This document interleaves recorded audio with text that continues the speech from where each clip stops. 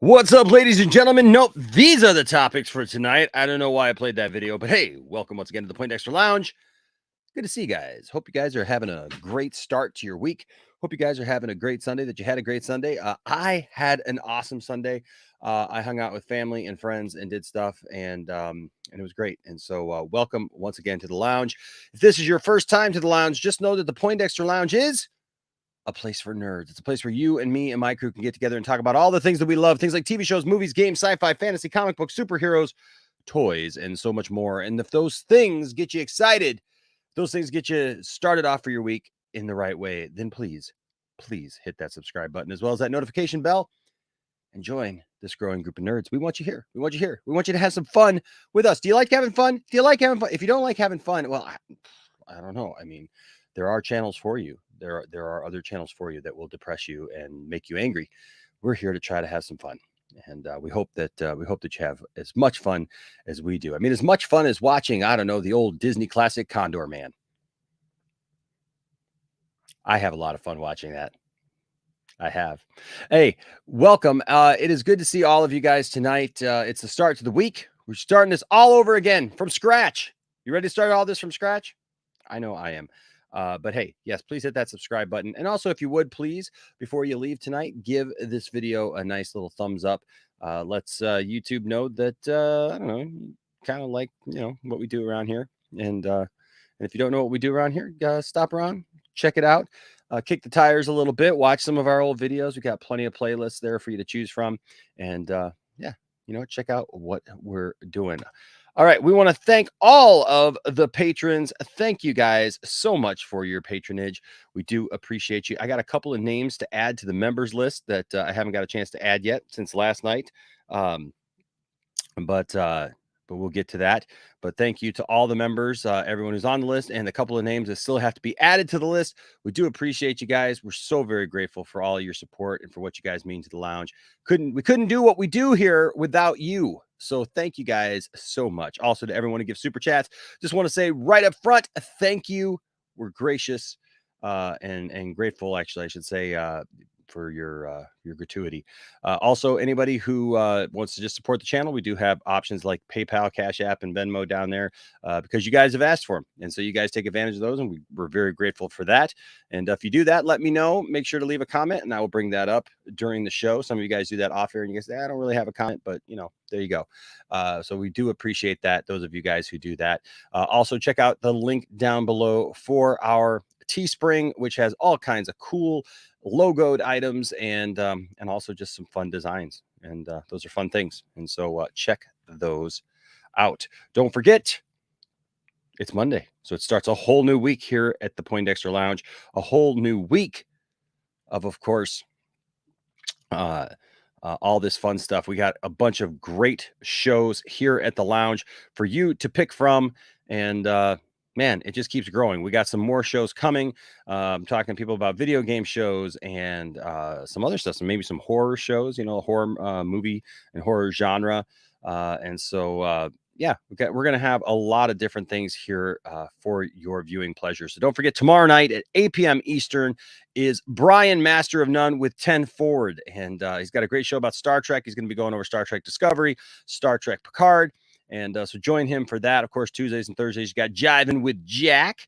And this Wednesday, it's going to be the greatest people I've ever met with Austin Lean. And he's going to be interviewing Brian, Master of None, which I think is a really cool thing. Because Brian, bags of toys falling over. Brian is an awesome guy. And I think it'd be cool to get to know Brian a little bit better, And sorry, I got stuff falling off around here. But no, I think it'd be great to get to know Brian a little bit better, get to know what makes Brian Master of None or Brian Master of Noms tick. And so, so get to know him a little bit better this Wednesday. And then, of course, the brand new show on Saturday. Well, of course, you got, Friday nights with William with the Sci-Fi Center Live. And then Saturdays is To the Max with our very own Mad Max, the Mandalorian. And his first show was last night. He took it to the max last night. and you guys responded very, very well. And thank you guys for supporting Max here on the lounge. And the show went really well. So kudos to Max. Good job, Max. He's going to continue. He's going to keep bringing us great content, and we're going to keep bringing you guys great content as we go along. We got a lot more fun things on the way. That being said, I'm trying to think if there's anything else. Oh, yes. Of course, don't forget, our giveaway right now is Skelegod. Now I have the Power Crunch cereal from Masters of the Universe Revelation. If you become a patron member, if you become a member of the channel, or you give a super chat of any denomination, you are in the running for our giveaway. And right now our giveaway is this. Yes, it's a real cereal. Yes, it is sealed. So yes, you can eat it. Yes, there is a prize inside. It is one of the world's smallest toys. And you can see here, you either get He-Man, Skeletor, or Tila in there. You can collect them all. There is a different cereal. There's He-Man, what is it? Eternia Crunch. And yeah, that looks delicious. And so it's a sugary cereal. It is what it is. You can do crosswords on the back. You can do a puzzle maze over here. There's all kinds of fun stuff. All the answers are down here. So like once you do it, you can figure out, like if you got it right. But hey, that's there. It's a nice little fun thing. Skelegod, now I have the Power Crunch. There you go. So we'll be giving that away sometime this week. So look for that.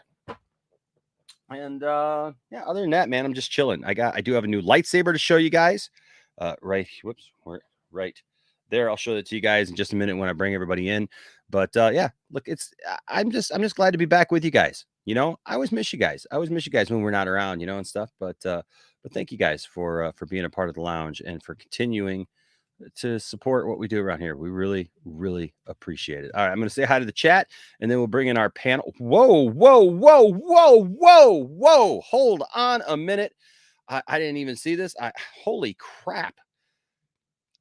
I love when I wasn't even looking at the chat yet. I was doing my thing, and holy cow, right off the bat, Todd Fair. You know what? A lot of people give Todd Fair a hard time because he likes, Marvel. Look, we love it all. I'm wearing my Spider-Man shirt tonight, even. Look at that. You like that, Todd? I got you some Marvel right there, buddy. But Todd is a great guy. And, Todd is the epitome of what the lounge is, right? Because Todd loves Marvel. He always says that, and I don't say this just because he gives to the channel and he supports the channel. I say this because this is the epitome of what we are here for. And this is what we talk about here on the lounge. And that is, everybody's opinions are welcome. Todd doesn't even agree with me about the Snyder cut and all that stuff, the Snyderverse and everything. And it's okay. But Todd's a great guy. And Todd, thank you, man, for supporting the lounge. Dude, you are awesome, bro. Starting off, he took it to the max. To the max. He took it to the max. So thank you, bro, so much. We'll have to, let's see. We got to give you a drop. We got to give you something good here. Ooh, I know what I got to give you. We got to give you this. I forgot. Did I upload it yet? I didn't even upload this drop yet, Todd. You're getting a fresh new one that has not been uploaded yet. Oops. And let me get this. Yeah, I'm just going to do my thing here. We're going to do it live, though, So just hang on just 1 second here.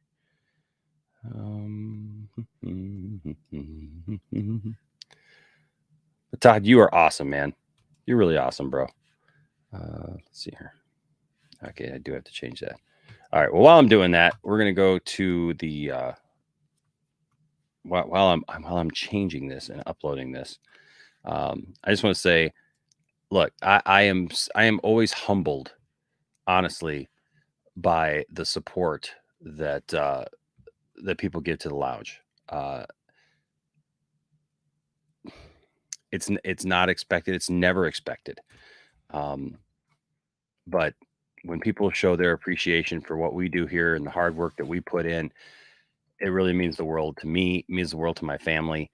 And can never tell you guys just truly how grateful we are.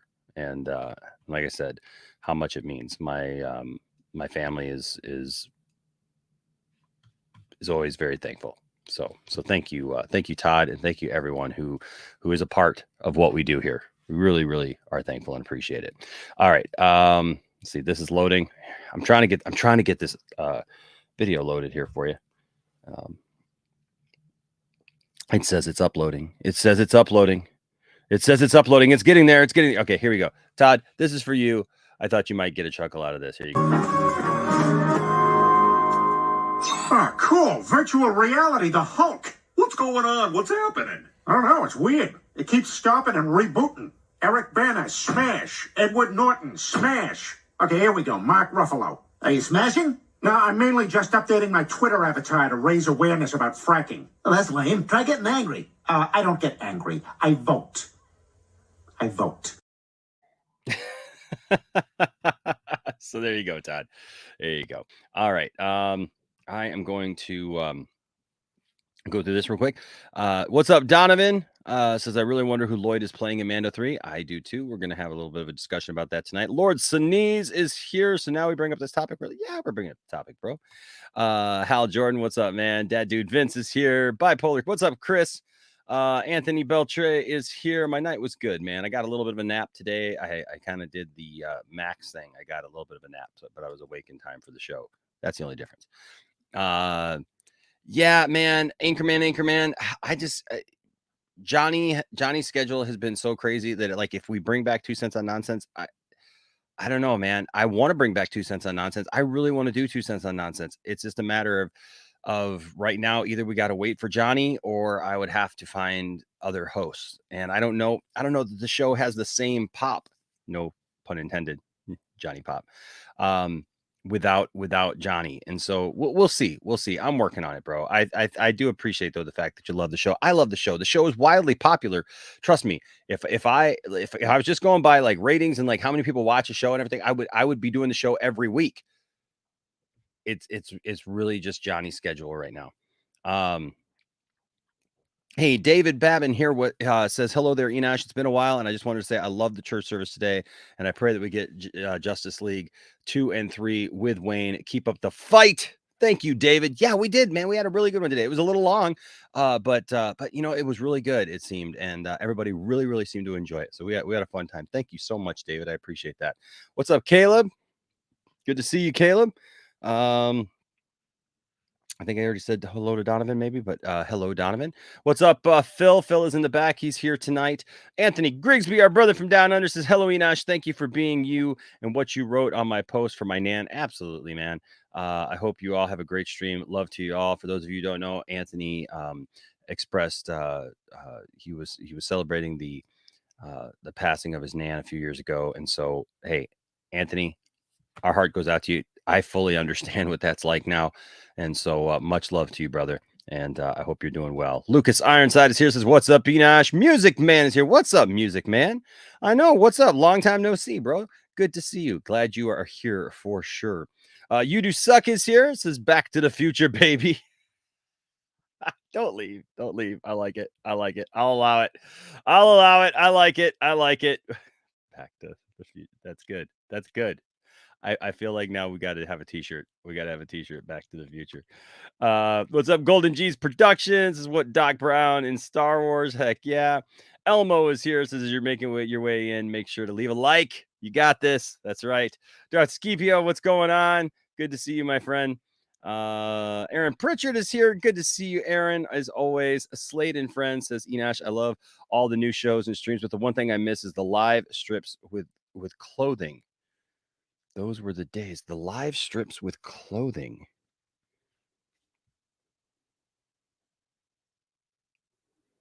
I think I'm missing something here. The live strips with clothing. I've always wore clothing on the show, so I'm not really sure where you're going with that one. I'm kind of feeling uncomfortable now. I don't know, man. Todd Fayer is here. Thank you so much for being here, Todd. Hey, Mad Max is here. Yo, dude, you're always welcome, bro. Great show. Love to talk to you about your show, man, and how well it went for sure. Let's see who else. Blake Taylor is here. Says Nerd Wallet ad before stream came on. It is a nerd channel. Yes, that's great. That's awesome. fitting, isn't it? Zeke is here. Spider-Man shirt. Cool. Yes. Da-da-da. Yes. Contrary to popular belief, I am not just angry at Marvel. I play a character sometimes. And so there you go. But yes, Laser Luke Gaming. It's my friend. Good to see you, Luke. Good to see you for sure, bro. Coming up on 6 months as a member. That's awesome. I know, man, time goes by so quick, doesn't it? I see these people now who've been a member for 12, 13, 14 months. And I'm like, dang, it just seems like yesterday we got members, membership privilege, and so yeah, holy cow. Yes, Todd is a legend, man. Todd is something else, man. Thank you so much, Todd. Again, from the bottom of my heart.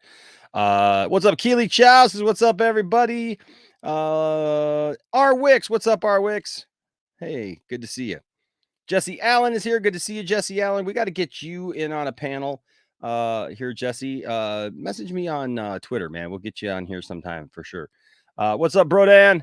Says, would join tonight, but I have to work on an Evanescence video. Wow. I feel like Darth Vader. Now there's a name I haven't heard in a long time. Let's see. James is here. Good to see you, James. Oh, Laser Luke, you don't have Skelly God cereal? I don't know. Can we import it to Puerto Rico? I'm sure we could. Toronto Freddy says, happy spring, y'all. Happy spring to you. It was a nice day today here in Michigan, for sure. Let's see here. We got Brodan with a $2 super chat. Thank you, Brodan. You're awesome. Says, have fun tonight. Got to work on an Evanescence vid. Yeah, wow. The Evanescence thing, man. I loved Evanescence, man. I love that. Hey, man, have a good night with that. Mike Oxlong says the Snyder versus Dead. Well, thanks, Mike. Appreciate it, bro. You're awesome. Good job. But good to see you nonetheless. Thank you for watching. Appreciate it. Let's see here. Jared is here. Good to see you, Jared, my friend. 187 is here. Always good to see 187. Peter Rabbit's Defender is here. Says, yo, Enosh, FFC, love Deadpool. Heck yeah. Let's see, get a couple more. Simon Section is here. Says, hey, Enosh, Christopher Lloyd now walks both worlds of Star Trek and Star Wars. You're right. He absolutely does. He was in Star Trek 3. He was a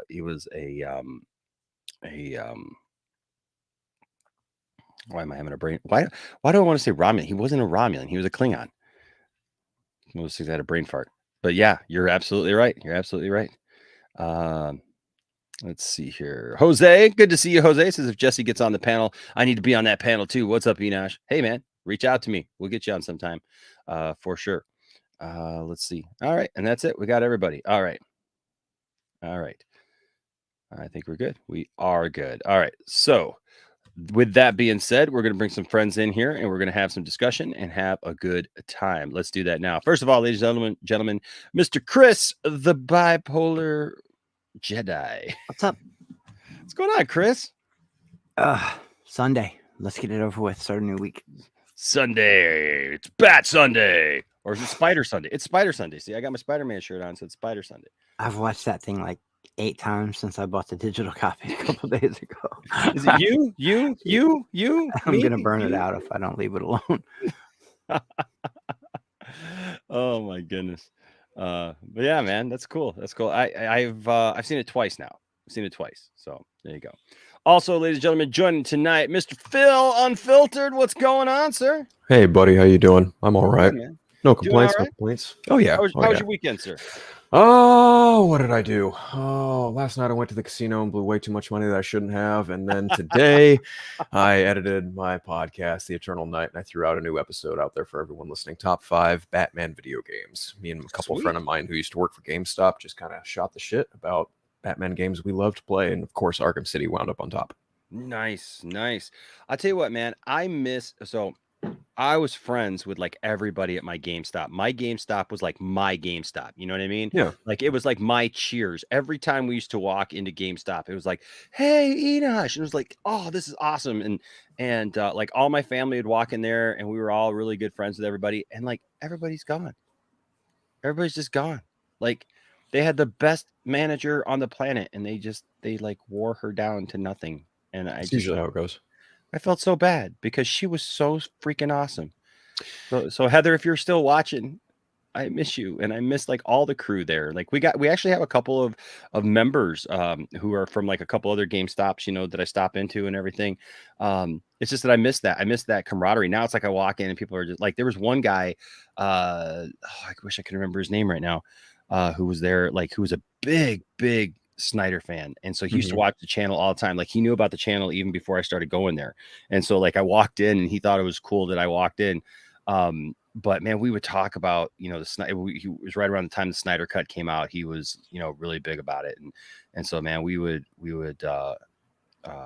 talk and, and stuff. And it's just, I don't know, man. I miss that.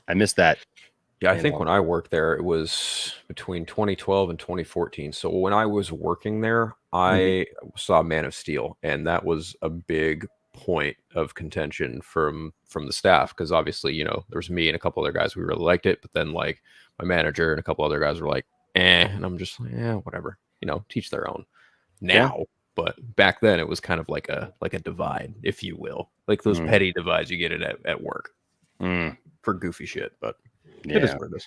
It is what it is. And then also, ladies and gentlemen, here tonight so far we got Anthony Beltre. What's up, Anthony? Oh, what's up?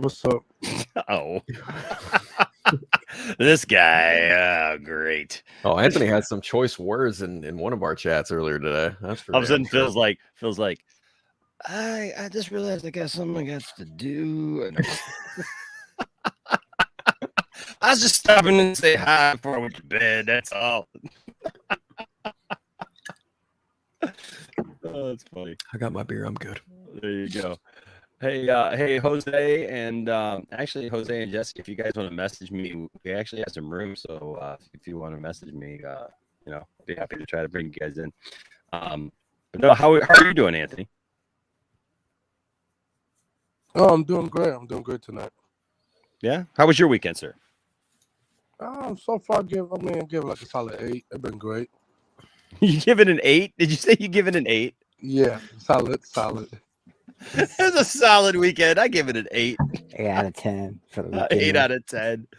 That's awesome. That's awesome. Chris, what'd you do this weekend, man? Watch Spider-Man. I watched Spider-Man quite a few times. Oh, I cooked dinner for my parents. That was pretty cool. Hey. But same old stuff.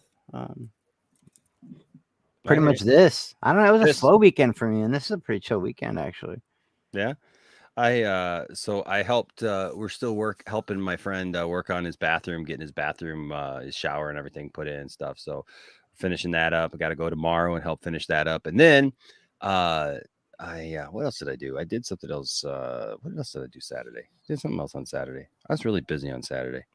So, I met up with different people, talking to different people about, different things, stuff going on in our lives and stuff like that. I went out to breakfast with a friend, and that's right. I spent all day Saturday trying to get a new freaking phone. Oh yeah, that's right. I remember that. T-Mobile sucks. T-Mobile sucks. I swear to God, man. If you can got the afford iPhone T-Mobile, 13 Pro. Oh yeah, it's an iPhone 13 Pro. Nice. And it sucks. It for anybody who's watched my videos that like I do, like when I'm out and about and stuff, like all of a sudden I start sounding like a robot, and never did that before. And it does that now on everything. Like if I just record videos, it does it. And I love it now. Everywhere I go, they just tell me there's nothing wrong with your phone. Your battery's dead by noon. Nothing wrong with your phone. It checks out. And I love it because I called Apple, and Apple said, no, you just got to we're going to send you to Best Buy this time. And Best Buy, they're just going to swap it out. They got the phone and everything. It's all set. All you got to do is show up. I show up and the guy just looks at me like, nah, that's not how it works. I'm like, dude, they sent me here. They said you're just waiting for me. Like you got my name up on your screen. Like you're waiting for me to walk in the door. And he's like, they lie. Yeah, there ain't nothing wrong with your phone, man. I'm like, he's like, well, I get it. There's something wrong with your phone, but I can't show that there's something wrong with your phone because it checks out. I'm like, I know. I already talked to Apple about it. They said they were going to send me a new phone. And so Apple agreed to send me finally just a new phone directly. So now I just got to wait for the phone to get here. like clone it and swap it out. And then they still told me, well, it still may be a data issue. There may be like something wrong with one of your apps or something that you have on your phone, and it could just be like causing you issues. And so like if it continues, I could literally get a brand new phone, they said, and it could still give me trouble. Weak sauce. Total weak sauce. Absolute weak sauce. Oh my gosh. And and like you need your phone. You know what I mean? Like you need the freaking phone. So I don't know anymore, man. It's just absolutely ridiculous. I've been on this like 5-month back and forth now with this stupid phone and with T-Mobile, and oh, thank you, Jesus. I'm doing everything I can. I feel like what's his name on Office Space, Milton. Mm-hmm. Yes, I was told that I could use my phone in an acceptable level and do live streams and record things and have phone calls. And if I don't, I may blow up. I may blow up the building. I could bring this Apple stuff. I could take the geniuses from the Genius Bar hostage. I could do all sorts of things. No, hey, don't jump to conclusions. I love Office Space. I'll tell you what, man, anybody who's ever worked in an office or like in that industry, man, you know the pain. But yeah, it's fun, man. It's fun. But yeah, other than that, I just spent some time with my family this weekend, some time with my dogs. And that to me, that's where it's at, right? So that's where I'm at. Speaking of my dogs, you guys want to have your moment of cuteness for the weekend? Let me tell you something. So you guys all see Harley. Harley's on here all the time, and you guys have seen a lot lately of Rocky, my grandma's dog, that I took over. But you know who you don't see a lot of anymore is the OG DOG, as we call it, Wookie. Wookie's like the chill meister of the whole house. Like Wookie just does his thing. Like he's just like, yeah, you know what? The older dog now, he freaks out over everything and he's barking at everybody and stuff because he's angry and mad and an old dog who can't hear very well or can't see very well. Harley is like the spastic 2-year-old puppy who's like all over the place. And Wookie's just like, dude, I'm 3, man. I don't need this mess. I just don't need it. And so Isaac today took him for a car ride and brought in all of these pictures, man. Oh, right. Like, dude, Wookie, I love this dog, man. Look at this guy. How cute is he? that's adorable. Oh my gosh. Look at him. He's like so just regal. He's got such a great look. Every time I take him to the vet's just like, this is a freaking beautiful dog.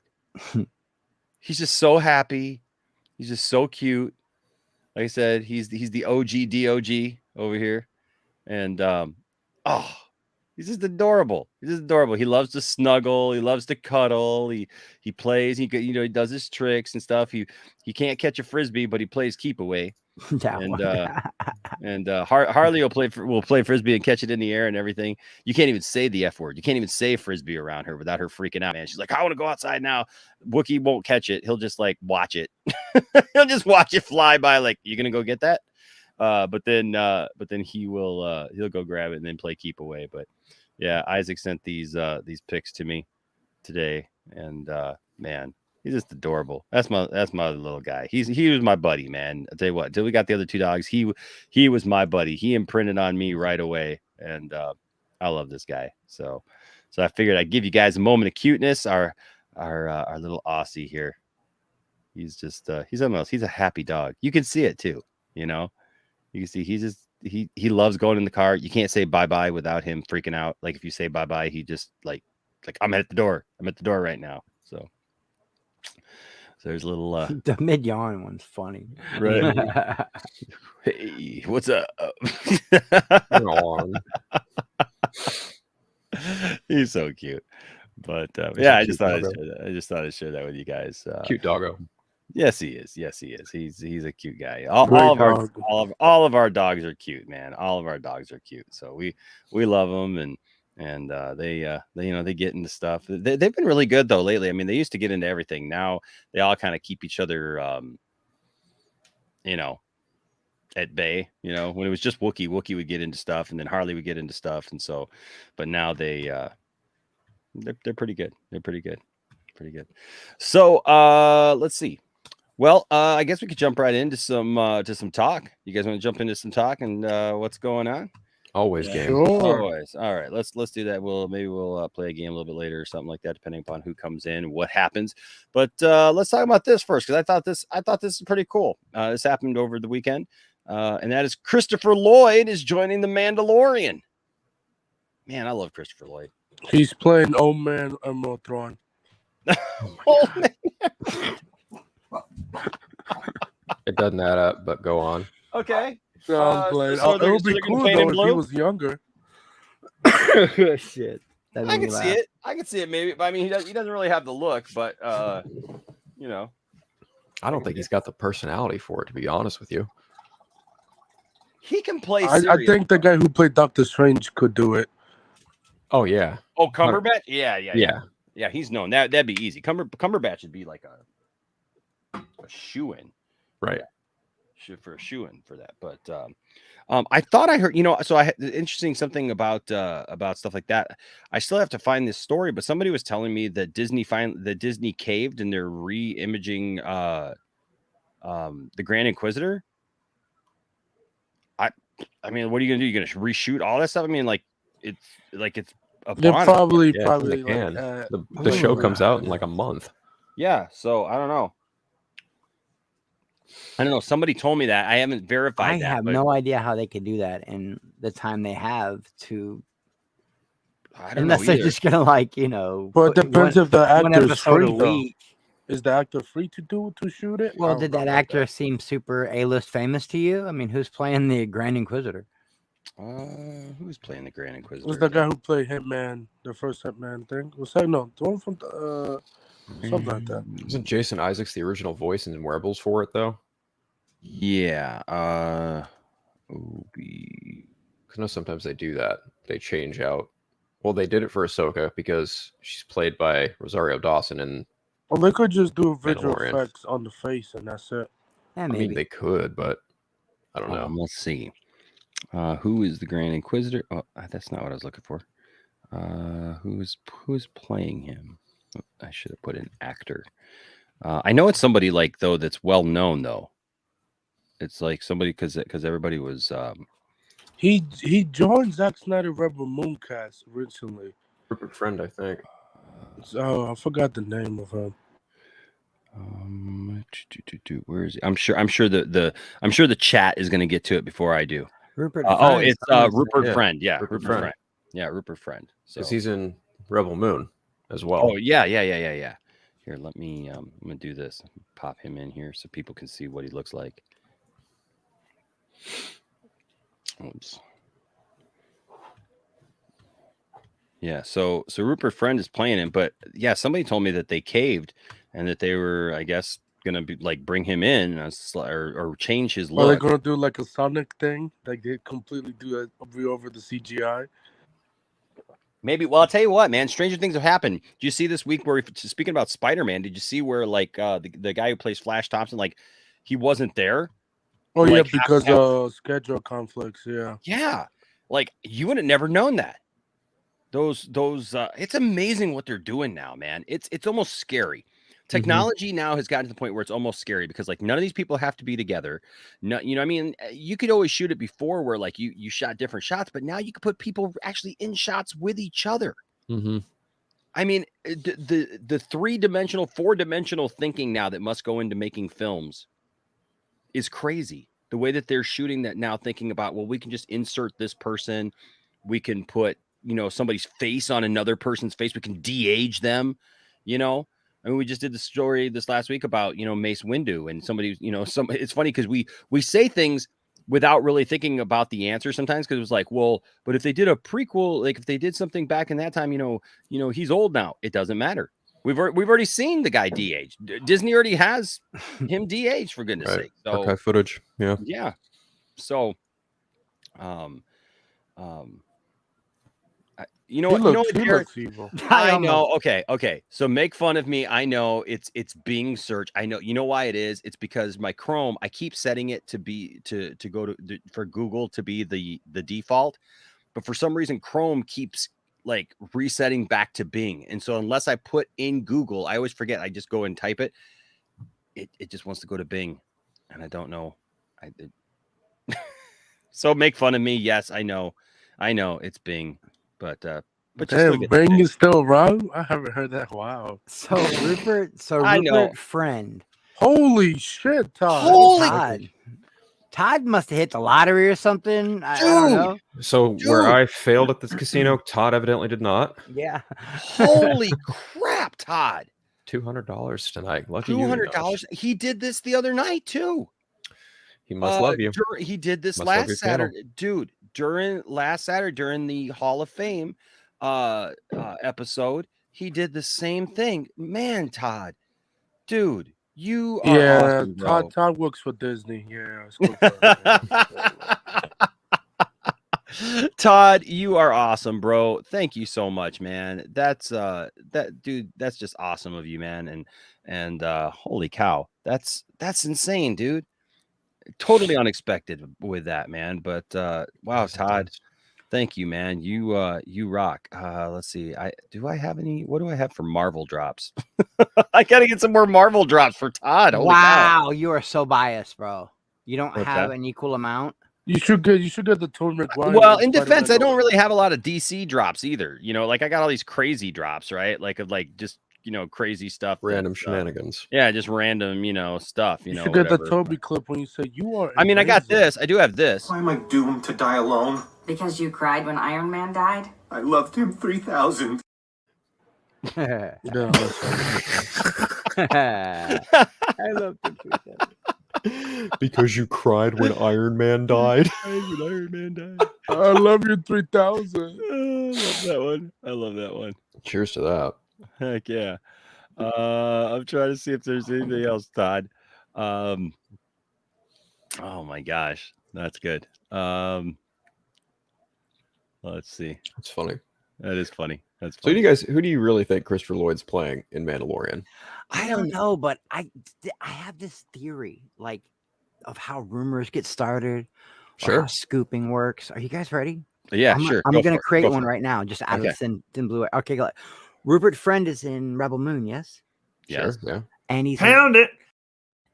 and he's in a Star Wars IP. Yes. Christopher Lloyd was in Back to the Future, which was produced by Steven Spielberg, and he's now in a IP from Star Wars. Yes. Yes. What are you trying to say? This is proof that Spielberg and Snyder will team up to do a Star Wars. Oh dear movie. God. Oh Lord. Wait, are you trying to take my job over as Mark Uno? Has it been that long since I've done a Mark Uno video? It's not even fan fiction, bro.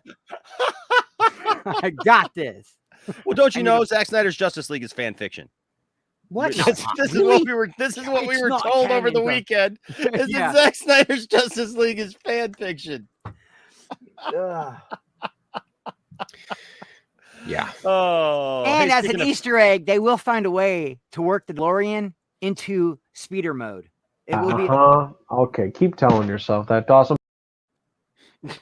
It's going to be amazing. I can't believe. And then now look, now everybody has to act like it's factual, and now we all just go, "Oh my God, I can't believe Zack Snyder's making a Star Wars movie." If you believe Doomcock's rumors, that's great. I don't.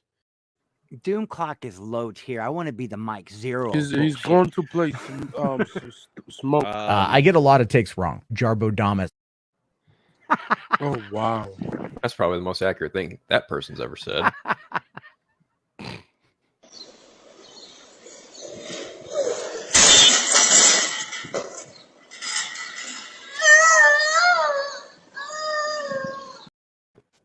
I've been that guy. Did a reveal of who was on that bike?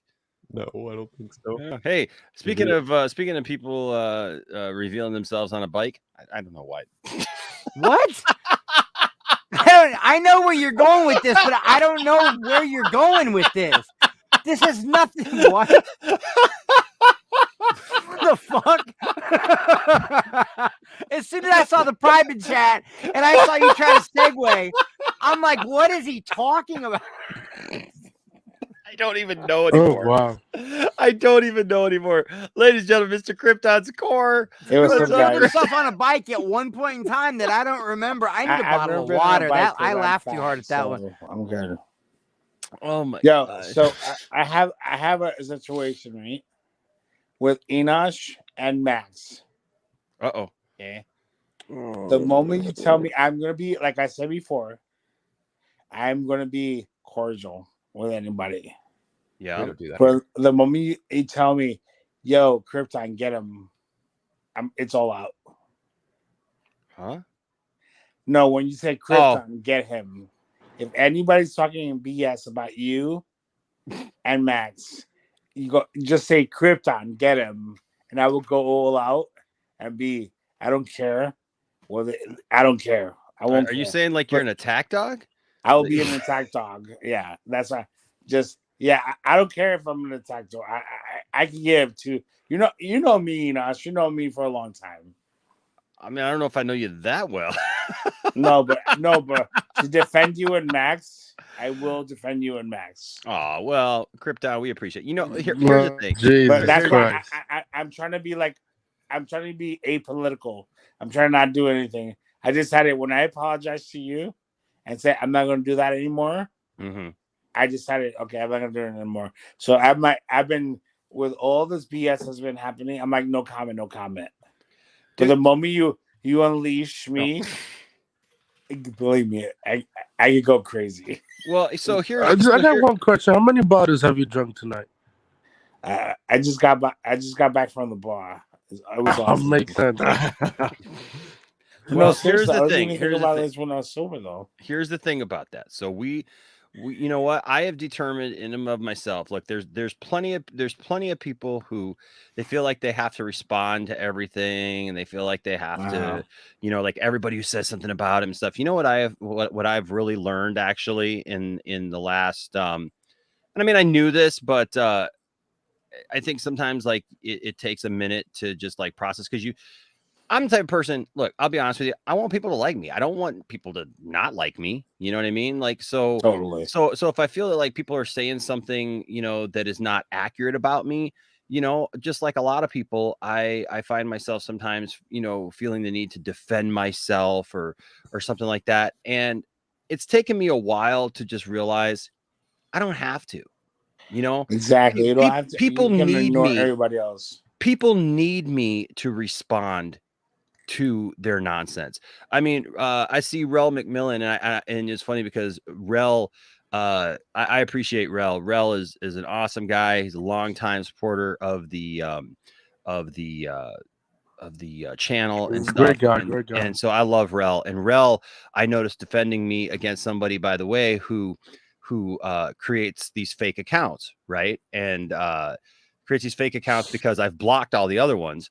And because I just don't have time for the nonsense, right? And it's somebody who used to support the channel, used to send us stuff to give away, used to do all that stuff, and they changed their name. And so, like, it's funny because Rel was getting into it, and Rel brought up the fact that this person has changed accounts and stuff. And today, somebody sent me something because that person absolutely outed themselves on something because there's a topic that they love that they happen to use under that screen name that like nobody else would even know what that thing is. Nobody else cares what that is, right? And so they outed themselves, and I just had to laugh because it's like, you're not even doing a good job of hiding it. But you know what? But that's the thing, is like, I don't feel the need to answer all that nonsense. And you know what I've realized is, you guys, I understand it. I love you guys because you guys don't come here for that.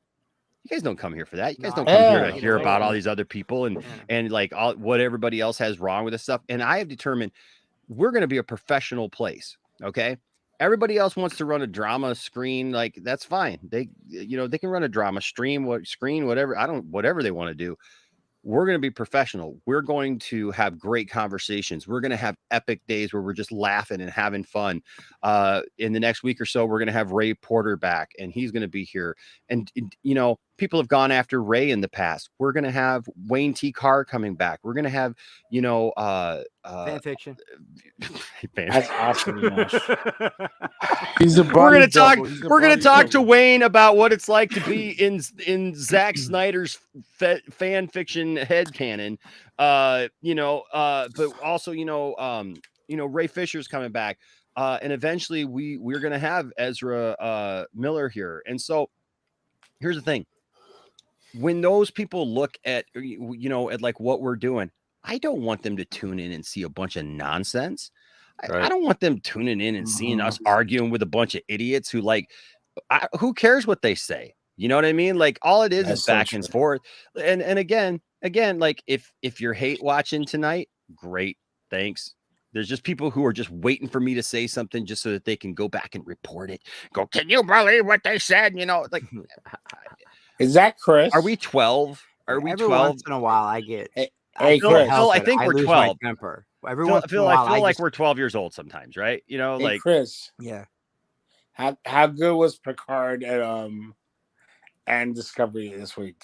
Discovery was amazing. I haven't finished Picard yet. I'm waiting because Brian's gonna do his show tomorrow. And I don't want to. No, because I can't wait for Brian's stream tomorrow, dude.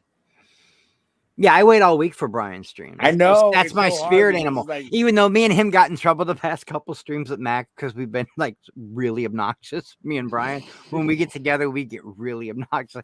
We were giving Max a bunch of fake spoilers for the last James Bond movie, and then Max said something about Max was talking about Avatar 2, and Brian went in and was talking about, all Zack Snyder did was create talking bubbles underwater, and it's like it made Max, and it made me laugh so hard I couldn't hold it in. I couldn't hit the mute button in time.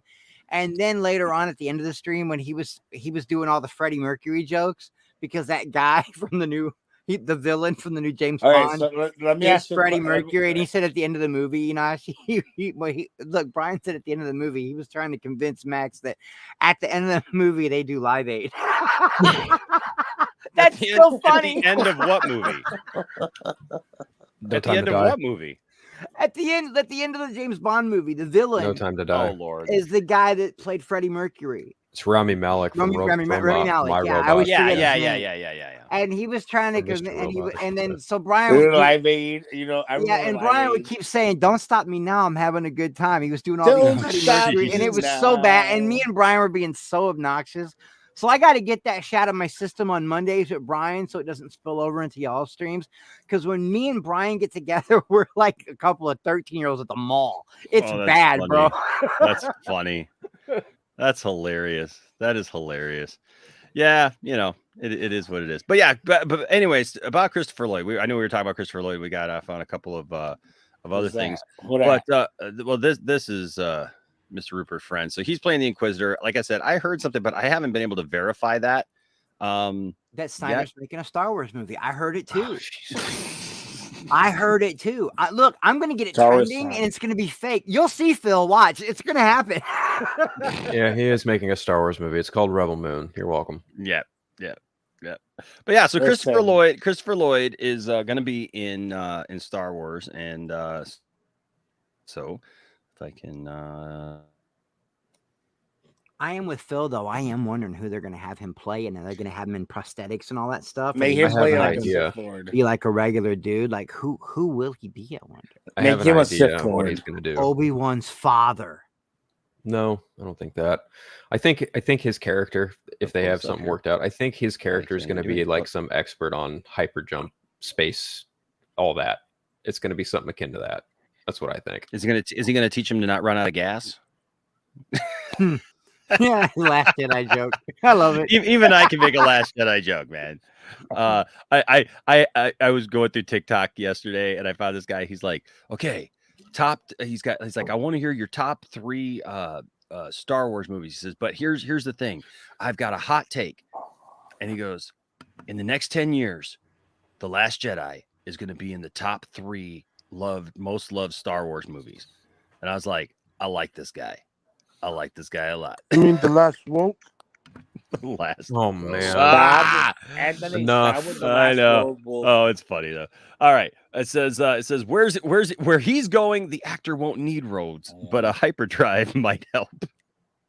Christopher Lloyd is adding another iconic sci-fi franchise to his storied career. The Back to the Future actor is on the call sheet for The Mandalorian, the Disney Plus Star Wars show that is currently filming its 3rd season in Southern California.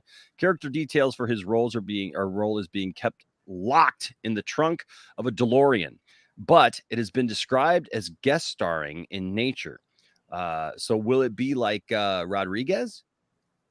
I think so. Where he just kind of shows up, he's just kind of there. Which I gotta say, like, I really liked him as being the Rancor trainer. Oh shit! I had a giant brain. Oh, that was fart. that was. I said Danny Trejo. Trejo. I'm sorry.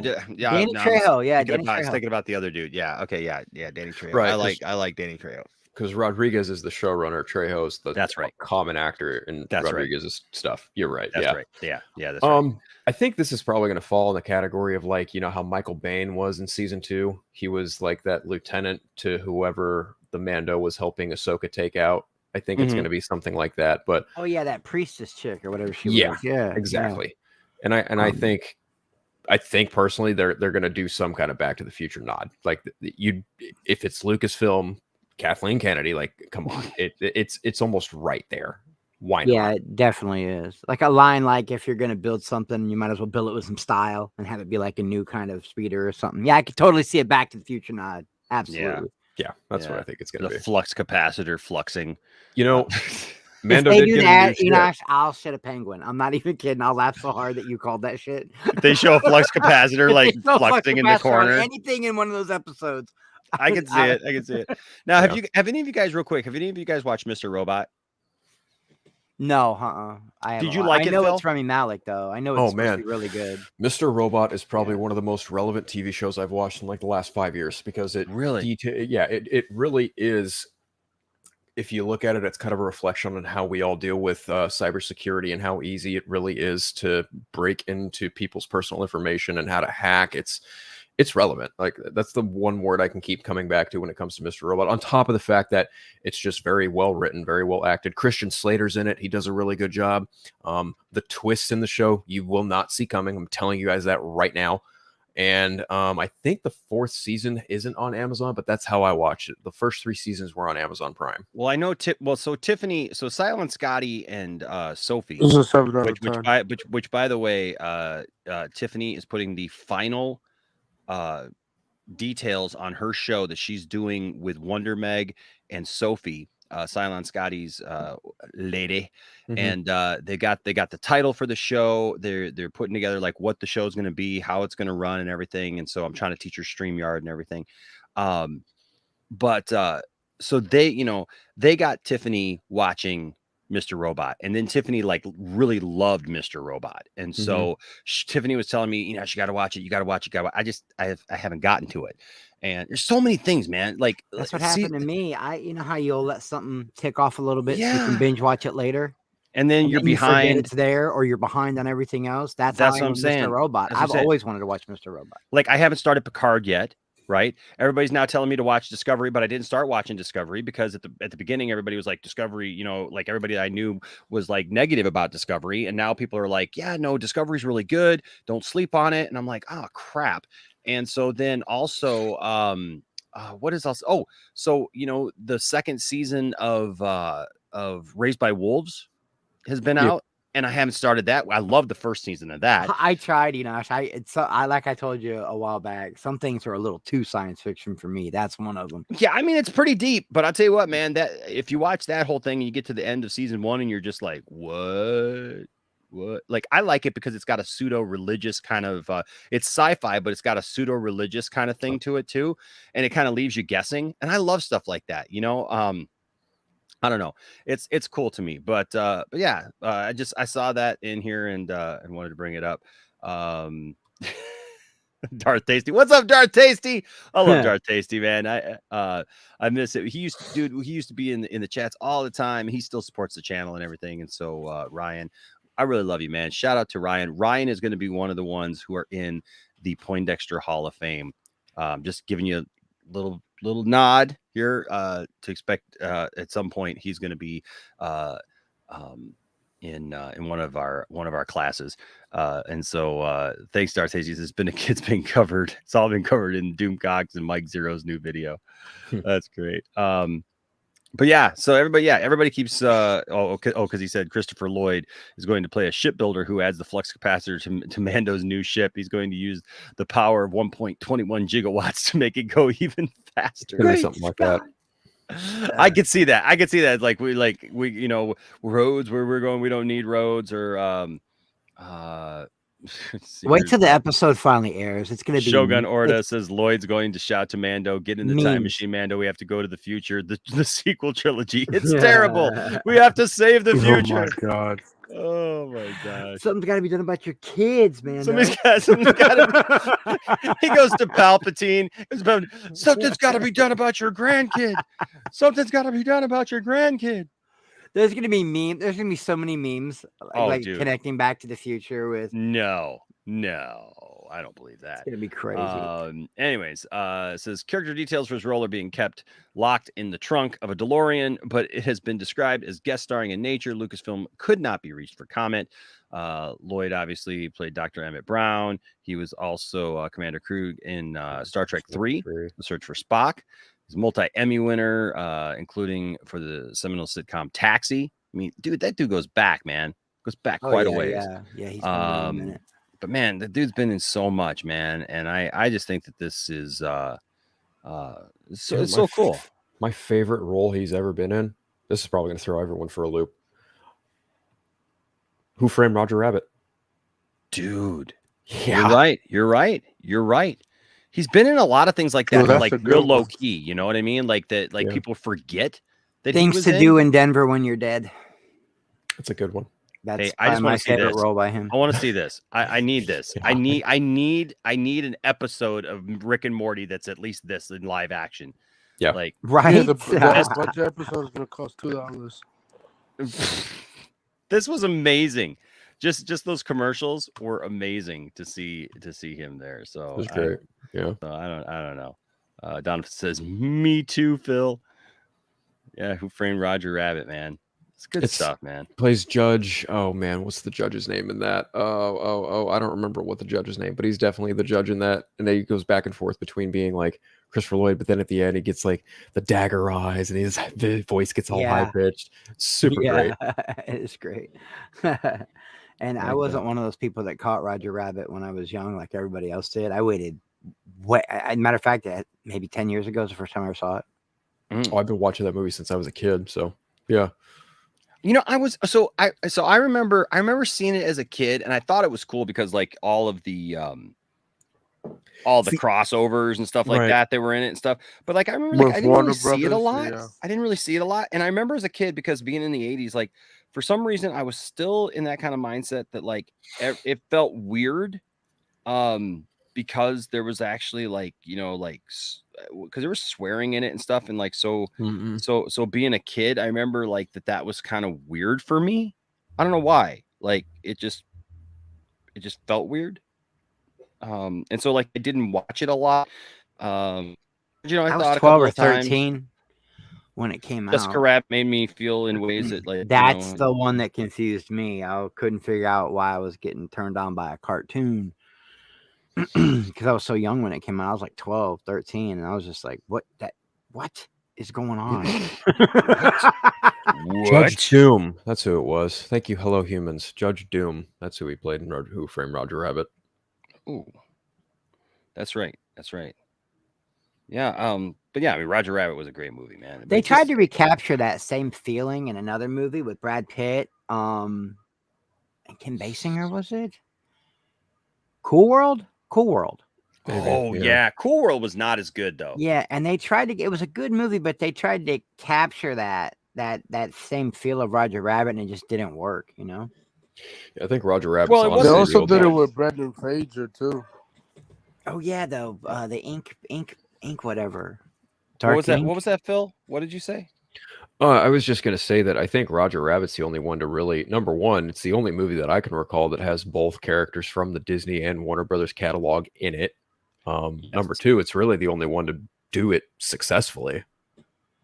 Nope, you're I right. can't think of anything else that's. Well, that's because right. Disney and Warner Brothers used to have a great relationship back in the day. They did. And back Pete's then, Dragon, you know, Pete's it was Dragon was good, but it was also like the only joint effort that they did together. And after that, it's always just been like, well, Yeah, you guys do they your thing, have we'll do a ours. rivalry. Yeah. No, I mean, they still hate each other. No, I don't think it's so much hate. I think it's just so much more is like they're the only two big studios that can give each other good enough competition to keep up with one another. That's why that pissing match still goes on between Marvel and DC. Nope. I never understood hope that. one I day, always I thought hope it was one okay day to they love could both. work with each other again. You said something there. I'm trying to think what you just said, Phil, that I was going to comment on because, yeah, they had. Oh, you're talking about Cool World, Megatron. You're Megatron, bro. So, dude? I don't understand. Hold on. Let me try something here. I'll be right back. I'm gonna get another beer. Stream your beer and ass on Enash. StreamYard sucks, man. Like, what the heck, StreamYard? What's the deal? I'm connected hardwire directly to my He router. sounds like a whole robot. I'm gonna reboot and I'll be right back. Okay. Okay. I'll be right back. I'll be right back. Wait, who's in charge while you're gone? That's us. No, I wanted to pick one specific person, man. I'm gonna say that we should put. I look. This isn't showing favoritism. I'm just thinking that I should be in charge. I couldn't get it out. Man, I hope I'm not getting sick. I better not be getting sick. No, my luck, it'd be that fucking package too. It'd be that vid. And I'm back. I have more beer. I hope one day Warner Brothers and Disney could work with each other again. I hope one day. I've been like almost 35 years since they have to work with each other. So like, 1988, 2022, probably a little bit longer than that. Like maybe 38 something. I don't know. I can't do math right now. All right, like 34 years, I think. 34 something. I hope they work with each other one day again. Yeah, we'll see. I don't know mean, if it's they just possible. they have to split the box office like 50-50 for each other. That's the thing. And I don't think Warner Brothers want to do that. Like do a 50-50 split. I mean, honestly, if you look at like some of their animation stuff, the Looney Tunes began to really kind of outclass Mickey and Goofy and Donald Duck. But they're once in a almost while, superbly. They have, I mean, I don't watch much of the modern Looney Tunes stuff, nor do I even seen like the DuckTales reboot. So I don't know what the quality of those look like today. Just that's for kids, yeah. That's for kids though now. Right. Jose, that's awesome. I love that he used a Dark Knight Rises line. Do you feel in charge? You're so charged. That movie was in terrible. feel in charge, yeah. I haven't watched that. I only watched the movie one time. And he shall appear. I only watched that movie one time and never again. Hey, I always say if you're gonna watch Dark Knight Rises, it's only appropriate to watch it after Batman Begins and The Dark Knight. No, just watch after Batman and Robin and it'll be good. I put it above Batman and right. Robin. If you watch it right after Batman and Robin, you'll think it's a masterpiece. Very true. It just is not like that moment. I wish Heath was alive, man, because he was supposed to make a cameo in that movie. Well, he was gonna star in that movie in the third one, but things happen for a reason. I think you can look at that movie and easily go that it is not Christopher Nolan's strongest effort as far as no, it's not. It's not. But I have a soft spot for it. I have just like Iron Man 2. A lot of the movies that people don't like, they consider crap movies. I have soft spots for. Yeah, I think if Heath was alive, I think Dark Knight Rises would have been better. I think if Heath Ledger was alive, the movie probably wouldn't even be called Dark Knight Rises. It'd probably be a completely different kind of movie. It'd probably be Joker. It'd probably be an origin story for his Joker. Probably. What? No. No, because they already talked about it, Anthony. Like what it was going to be. It was basically the Joker was going to be helping him solve the people on Bane or something like that. The issue that was going on with Bane. So it would have probably still been similar, but I just think it would. He would have broke been out. better. He would have broke out in Arkham though. You think so? Like no, he might have. Actually, no. There's in the novelization, Bane leaves one cell closed, and it's the Joker cell because he doesn't want to deal with the kind of With the chaos Joker. that the Joker brought. Because he was trying to cleanse Gotham of that. But that's again in the novelization. I mean, the have not Joker read it. would've I only killed just him read about it in easily, though. passing. Speaking of cleansed, Enosh, did you cleanse the internet? You think the problem's over? I might have. I don't know. Do I sound better? Yeah. I sound better. Yeah, Okay. you do. Well, No there more you go. Megatron. Just No give more a couple Megatron. hours and you probably sound like a robot again. Probably. I don't know, man. I swear, man. Internet Is your modem and router down there with you in the lounge? It's literally, dude, right there. Like I'm touching it now. Do you have a fan in there? Is your room kind of? No. Okay. Nope. Everything's It's nice and it's cool. pretty good. Yeah, it's nice and cool. Okay. It's, Hell yeah, Northern Michigan, he's probably freezing. Very true. Yeah, no, it's right there. There's nothing around it. There's nothing surrounding it. Everything's Bro, it was fine. like I'm hardwired like into it. 65 I don't know, degrees man. over here. I don't know, It man. was like 65. Yeah, I think we hit 70 today. It's weird. It feels like 56 right now in California. So I'm happy Yeah, with it was a nice day today too. Here. in Well, what is Michigan, man. it? What does it feel in California? 56 degrees. That's kind of cold for Cali, yeah. But it was. it's It's also been like that all 9:30 at year night. round. It's I thought 9:30 at night. It gets cooler at night than it does during the day. Yeah. Yeah, California. They never get any of that crazy weather. I don't like California very much anymore. You should move to like I don't know, Seattle. I've been thinking about moving. Yeah, don't do that. More towards the East Coast because it's colder and I like the snow. Yeah, if you like snow, man, like that's To New York? No, I'm Chicago No. and New York. Not Chicago, not New York. I'm good off that. Well, you know what it's time for? You know what it's time for before we go on to our next topic? Where do you want to live? Oh, no, what time? Where do you want to live? Where is Andy Signor? With Phil. It's where Phil goes around all the country looking for the next place that he will live. No, it's actually time to check in with our old buddy Andy Signor in a little thing we like to call "Where is it? What's Andy Signor up to right now?" Hello! Is it springtime yet? No! Oh! My body!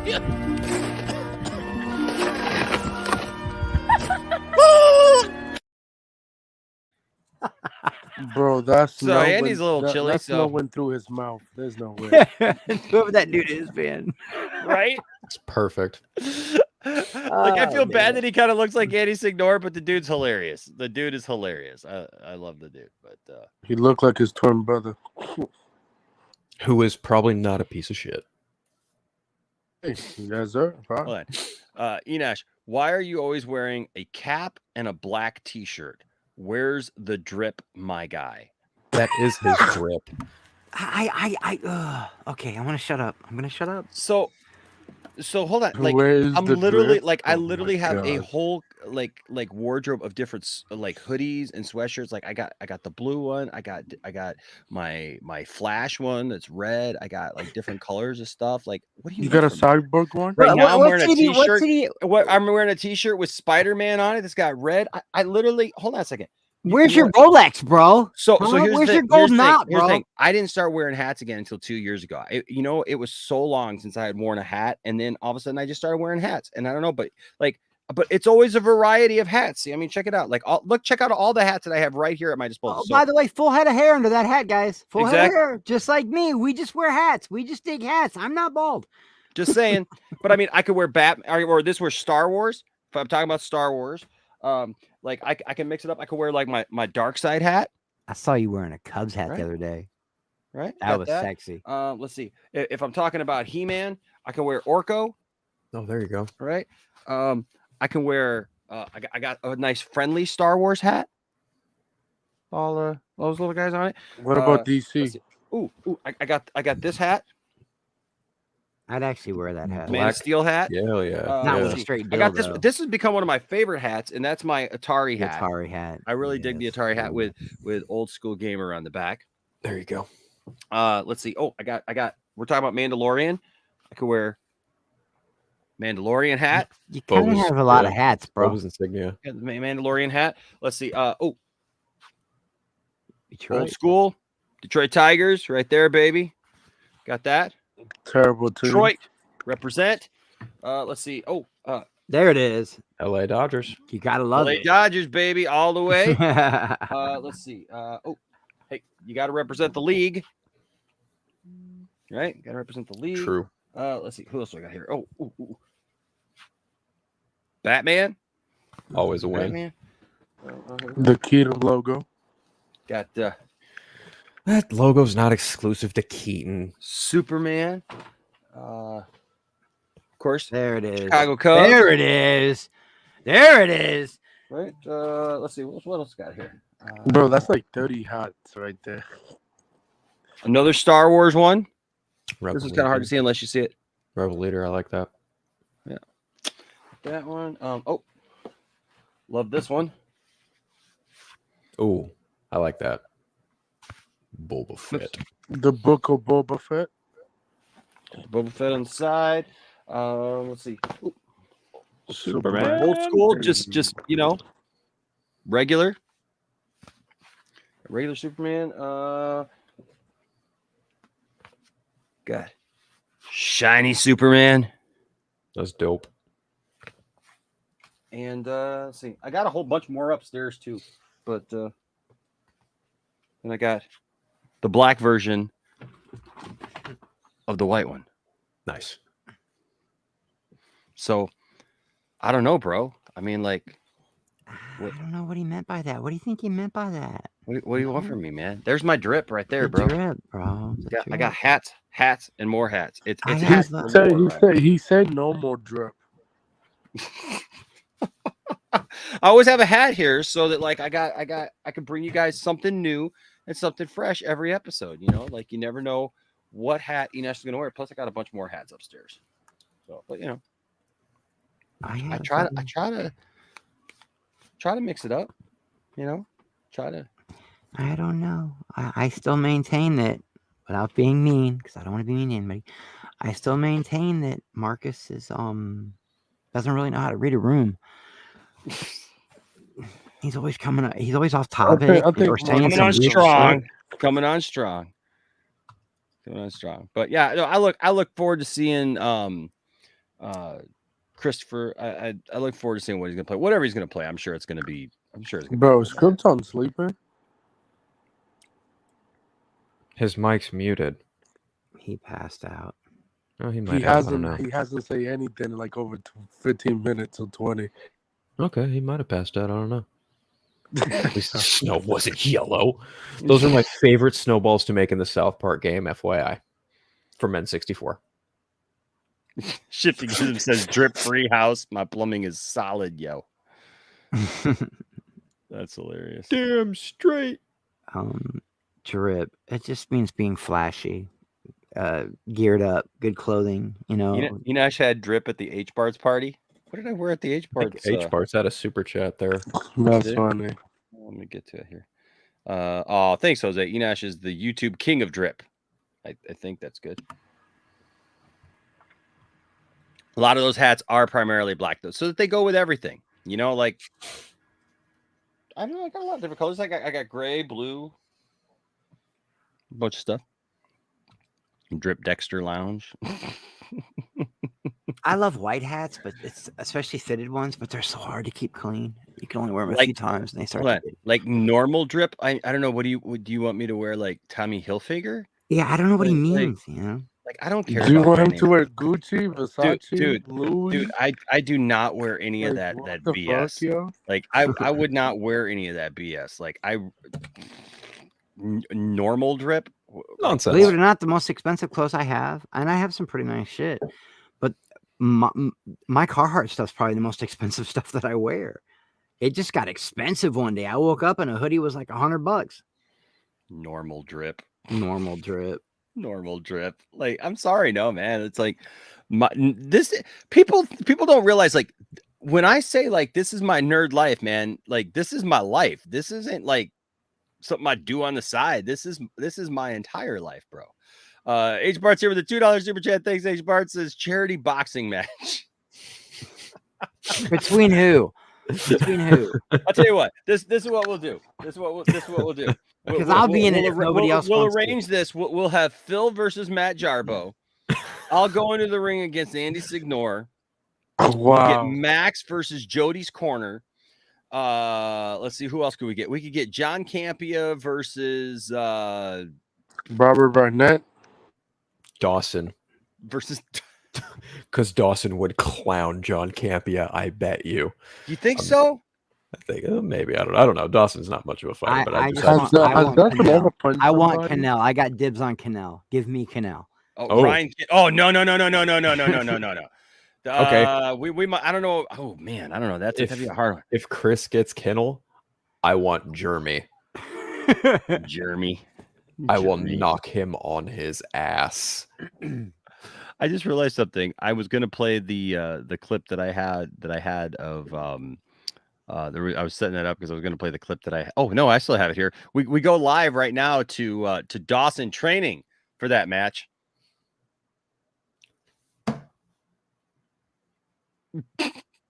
You guys can't see, but I can still see Phil.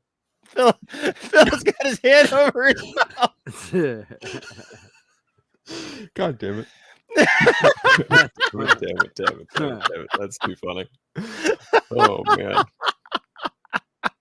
Oh, go get him, Dawson. Go get him, Dawson. Look at him. Look at him go. Go ahead, Dawson. Fuck him up. Yo, Mick got me. Being a nerd is cool now. Oh, so it's only okay now because it's accepted now. Guys like me and Enosh were nerds when it wasn't cool to be a nerd. Right. So was I. Drip sounds like Marcus has an STD. Wow. Wow. Wow. Oh, you guys want to see something cool? Here, before we go on to the next thing. So, usually when I get a lightsaber, we do lightsaber day, and I was about to say something. I'm glad this is where you're going, because I was going to be like, we were promised a lightsaber, sir.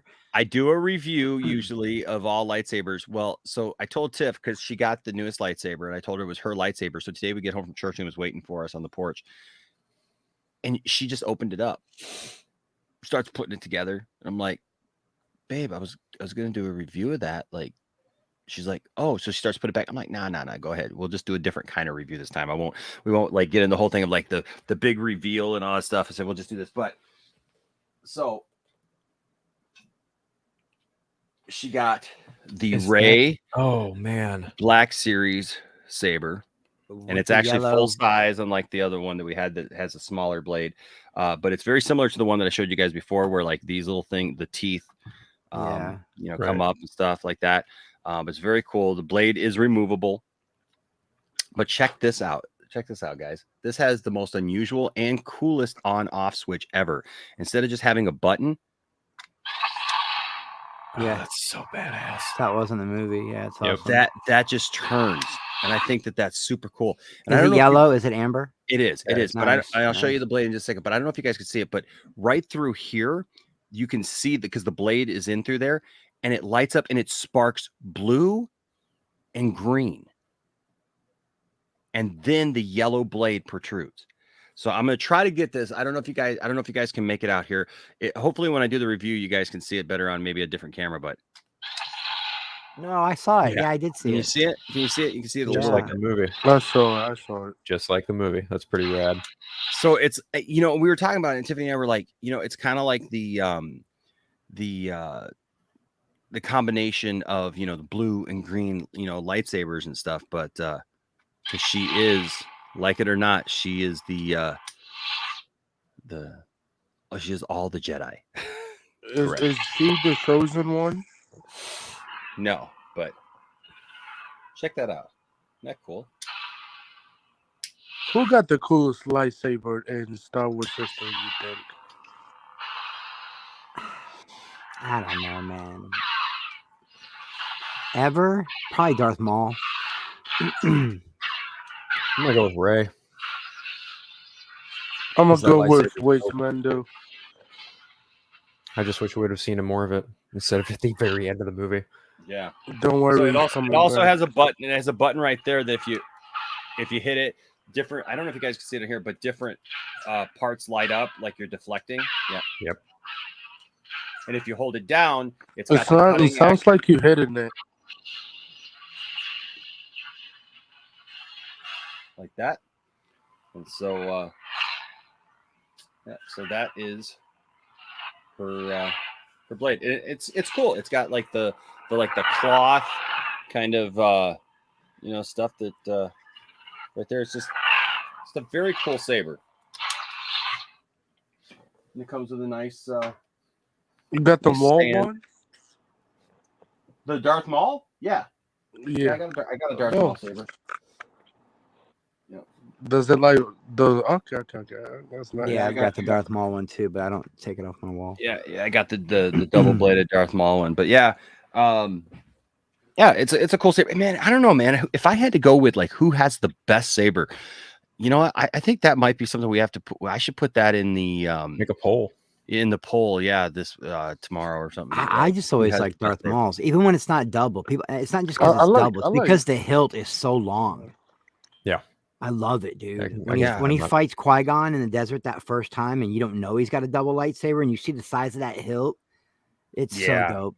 You know who I do think has one of the coolest lightsabers though is Count Dooku. Because his hilt is kind of with the curved hilt, yeah. Because his style of fighting is more like a fencing style. Correct.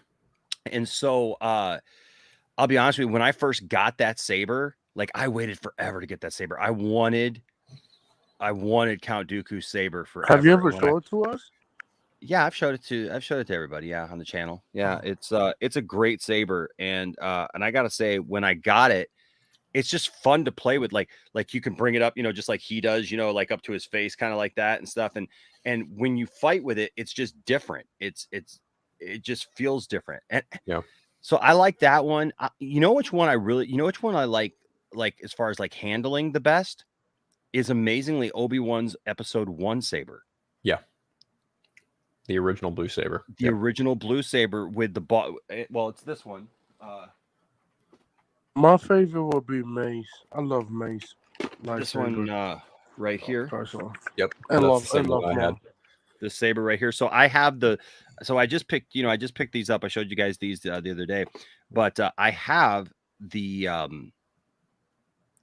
saber for the Black Series one, but there's just something about it where like this part is really skinny, and I have big hands. I wear a size 15 ring. Okay. Mm-hmm. So this is just really nice because it's thin, and I feel like I have complete control of it. But then also what's nice is the little ball in the end, like you can use it to do some really cool, like over the top things where like you get this like, whatchamacallit, like a,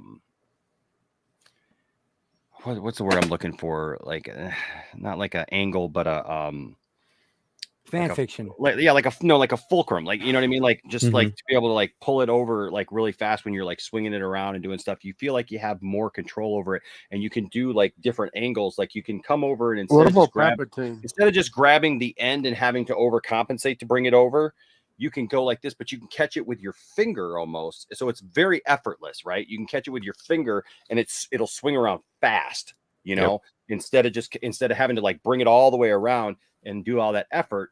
It's very effortless in doing that, and so he's I love that saber. Now, one thing I haven't done actually since we pulled out Tiffany's saber. What about Palpatine saber? I like Palpatine saber, but it's one-handed, man.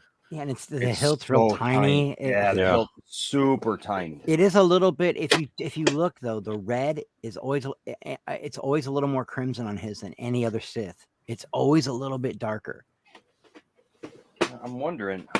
Now, I don't know if they did that on purpose when they filmed, or if they put a different color in there, or they're meaning maybe they mean he's corrupting that crystal more than anybody else can corrupt their crystals. I don't know, but his is always a little bit more crimson. Really? I have to look at that a little bit more. Now, what I haven't done yet is because I got this Ray saber, and actually now I think I know what I'm going to do. I found, because I've got Asajj Ventress's saber, and but I only have one, and so hers puts together for a Asajj Ventress. If you get two of them, it makes a double bladed saber as well, but it has that S curve to it. Yeah, that's right. So I found another one. So Tiffany has an Asajj Ventress saber already, and I found a second Asajj Ventress saber at like a resale place for really cheap. But I think that I could take these two sabers that I just bought that I really don't need, that we just got that super good deal on, and maybe trade them in for it. Now, I'm interested to see here. Ooh, now see, you can see the difference. Yeah, you can. Jesus Christ, that looks tough.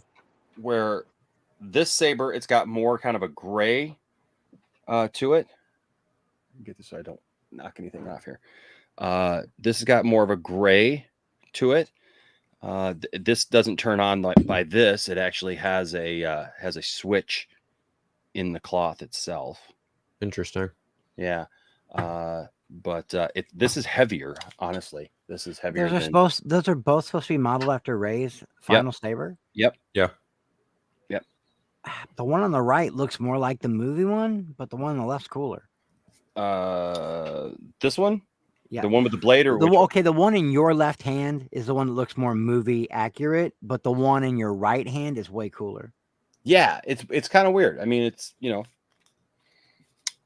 know. It is what it is. Honestly, I actually wouldn't mind having Kylo's saber from 7 and 8. His crossguard saber. I think that thing's actually effective and dope. I've got that. And I dig that saber too. It's a cool saber. My friends got together and got me that saber, and my friend Aaron, he bought it at a bookstore in Ohio. He was there for work, and he found it because my friends were going to get me one, and he found it and messaged Tiffany and said, "Hey, I found it. Should I just get it?" And she goes, "Yeah, get it," because she was going to order it, and so he got it. He had the box and everything, and he took pictures. We actually have the unboxing here on the channel. Let me see if I can find it actually, because it's pretty darn funny. You know one I've never seen, and I really wish they would make it. Me being such a mall simp, the one he used made out of the tree that he fought Obi with. It had that tree branch, that driftwood look to it. I never understood why he changed his lightsaber. They never explained why. But yeah, Phil, I'm a total mall simp. Straight up, dude. I'll tell you what, this goes with our next topic, because the next topic is, have you seen these unreleased pictures that just got released of the unseen stuff from Star Wars Episode 9? Sounds like fan fiction. It's not. It's not. Okay, it's not. Protest. I like how you Protest. I think that I'll just fight everybody in like a thing, and then Battle Royal. Yeah, Battle Royal. Enosh versus Kendall versus Jeremy versus Jarbo versus who else is there left after that? Doomcock, Mike Zero, Andy, Jody. There's a bunch. Yeah. You got a list, bro. Just have a list, man. Just be like everything goes to AFSP. Correct. Saggy versus Mecha Random. Oh. I think Mecha would just get bitch slapped and knock out. She would get knocked the hell out. I'm sorry. Steel cage match, so those guys can't run. For real. Saggy would just beat her up so badly. It's not even funny. Oh, come on, Darth Tasty. Darth Tasty's a big LA fan, so I know. But I'm an LA fan. But I had a special place for the Cubs growing up too, man. Absolutely, I did. Okay, so we're going to talk about these photos. We're going to show these photos in just a minute of Kylo Ren. Kylo Ren. But that being said, you brought up the lightsaber. So this, oops, what? No, I don't want to record the screen. So this was video that we did a while back. It's like 2015 when I used to do these. Yo, that intro though. Look how far we've come. That's to say about the bell shit right there, bro. Like, was that Wookiee? Was that Black Chrysanthemum like a toy form before Black Chrysanthemum was even a thing, or was that just another version of Chewbacca? Luke versus that was just Chewbacca. That was Chewbacca. Yeah. Okay. Hi everybody, and welcome to another episode. Look how of the bare my Talk walls Today, are. I have something very cool that my friends have surprised me with. That tell you what, a lot can be said for having great. Oh my god, you know how many years ago was this? That's 2015. And So you had the same haircut for 7 years. Was this Just my hair, dude? I got curly hair, dude. It doesn't do anything. FX lightsaber.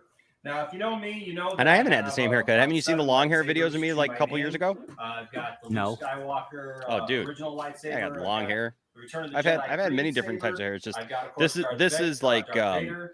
this is like normal mode, I guess. You know. So is this like right before the movie came out? You said Yeah. 2015. Okay. Yeah, this is Cool. right before the movie came out.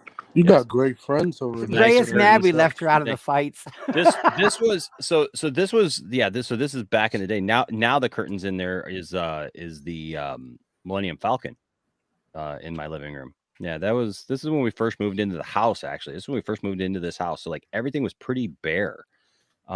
Wait, so those two people voted for you? So my friends got together. Yeah, so a few of my friends got together because this was in September, right before the movie came out, and before the first one, Force Awakens. Yeah, Yep. and so the thing is, Force of trash. Don't trash my favorite of the sequel trilogy. I'm gonna let you know right now. Okay. No, I'm playing. It's a good movie, but Last Jedi or The Rise of Skywalker. Which one? Which one's your favorite? Of the sequel trilogy? Yeah. Force Awakens. Yeah, that's my favorite that was too. the only Yeah, good yeah, one. mine too. Yeah, it goes Force Awakens, Rise of Skywalker, Last Jedi. Whoa! In that order. In that order, bro. In that order. And but here's the thing. Mace Windu does have a great shirt. Who's Meese? Don't worry, I'm sorry, I know typos happen. Mace Windu does have a nice one though too. He's the only purple lightsaber. This is during Enosh's transition too, because he was bigger. This is where he was losing weight. Now you look at him now. Well, no, this is before I didn't have my surgery till 2018, so I was on my way up to getting bigger at this point. Oh, you were on your way up in this one. Holy shit! Yes, I was. Yeah, I was You weren't on your way I down? was probably 3 something here. I ended up before I topped out at 430. I topped out at I think it was 403 was the highest. When you did your surgery, I didn't get a surgery. I just had to, go through all the shit. But I'm down to 245 now. So when you did your surgery, what was your weight? That was what I topped out at 430 pounds. 430. Okay. Yeah. That's not bad. Yeah.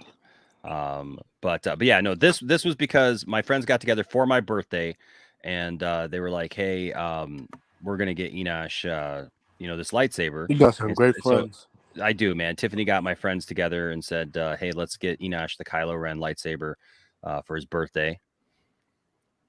And so Ray is cracking me up in the chat. I'm sorry. She's like going hard on who? Rhea. She's mad we left her out of the fight. She's like, yeah. Oh, Rhea, who do you want to fight, Rhea? You just tell us. We'll put you on the card. Bro. Rhea, we'll put you on the What card about all day. that girl who She'll give the smoke to anybody. I I wouldn't keep want to. telling Rhea, people I Rhea's look got at- a dark side. Rhea, I look at you as being like pretty chill. Like I notice you you don't really get into a lot of drama with people. So oh my goodness, look at her. She's like, that's right. Don't try me. I got mean paws. Hey, if you got somebody you wanna if you wanna The girl from Collider. No, leave her alone. She already came out and apologized. What about the girl who does Grace voice in the Phantom Menace? I forgot that girl. Rhea's not Rhea gonna versus fight Anna. me. Fuck Yes. it. That's the main Yes. event. Rhea versus Anna. Main event. That Star Wars girl. Jeez. All right. So check this out because we do. There's some funny jokes here though. Double-bladed saber, Yoda's saber, and even Mace Windu's purple saber. And this puppy. I got so many came more out, sabers now. And Jeez. it's very hard to come by. Watch these pictures I showed my him. wife Bro. talked about possibly ordering it for me and kind of threw. Okay, so this is me talking. Hey, what better thing to do than to unbox it right now for you? You That's guys rad. have no idea how hard it's been driving around with this thing. I picked this thing up, just happened to come across it, spur of the moment, just happened to find it in a bookstore of all places. Oh, wow. So I called Tiffany and we decided we were going to go ahead and jump You're on not it friend because is we didn't watching know right if we now. were going to be able to find it at the GameStop like we were originally planning. So I jumped on it and I drove around with this thing in my car in the box for a week. Oh wow. And I couldn't open it up, and it was extremely tough. Oh, we'll edit the pictures in afterwards. Aaron took a lot of funny pictures of it and texted us a bunch of funny stuff that he was doing. He basically went on a date. He took Oh, that my is saber funny. out on a He date. took the lightsaber out of that date. That is funny. That is Oh, it funny. gets worse. with my lightsaber before I was able took to it get to the my hands movies? on it. Took it to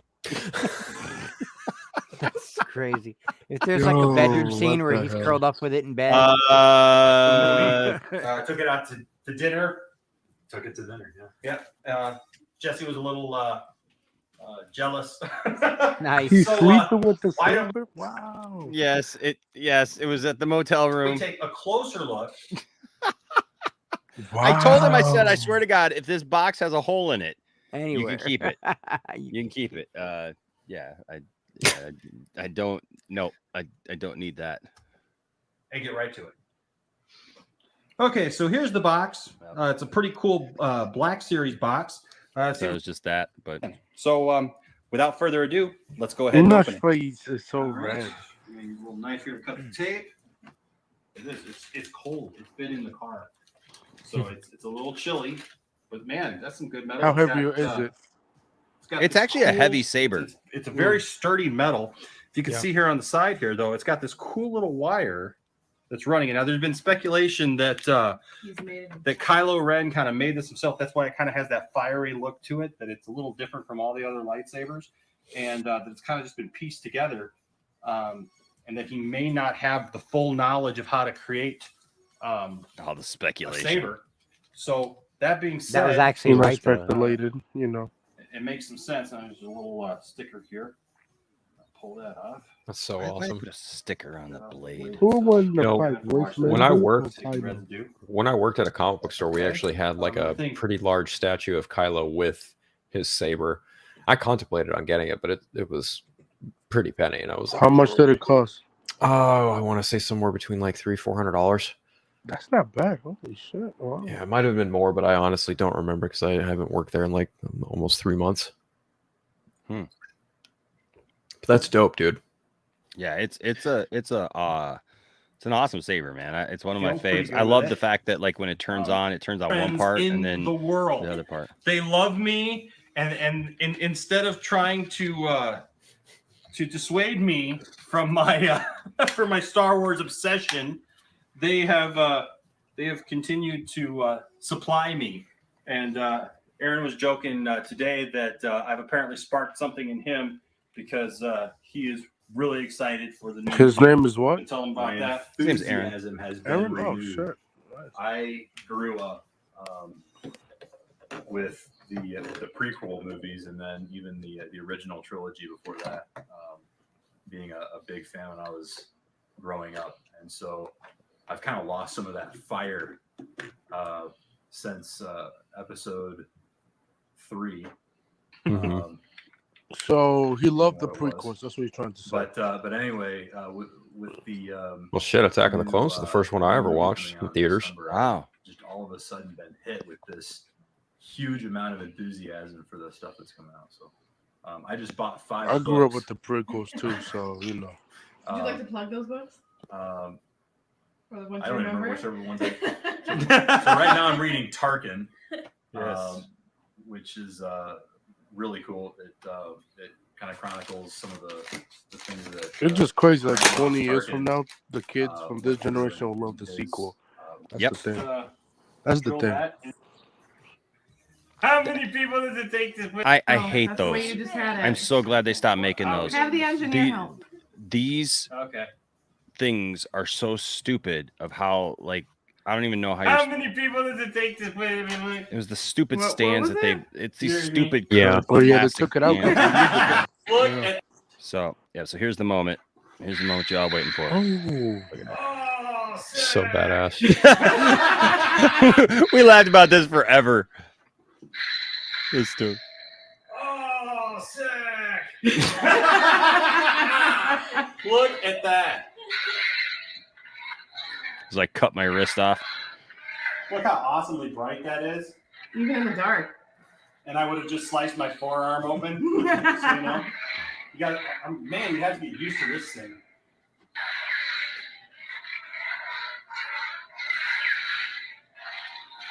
And that's what it's about. A grown man in his So much living room fun, playing though. with a lightsaber. Oh, Absolutely. my other forearm. I guess I got to get the technique down. But there you That's have the it. dream right there. The Kylo Ren Force Effects Lightsaber. The Force Awakens comes out in December. I got the greatest friends in the What I world. love is on This has been my camera, favorite it almost episode looks of like the it's on Toy fire. Room. Join us again for another episode.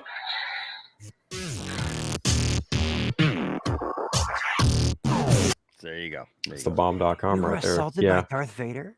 Who Yes, won I the was fight? at Comic Con. Waste Darth Vader killed me. So, if I remember correctly, I think the reason that Kylo has the crossguard saber is because his crystal cracks so much, it needs that extra 2 pieces to have the execution of his Vents. saber. Yeah, the they vents. act like Thank you. vents Yeah, because the crystal can't contain the energy. It's and cracked. direct it into a beam, and Right. that's why it has that fiery look to it, you know. Mhm. That and so yeah. Gosh, do you guys remember the first time we saw that trailer Mhm. for Yes. Oh, yeah. I passed out. For Awakens or Last Jedi? for Awakens? For Awakens. Oh, yeah, I remember seeing Dude. that. Like, you know, Dude, it was on like this dinky ass website that wasn't even associated with like YouTube, and they released it through, I don't even remember what, but I remember seeing it on my phone for the first time and just being just like, whoa, new Star Wars. right? It like opens up in the desert. You Oh, got I got Finn. to see it. I know. actually got to see it in the fan There's theater been in a Orlando at disturbance the in the celebration. Can you Have you feel felt? it? Have you felt it? Yeah, An so good, awakening. so good. Slade and friends. Hey, this is what we're here for sometimes. Says I'm an extrovert and I'm very outgoing, and I don't have any in real life friends, and it bothers me. What do I do when everyone around me is an introvert and aren't outgoing at all? How do I make friends? That's so... Listen, I can relate to this because people in my real life, you would think that like I got this, this room full or house full of toys and whatnot, that like, oh, I must have tons of friends and stuff. And I just don't. I'll be honest with you, like Aaron is great, but Aaron lives almost an hour away from me. He's the drummer of my band. He's my best friend. And we're actually going to have him come on. He's an amazing artist. He actually he's an engineer, but he draws pictures of people's like hot rods and cars for them, and sells the artwork. He takes commissions for that. He does that, and he's done a whole string of like nerd vehicles and stuff. Like the Batmobile, different Batmobiles, and like Ghostbusters, and stuff like that. All those different things. The A-Team van and stuff. So we're gonna have him on some night and just talk to him about his artwork. But like, so Aaron and I love Aaron, but like Aaron and Jesse, Tiffany and I put Aaron and Jesse together. We set them up. So now they're married. They have a daughter.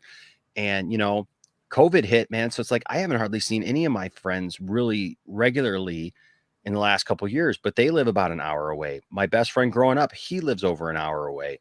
I haven't really had a lot of close friends nearby.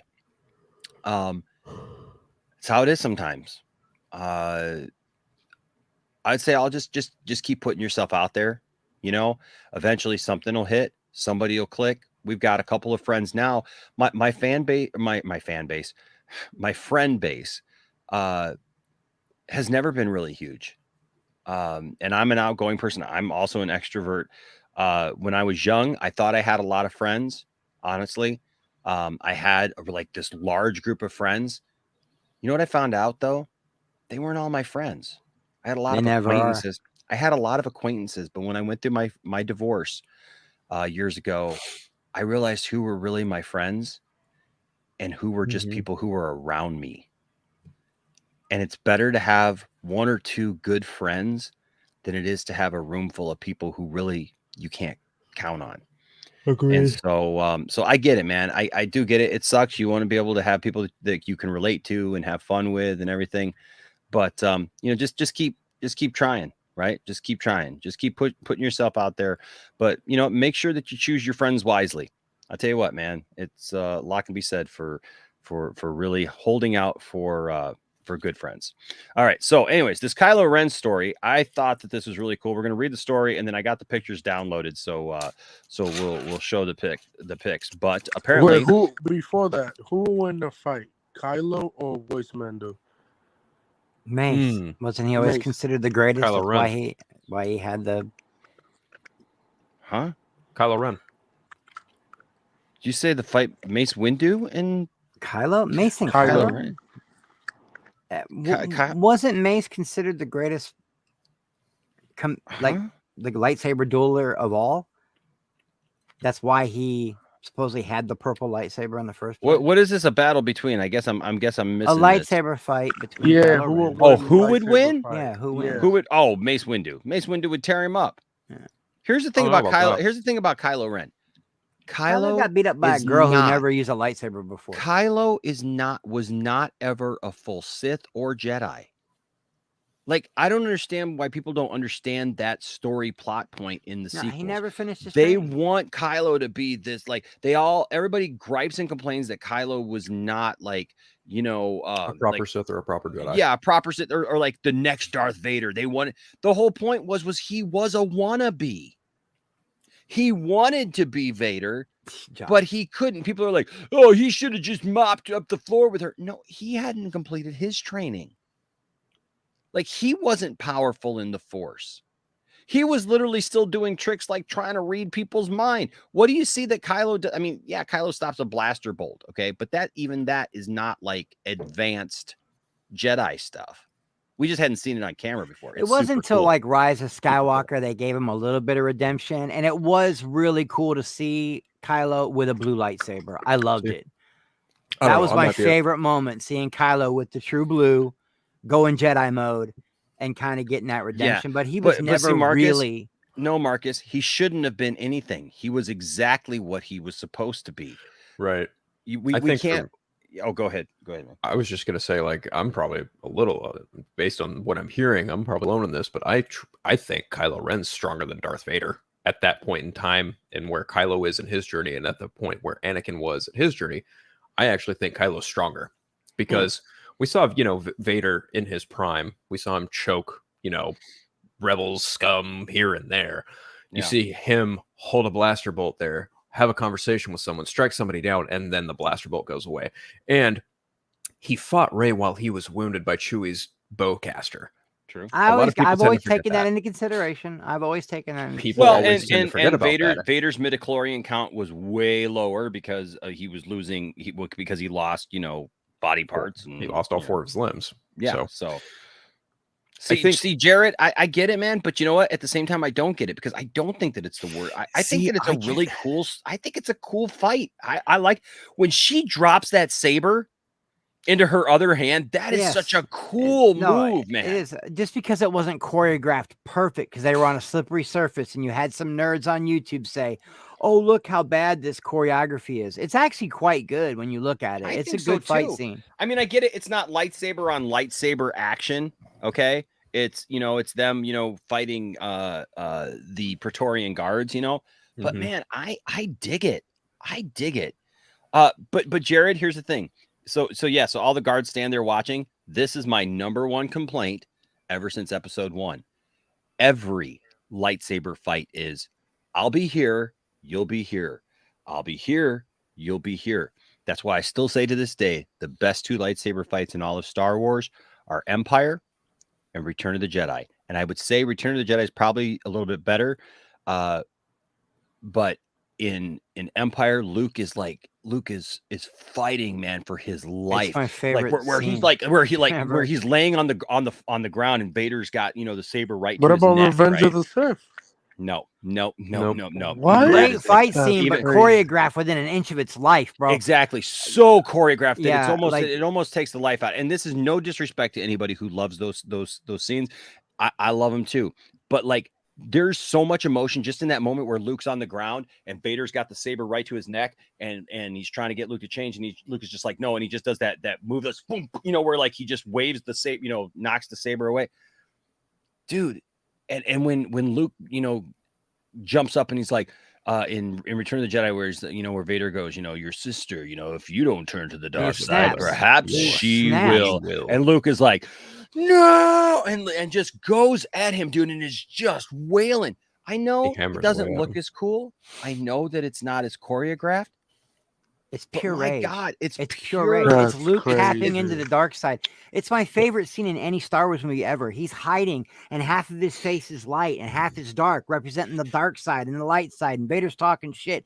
Then he brings up Leia, and Luke snaps, and he literally taps into the dark side long enough to like pure rage, and he beats the shit out of Vader. It's so great. I do so like great. that fight. I do. but I think my personal favorites are probably, it's got to be a tough tie between Empire and Return of the Jedi. Empire's But great too because he's just I toying still with him. think personally, Duel of the Fates is the best one. Yeah, that's a great one too. I still think that one's the best one because, like, the way that fight is shot, the way it's choreographed, the fact that you've got 2 Jedis against 1 Sith, one of them even dies, and it's because the Sith plays dirty. Darth Maul doesn't pull any punches in that fight. He straight cold cocks Qui-Gon in the face with his saber and then stabs him. It's a dirty fight. I'm not when gonna the lie. shields close He and called Darth him Maul's a like hard. just pacing back and forth like a madman, just like a waiting for panther. that shield. He's like It's like a couple so of things. good. There's a couple of things. Okay, so there's a couple of things about that. I love the fight. So same thing with the episode 3 fight, right? I like the fight. I think they look cool. I think they look absolutely cool. Now, episode 3 goes a little bit over the top for me, where they're literally like swinging, over lava. They could have cut that part out and like, still that's- would have been an amazing. Yeah, I mean scene. that's Yeah. not really a lightsaber fight. If they're like swinging by ropes over lava and stuff, I mean they're not really. I don't know. It's spectacle, right? My only problem with the episode 1 fight is that because of the choreography, it's very much. I mean, it's so tightly choreographed, where it has that thing that they were just kind of talking about, like where people are fighting and things are It's a better happening. fight than the Last Jedi. But it's all just like when you watch it, like if you watch Obi-Wan and Qui-Gon taking on Darth Maul, right? There's whole moments where like Qui-Gon's just stepped back, like just waiting for his, you know what I mean? Like Liam Neeson is just standing back waiting for when he's supposed to take a swing. If they were actually fighting, Darth Maul, he'd be facing Obi-Wan, and Qui-Gon would have struck him down from behind. You know what I mean? Like taking a hack at him, or something like that. Those are my only moments, and vice versa, right? Because Ray Park is like, hey, I'm gonna have my staff up here, on one side, and then I'm gonna come back here because I know that this other thing is gonna be here at the other side. That's my only problem with it. It looks super cool. I love the fact that it's fast paced.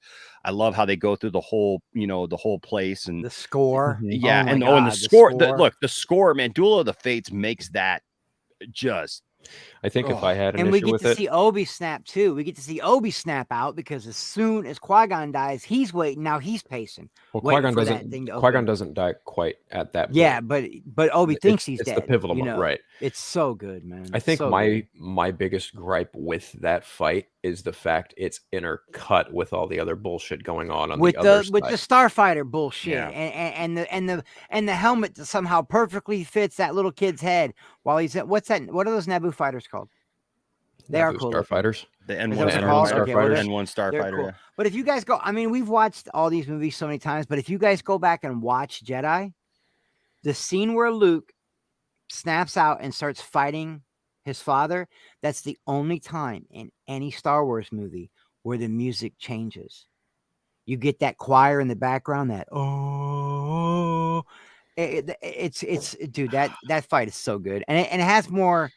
There's just more substance to it. I think there's more meaning hinging on it, Yeah. because we all kind of knew Qui-Gon was going to die.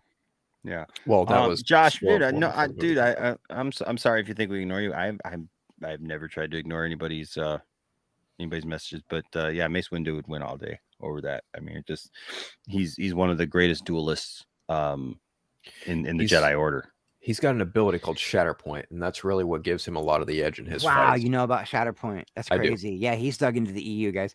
A little bit. Yeah, a lot of that's crazy because you get to see it in episode 2. The way he fights in episode 2 is, and most people cut off the head from the front or they go down. He just like swings backwards and takes off Jango's head like it's nothing. It's elegant. When you watch his fight scenes, it's elegant. It's crazy. Yeah, Well, Mace is a badass too. Yeah, he blocks all the blaster bolts from Jango, and then he straight cleans his head off like it's nothing. Yeah, I love those kinds of fights when you actually just, like when Obi finally kills Maul in the desert. You're just like, yeah, Obi's been, you've been tricking him into losing his temper for decades, man. You know what I mean? He's finally gonna fight his style, and you're gonna lose. And three moves, one parry and 3 moves, and Darth Maul's dead.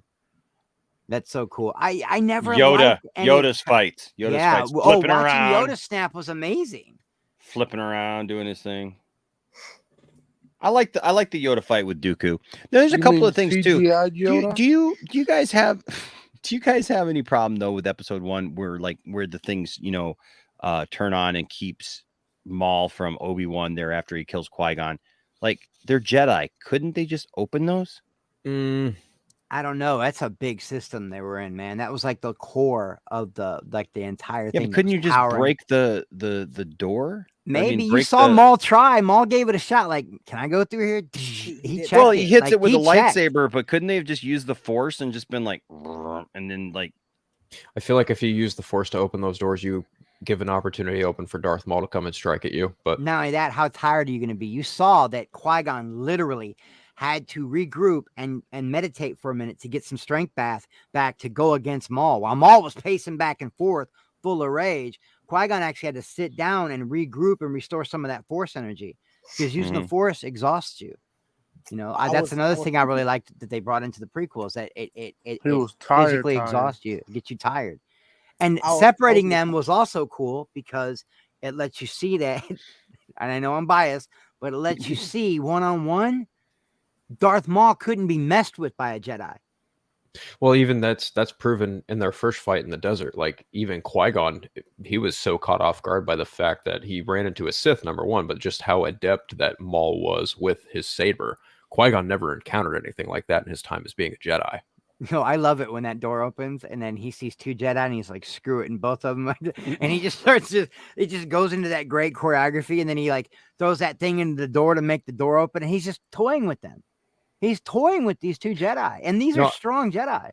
I think the thing that really sells that scene is like the doors open, you see Maul, he's got his hood on, and then the score kicks in, dun dun, yeah, dun dun, and then he takes the hood off, and you see the horns for the first and time, and then you see him pull his saber out, and he makes him. He makes the full saber, the dual double-bladed saber. It's dope. I think the only reason Obi got out of that, even though I still say Obi is the greatest Jedi of all time. Look at all the people he beat: Grievous, Anakin is in prime. He beat Maul not once but twice. But the only reason Obi won that fight is because Maul was flexing. Underestimated him. Yeah, he was flexing, toying with him. Arrogance, Otherwise, man. Yeah, arrogance. Always so Monkey Jeebus actually has a picture of Christopher Lloyd from The Mandalorian. You guys want to see this? Oh my god! Wow. For those of you who don't know, that's Saggy Melons there. That's that's Saggy's body there with. Well, yeah, you could tell by the tattoo. I was going to take a break tonight, but I heard Kylo Ren slander. Kylo Ren slander? So garbage, yeah, bro. you see, no, he's not, bro. He's not He's what? a piece of shit. I could fuck him up if I wanted to. There's also this he sent me. Oh, what is that? He-Man in real life? Brother? Oh no. Actually, it's him. I think you should leave it to what Kylo Ren slander, dude? We're talking just when you were saying that, he was when he like left the Jedi Order, or like how he wasn't meant to be all that, Well, he wasn't. Talking about that mace will fucking up. That's the whole point. Like, dude, he's a pretty good Dark Lord at the very least. But he's not. He is. He's not. Dude. He's never a Sith. He's never a full Jedi. He has not completed his training. He literally has to go back to Snoke to complete his training, and his training never does get completed. Like, so I get what you're saying. He's a cool character, but he's not at all. Like, he's still one of the best characters in I'm not saying he's not. No, you're mixing up two things. No, I'm saying in terms of as both a Dark Lord and his proficiency, like as a fighter, he's one of the best characters in the sequel trilogy. But he's not. He's literally hot-headed, immature. He's unfocused. He's unbalanced. He's unbalanced. They literally he's unhinged. He's like, they literally say that in the movie, Jalen. Yeah, well, no, leading up to it, too, the director said that that Kylo is literally like his force energy is literally chaos. Because Yeah. he's Like, that's the tormented at whole all point of his times. He's character, constantly bro. got that I'm not duality going on. saying that. I'm not saying he's not balanced. I'm saying that he's probably one of the best, not only duelists, but one of the best, kind of characters in the sequel trilogy. What is that Although when based you on? watch the beginning of Rise of Skywalker, based off comics and then Rise of Skywalker. When you watch Rise of Skywalker, though, when two scenes, man, when he's on Mustafar at the beginning, man, he's throwing down, man. He's see, that's messing. exactly what this and when he finally gets the blue saber, he takes out all the Knights of Ren. But that's and the thing. then But goes, it you know what I takes mean? but it takes him getting to that point, though. He's not at that point when we first meet him in episode 7. No, when we first meet him, he's just full of anger and rage and duality, and it's all chaos. He's just messed up. Let's read this, and then we'll take a look at these pictures, because I think these I'm going to bounce after these two because I have to go to bed and get ready for work in the morning. All right, so deleted. So it says Star Wars 12 new photos show Kylo Ren's deleted storyline in episode 9. Star Wars: The Rise of Skywalker released just over 2 years ago, and yeah, it came out for a film that's been with the world for a significant amount of time now. The vast majority of the discourse surrounding the project has revolved around how it could have been better. These kinds of Star Wars subjects never get old, and the general they get old to me. And the general consensus seems to be that Episode 9 is the weakest entry in the franchise. I'll give you that. I don't agree with that point. Okay, but all right, yeah. All right. Out of all 11 movies, they say that The Rise of Skywalker is the weakest. I think it's Attack of the Clones. Bro, personally. it's going on. I would have said Attack of the Clones. Honestly, Phil, I would have said Attack of the Clones until 2015. And for the first time I watched that, and something snapped for me.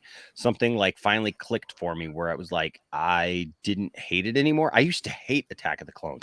And then all of a sudden I watched it and I was just like, I'm the same way. The more I really watch like it, the this. more Like, I appreciate it. why do I feel different? For me, it's the Rise of Skywalker. It's just not. I just feel like Solo over The Last Jedi. You're gonna tell me Rise of Skywalker is the worst? I can't believe people think. Oh, that. Solo's great, man. Solo's great. Last Jedi is in my top 3.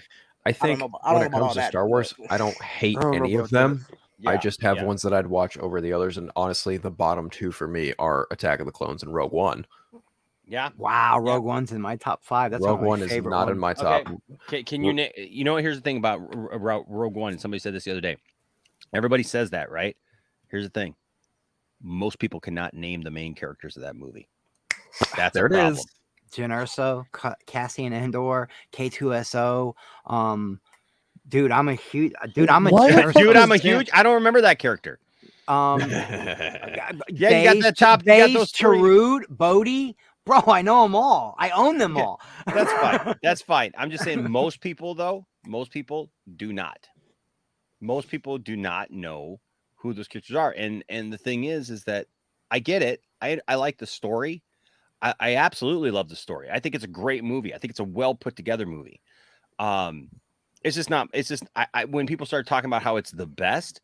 I don't think it's the best. I don't think it's the best. best. Krennic was a great villain. You get that amazing Vader scene. That you finally get that. Now you know why the entire galaxy is scared of this dude. That one scene where he's just cutting through him like butter. You get it's 45 seconds of some of the greatest cinema ever.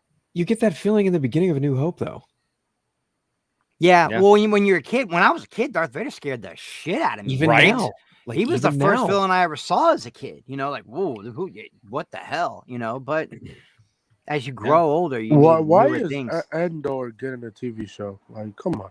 We'll have to see. I don't know what that story is. I actually liked his little speech about how he's been, and I've done things I regret, and I've been in this war since I was I'm not like watching 9 years that old. shit anyways. That shit's gonna be terrible. You should watch it. You should watch it to find out, and then make up your mind, dude. Because it'd be hard to rank them. I've never really done it, and every time I do it, shit changes. The only reason Rise of Skywalker ranks at the bottom for me. Well, it's not at the bottom. It's not at the bottom because I'll be honest with you, it ranks higher than Episode 1 for me. Because I like Episode 1, but I don't love Episode 1. And I kind of feel the same way about Rise of Skywalker. I actually like Rise of Skywalker more than I may sound like I do, because I do. The reasons why I don't like it are not the typical reasons why other people give, right? Because like people complain about things like Rey, and they complain about the Palpatine thing and all that stuff. And I think all that's fine. I don't have a problem with any of that. What I feel is that they try. What I don't like about it is I feel like it's the outcome of The Last Jedi. It is. Mhm. It's totally. We've got to fix this at any Disney cost. overreacted. Disney Yep. overreacted to the outcry of fandom, complaining about The Last Jedi because it wasn't the Star Wars movie they wanted. Right. And so they tried to please everybody, and in trying to please everybody, you please no one. Yep. And you screw up your own thing. And then they try to cram way too much nonsense into this film that makes no sense. And like, they don't explain half the stuff. They just leave things open-ended. There's craziness that starts getting there. Like all of a sudden we're just going to throw in Chewie getting a medal. Why?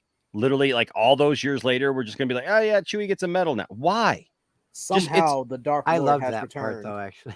I mean, look, I look, yeah, like it brings a smile on my face. And I'm like, oh, Chewie got a medal. That's sweet, right? Because But it was here's Leia's medal that she was. Yeah, but that was Han's medal, and Chewie was Han's bestie. It makes get total it. sense. And I Chewie see never both got sides. It comes. I around see about- both sides too. I see both sides too. Like, there's a part of me that is a Star Wars fan. I'm not going to act like I'm totally cold and heartless for it. I get it, but there's another part of me that goes, "Did this really work? Yeah, did this really work?" I Or love was the it just medal scene something more that than I we- love Harrison coming back. I didn't like Harrison. I didn't coming like back. Harrison Ford coming back at all. I thought But it was Harrison stupid. Ford wasn't supposed to come back until Carrie Fisher wasn't going to be around anymore, right? Yep. So we I will have say I didn't like it. again, we have the situation like we were talking about earlier, like with The Dark Knight Rises, right? Originally supposed to have Heath Ledger playing a huge role in the movie, not able to do it. Movie has to be revamped, rechanged. I'm a here's- huge Star Wars guy, and I still don't understand the logic behind the diode and the Force or whatever. Whatever it is. Dyad and the Force. Yeah, I don't get it. I don't get it. I don't get Okay. it. It's It's just like a Jet Li Force the One. bond. Is that what it is? Like To what? more No, I get speak on the filmmaking point of that movie, I think Yeah. what they tried to do with the stock footage of Leia, I think the good intention was there. I just think that when you build the entire movie around that, it becomes a lot more difficult to try and craft a satisfying story. And the script is done by JJ and Chris Terrio, Yeah. Fuck did JJ. BVS, Yeah, and and a lot of people hate JJ, but I don't, man. I He's a think franchise destroyer. he's a true bitch. fan, though. He's a Fuck true JJ. fan, and JJ. Wow. he has a job that you can't even comprehend, man. You know how hard it is for him to step into the shoes behind Steven Spielberg. He's got to keep the old fans Well, not happy, only bring that- in new fans, and tell you a Yep. good story. not only that, he had to step back into the directing chair after Colin Trevorrow departed it because his whole story revolved around scenes involving Leia that just weren't going to be possible because Carrie Fisher passed away. And honestly, I don't blame Trevorrow from stepping away, because if you had one of your main actresses pass away, at that point you have to completely rehaul and remake the entire gotta movie. revamp that the you had whole to- thing. You gotta revamp the whole thing. The whole So- second and third act Man, have to be fuck changed. now. JJ. Not even the whole second and third act, the entire movie, Jesus, the Anthony. literal entire movie. But that said, like, even just seeing the draft that he had, I wasn't really on board with his script. Like Duel of the Fates, that movie just sounded like a whole bunch of extra nonsense that kind of followed suit with The Last Jedi. I wasn't about the whole Tor Valum thing. I wasn't about Yeah. Kylo Ren being fully evil. Like, the only thing that really kind of stuck out to me that was cool was Rey getting a double-bladed lightsaber. I was like, yeah, that's nice. But other than that, Who had the script and they took it away from him? what do you mean? What do you There's mean? a, there's a whole the Rise of Skywalker was supposed to be an entirely different movie. Right. It was initially supposed to be allegedly Duel of the Fates, and Trevorrow scripted the whole thing by It himself. is Trevorrow that I'm. Yeah, okay, Yeah, you're right. Colin Yeah, Trevorrow. Trevorrow. That's couldn't remember his name. Because he was the original director of 9. They wanted to have the new trilogy kind of invoke the same kind of feeling as the original trilogy, where each movie was done by a different director. And then once Carrie Fisher died, all that went down to shit, and they decided to just be like, oh, let's just get JJ back. He created these Fuck characters, JJ. which And I like Anthony, Bad Robot. enough of I've that. always liked what JJ does. I like JJ Abrams. I liked Lost. I thought Lost was great. I thought Lost is Cloverfield was cool. really good. Cloverfield was actually Matt Reeves. But JJ, he's got a very like mystery box kind of storytelling, and it's Yeah. either going to hit for you or it's not. But I do think that the intent there to bring him back, because he did craft those characters from 7, to his credit, to bring him back to be like try and wrap it up, but also have this big, I'm going to wrap this up. That has to include, like, you're not only just wrapping up this trilogy, you're wrapping up 6 other movies worth of storytelling here. I agree And with Rational Skeptic. If JJ does all 3, Phil, we don't have this problem. I don't think him and Terrio were enough to crack that.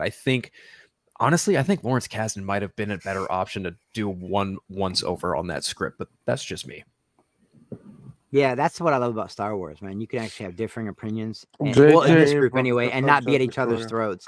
Well, I understand. I understand. Some the hate people for can. JJ, but I like Cabin in the Woods. I like things like that. People man. here in the lounge can. People here in the lounge can. A lot of people out there. If I see cannot. JJ in the so let's street, finish this, and I'm that's comfortable. and then we'll Anthony, we'll you take need a to list. relax. Yeah, hold on, man. It says, given what happened to the story, it's not very hard to decipher why. More difficult to fathom is how many of the creative decisions were reached or why they were deemed acceptable in the first place. Pretty much everything revolving around Emperor Palpatine's return in the movie has been exaggerated. Listen. Yeah, that felt like a grab too. That felt like a grab also. It was this person is writing this just basically pandering to people who didn't like that part, but whatever. He's a fundamental supporter. Palpatine made absolute sense, but whatever. I disagree. Okay.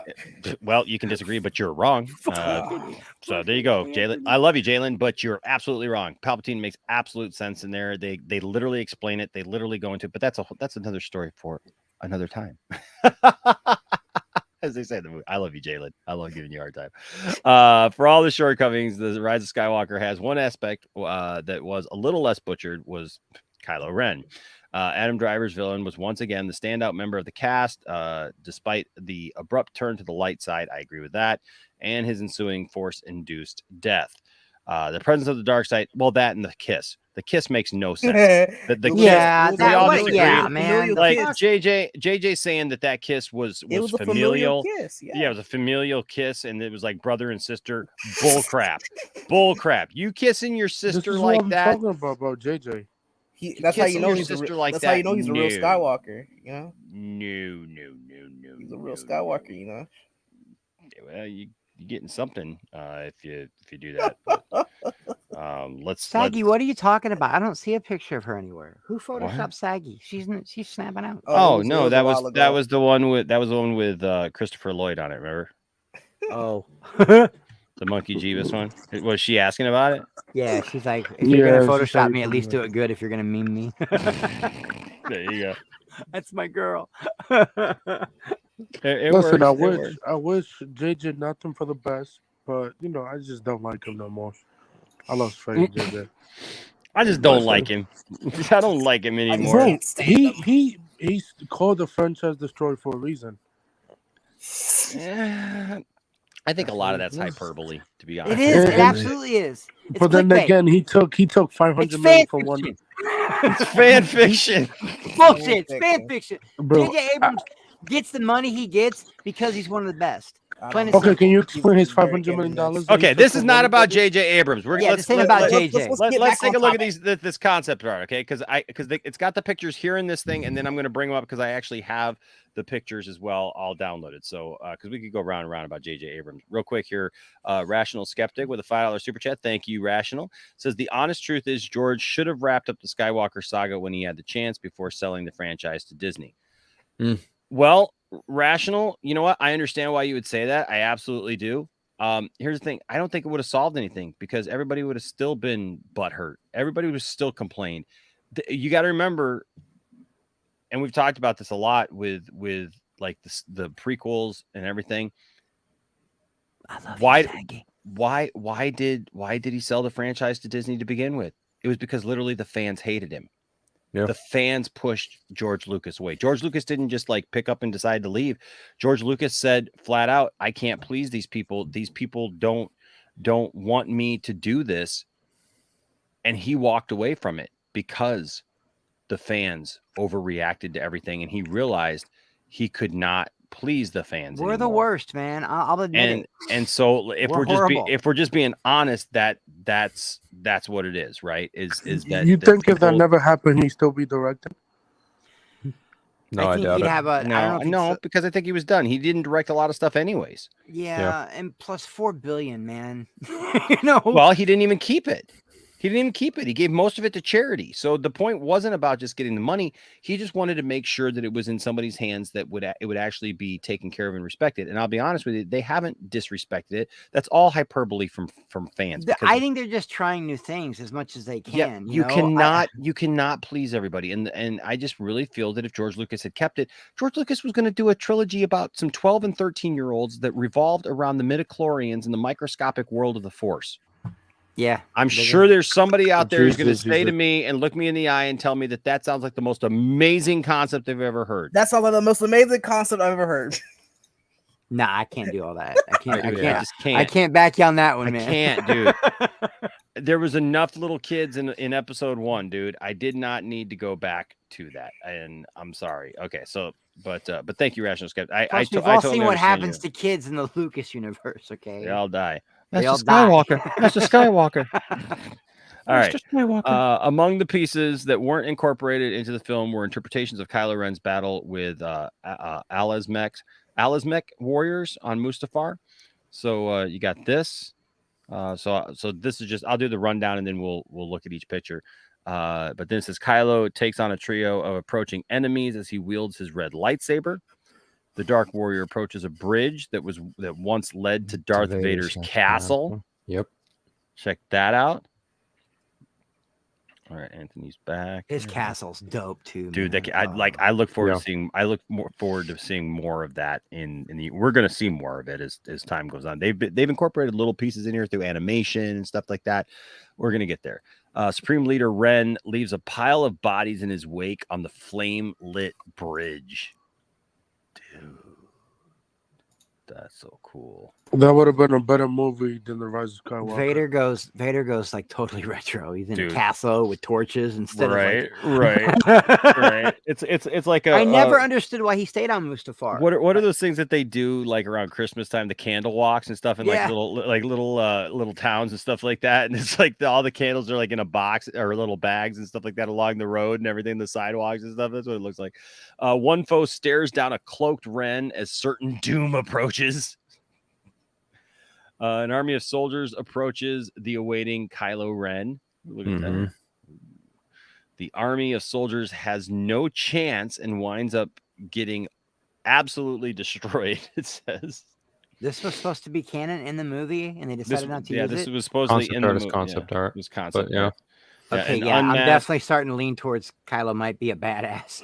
Well, in this, an unmasked Ren slices through an attacker. But this, of course, is after he becomes Supreme Leader, too. Right. Atop a mountain, Kylo looks towards his objective.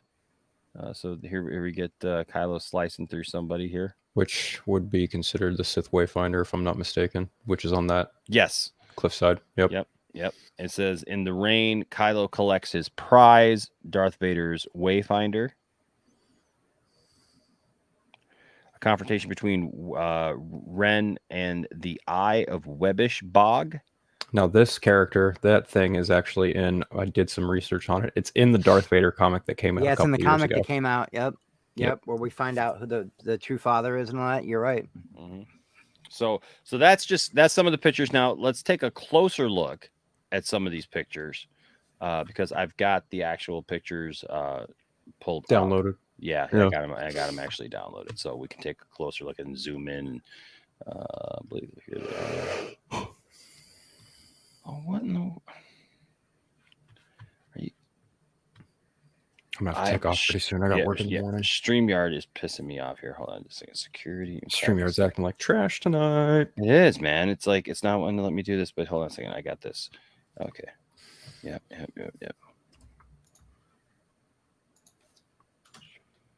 Photos.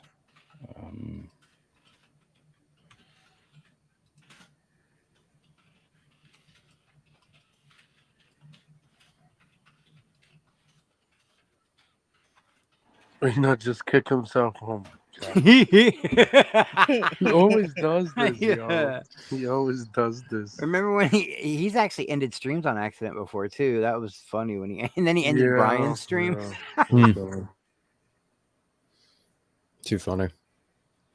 Now, I think when it comes to the new sequel trilogy, Ren and Rey are probably some of my favorites, but more so when I look at this concept art, it doesn't really invoke that of when I feel like concept art is always a tricky conversation because it when things change from, one creative to another, some of the concept might stay, some of it might alter, and it looks Like like the a Ben lot, Affleck movie. kind of, yeah. But like this feels a little bit more in line with what we saw in the beginning of Rise of Skywalker because you get, Ren on Mustafar, you've got him taking out soldiers willy-nilly. But I feel like had this concept art been a little bit more followed through with in terms of how they shot it and how they made it, it probably would have made a larger impact. But that's just me. No, I agree. That's J.J. Absolutely. Abrams for you. Yes, Anthony. Palpatine comic is cinema. It was Palpatine. I always wanted it to be Darth Plagueis. I think that would have been a better storyline, but it ended up being Palpatine. Whatever.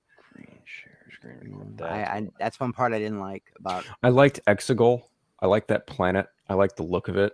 Yeah. But I can't really disagree that bringing the Emperor back wasn't. Yeah, I'm going to disappear again for a second, idea. so I'll be right back. For sure. And also, I thought it was kind of overkill to give every Star Destroyer the same power of the Death Star. Yeah, I can understand That's that point. Overkill, man. Yeah, but that's one of my favorite scenes too. When all the ships show up with Lando, that's dope. Yeah. There are parts of that movie I love, man. Yeah, it really is a bit of a mixed bag.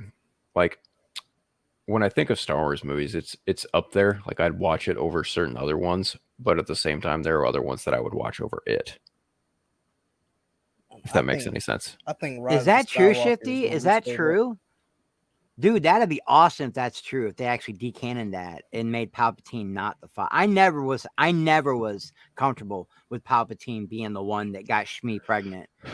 I wanted it to be Darth Plagueis, and that was Darth Plagueis' ultimate revenge against the Emperor. He never got Shmi pregnant. He never got her pregnant. That was not the point. They pulled back on that when they first announced the comic. It was, it was the Force that did it. That was like supposedly supposed to be like the Immaculate Conception, yeah. One possibility of something. I mean, it was just also Palpatine taunting Vader. Yeah, rational skeptic. I get it, man. I get it. Like, I get it that people want to blame George if you want to partially blame George. Look, everybody's responsible, right? Bro, he's enjoying his money. He doesn't care. But why George? But again, I don't feel like I just don't feel like I feel like a lot of his hyperbole of like, well, I like this, I like that, I don't like this, it ends up being this one way or another. Okay, so here is. Let me see if I can make this bigger. Ooh, yeah, that's much better, right? Yeah, that's much better. Awesome. Okay, so we got this. We got this bog thing here. Bog monster. You guys think of that? That's It would have been cool to see in cinema. I wouldn't mind it. I really want to know like what was left on the cutting room floor as far as the Rise of Skywalker is concerned. Oh my God, probably one whole movie, a whole nother movie that was, I don't know. I don't because, well, JJ and Chris, like they had their deal. If you watch a lot of the behind the scenes stuff, it feels like what they put in was what they wanted to do. But I honestly also feel like there's stuff there that we haven't seen, and I'm just curious to see what it is. Yeah, but it was all reactionary. I think it was there, and I don't mean like, oh, I'm reaction like that kind of reaction. I mean, it was a counter to. They had no choice after the Last Jedi hit, and everything got derailed like it did because it did. Okay, JJ had one thing set up. The Last Jedi, I do enjoy some of it, but it just twisted the story up. Rey's a nobody, and Snoke was a nobody, and it just changed everything up. And then by the time Rise of Skywalker's got to come out, you've got this giant division that spawned 1 million YouTube channels. Right. Okay, and you've got all this crazy shit going on, and then they go, JJ, can you fix this? And JJ's like, I can try. We can take a look at it. But now everything has to be reactionary because it's got to somehow fix things that they feel are broken, but also tell a good story that picks up where the Last Jedi left off. Yeah, it couldn't have been easy. Here we got Kylo, and then like all these dead bodies behind him. Some of them are still smoldering. I know, man. Like their wounds are still like glowing. from the lightsaber. I love that. So then we got this.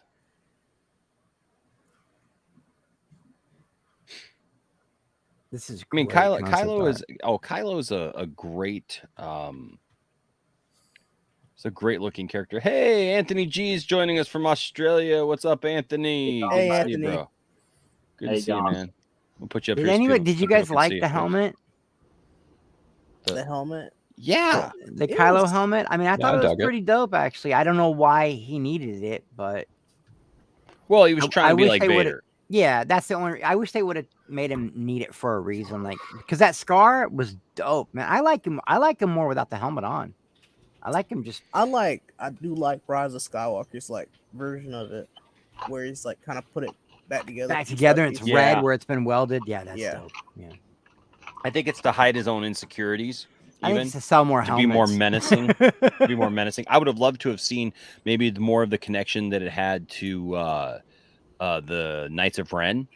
We still haven't really gotten a lot of fleshed out information about the Knights of Ren. We I got think that was most a of it missed in. opportunity in a big way. Like we would have. I agree. Yeah, I agree. We had seen a lot more explained, like how they began, how they got together, how it was formed, what they Exactly. achieved. Get rid of all the Canto Bite bullshit that nobody cared about. Yeah.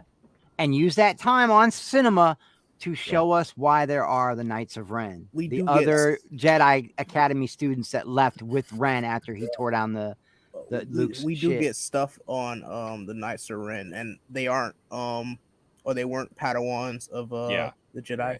You're right. Yeah. Yeah, in the Rise of Ren, they explain most of the stuff about Yeah, how the Knights of Ren were how actually the a part Knights of of it. Ren- yeah. They were actually a part of another guy named Ren. Like Yeah, before exactly. Kylo Ren was a thing, there was another guy named Ren, and he headed the Knights of Ren, and Ben was then inducted into them. That would have been even better. Yeah. Yeah, it's pretty intense. It's Was that in a comic or a novel? It was in a comic. What comics were those? Kylo. It's the Rise of Kylo Ren. Kylo Ren. Yep, yeah. that's it. I never read those. I didn't think they'd be very interesting. I'll have to go look at those. I got a couple they're pretty websites that I use to read comics, so I'll have to go read those because I I haven't looked read at those. I looked at certain panels. It looked cool. It looked like a fun story. I might pick it up in a trade form one day, but Look at that moon or planet or whatever in the background. That was dope. That's cool. Man, that's Yeah. great. Well- This is great art. Well, just think about the idea of like a planet like Mustafar dealing with rain, because obviously in Rise of Skywalker you got like a typical looking Mustafar where the sky was red, the trees were burnt and shit. You kind of got the idea that's where it was, but like imagining Mustafar while it's raining, completely different kind of setting. Wasn't one of the original ideas to be like when he was wearing his helmet, he channeled the energy of Anakin, like he connected to his force, to his ghost. See, that would be cool too. Well, there was originally an idea that that there were two Force ghosts for Anakin. It was like split, right? Yeah, So right down the middle. Yeah, so sometimes Anakin would appear as a Darth Vader type of Force ghost. Sometimes he would appear as because his spirit was Concept still. art was amazing, Enoch. Yeah, the concept was amazing. Yeah, it Here was. we got him. That's sick right there, man. These poor fools have no idea what they're running into. No, Right. they don't. Look at that, man. That's the good stuff. And this here, I actually like that opening scene. There's a lot about Rise of Skywalker that they did well. You know, Like with Max von Sydow, when he comes, when he arrives in the village, and Max von Sydow, he gets killed because he goes, he won't tell him nothing, and he goes, really, and then this is a cool. Yeah, that's sick. That's very cool. Knowing that Vader's was in there at one time. This like, is. As people look, he's just walking away, man. He left all these guys. Yeah, he left a trail of dead bodies. Just left a trail of dead bodies, and he's just like, I'm Kylo Ren, yo. This is cool. Like, who's this dude stand up to this wraith? whoever You know what I did mean? this art, He look how looks they he looks even like got, his lean right. yeah, he looks here. He looks like something from like one of the wraiths from Harry Potter, almost. You know, one of the death The Death Eaters or Death Eaters. Yeah. He almost looks like a Death Eater here.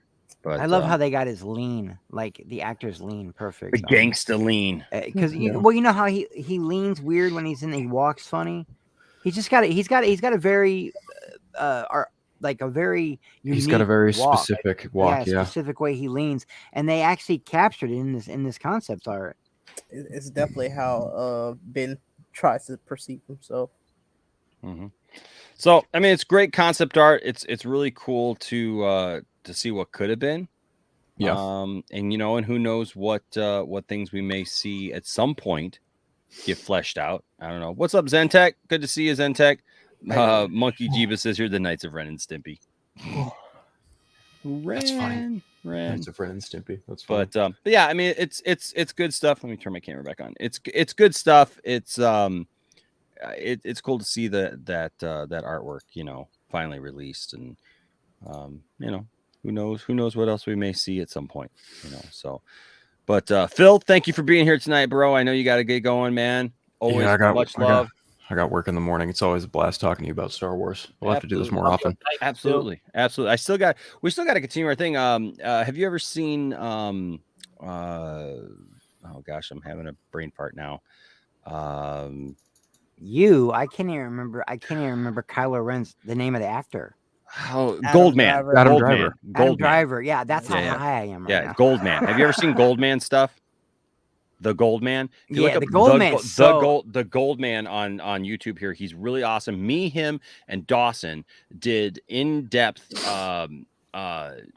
reviews of episodes 1, 2, and 3. Oh, okay. Right. And we just went like pace by pace through it. Goldman's got some great stuff. And what we had said we were going to do was from that point, we were actually going to do them as a watch party going forward. So we were going to watch them on Twitch so people could go there, but we were also going to broadcast here because we were giving our breakdowns of them. Basically, we were going through the whole movie anyways, and it was taking 2 hours anyway. So we're like, you know what? Why don't we just next time watch the film with our commentary as we're watching the film? So if somebody wants to watch that on Twitch, that's fine. If they just want our commentary, they can always go back and see it just like the other ones were, right? So we were going to start right with the next film in the logical place, and that was Solo. And so, but we just haven't got back to it. Our times have just not aligned. But we got episodes 1, 2, and 3, and they were good. They were cool reviews. So hopefully we get back to that because I really enjoyed it. And the Goldman does a great job, man. He's got a great channel, great Star Wars guy, a lot of great Star Wars knowledge, and actually ended up agreeing with him about a lot of stuff. So, but That's Phil, fair. Thanks, man. Thanks for being here, bro. Guys. Always good to have you here, my friend. Much love, gentlemen. Have a great night. All right, Take it buddy. easy. We'll talk to you All later. right, bud. Okay. That being said, a couple of things. One is, I mean, it's a really quick one. We only got a couple things here left, but one is this Francis Ford Coppola thing. He's got an article with Variety where he talks a lot about The Godfather's legacy. He said he thought it was going to be a special failure. You know, it turns out it's, you know, it's attributed as one of the greatest films of all time. A lot of people like Godfather 2 better, but yeah, number 3 kind of just goes to the wayside. Yeah. But one of the things that came out of this, because like Coppola and some others had been, you know, have talked about Marvel films and, you know, and other little things here and there. One of the little things, and like I said, this isn't like a big story, right? So it's not going to take like a long time to talk about, but I'm interested to hear what everybody thinks, because Coppola, man, like he's legit, right? I mean, Coppola's a legit dude. I think we can all agree, right? He's got it going. And so here in the article, he says, it says, not that Coppola has anything against big budget entertainment. Okay, let me read before you. It says he also cites Denis Villeneuve and Kerry, Joji Fukunaga as wonderful filmmakers on the scale of big budget films. He says, but I don't think they necessarily get the chance to make the films in their hearts. I think that they're being asked to make movies that are not against the grain. We have an abundance of rich, great talent, and I would give them more responsibility because they're capable of it. And I think that's a really good point. We kind of talk about this, like a lot of these films nowadays are very cookie cutter, right? They have to play by the rules, right? They have to conform. Disney, like, even though Kevin Feige, has done a really great job of assembling great actors, great talent, great whatnot, it very much so follows everything to the T, right? They don't really diverge much. You could see the directors have their place, but those directors don't have full control, right? The directors are working within that world. And it's part of it. You have to do that when you have a multi-layered story like that's going over, many different characters, many different movies. You can't just throw something out of left field and do your own thing. That's why Matt Reeves didn't want to be a part of the DCEU. He wanted to do his own Batman movie because the Batman wouldn't have fit in with the rest of these other things. So he didn't want to go tell that story. He wanted to tell his own story and not have to worry about all that. H. Bartz is back. Guess who's back? Good to see you, H. Bartz. So you have to play within the rules if you're going to do Marvel movies or these big budget movies. And that's what Coppola is saying here. He's saying, look, I would like to see, Denny, who did, Dune, for example, right? I would love to see them have a little bit more control. What do you guys think of that? Would you like to see directors have a little bit more control over their films, or are you happy just with it depends on the director. That too, but I also think that directors should be able to be confident in their material and not have it carved up once they roll camera. Like, if they got the cast, everything all lined up, then the studio's like, oh, we want to add this. Oh, we're going to take this out. Oh, that's too controversial. Or they're putting more pressure on them than they've already got on them. That isn't healthy. Yeah, you're literally keeping the directors you chose to make good art, and now you're putting them on a leash and you're suppressing them, and you're standing over their shoulder, and every time they do something out of line, you tap them on the shoulder and you're like, nope, we didn't write it like that. Let them do what they want to do, and if it sucks, they just won't get to direct again. But that's how directing used to work, remember? Used to. H. Bartz here says he says it depends. Kerry Fukunaga's It script was terrible. Now, is that the script that finally got made? I don't really know about that. I mean, look, if we're talking, if that is the script that got made, I liked it. I thought Andy came in and did rewrites. Maybe. I just know this. If that's what got made in H. Bartz, maybe you can shed some more light on that in the chat. I will say this. It is what inspired my son to get into the horror genre in general, and now he loves it. And which one? The show from the 90s? No. The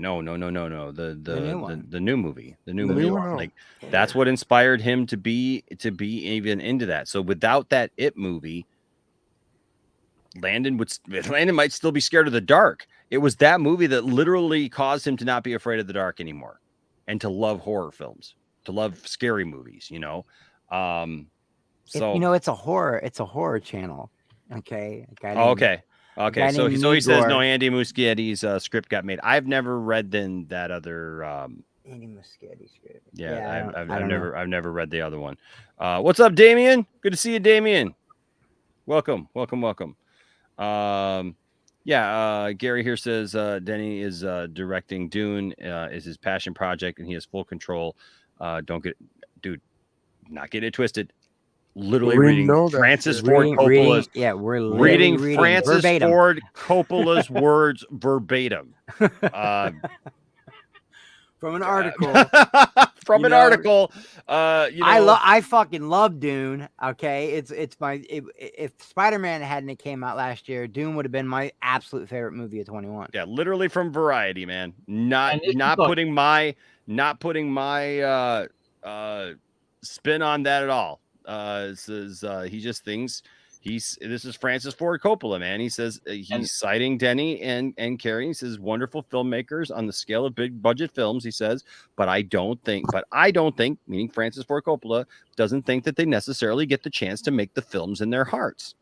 And this is a big time director talking. I think sometimes we look at it and we think that they may have full control, but in the end, I think still, like, there's no way that they just give one person full control. because when you're talking millions and millions of dollars, Hundreds you of invest, millions, dude. hundreds of millions of dollars, investors, you're talking stockholders, you're talking that. There's no director that's just going to get full anonymity to just do whatever the heck they want for anything. You know, the earliest time I ever saw this happen, Enosh, I was What's still that? fairly young, but I remember being naive enough to believe that you hire a director and then you let them do what they want. Mm-hmm. And then I saw what happened to Fincher and Alien 3. Oh. And then I started digging even more and I went, wow, they did this all the way back in the day to what's his face on the original Dune. Hmm. They twisted who did the original Dune and now he won't put his name on it. Dune. Lost Highway, Blue Velvet. David Lynch. Okay. Yes, David Lynch. And then in 84, they were doing this shit to directors. And then I saw, dude, David Fincher's one of my favorite. Look at a movie like Alien 3 that could have been a masterpiece. Yeah. And all the studios stepped in and screwed with him. Then go watch movies like Seven or Fight Club, where he did have full control. Yeah. Well, and as H. Bart says here, Denny was obviously satisfied with Dune, right? But I'm sure at some point there were some concessions given. I'm sure there were some things, or maybe it was a perfect world and the studio was fine with everything. I'm just saying, like, I don't think that anybody's ever living in a world where probably they just get everything that they want. Well, look at Matt Reeves. Enosh, because like he had a mandate, but he also told him things he wanted, and he wouldn't compromise. And there had to be a meeting of the minds there. Yeah, but like that's off the back of the success of. I mean, I'm gonna say it, but like the success of Justice League being a 4-hour film, Zack Snyder's Justice League. Sorry. Matt Reeves coming fan fiction, bro. You mean the biggest fan fiction movie ever made? 4-hour fan fiction movie. Full of body doubles. Full of body doubles and stand-ins. Oh my God! Oh, careful. Be careful. Be careful. You're gonna get canceled, bro. Watch out. Anthony, you don't know how the movie industry works. Yeah. But honestly, like, if you think about it, the success of Zack Snyder's Justice League. Hey, Anthony, can I ask you a question? No, Dark Lineal, I actually do like it. Anthony, have you been saving your money for the movies? Because you're going to need about $3. Oh, mate, I'm going to be spending it all.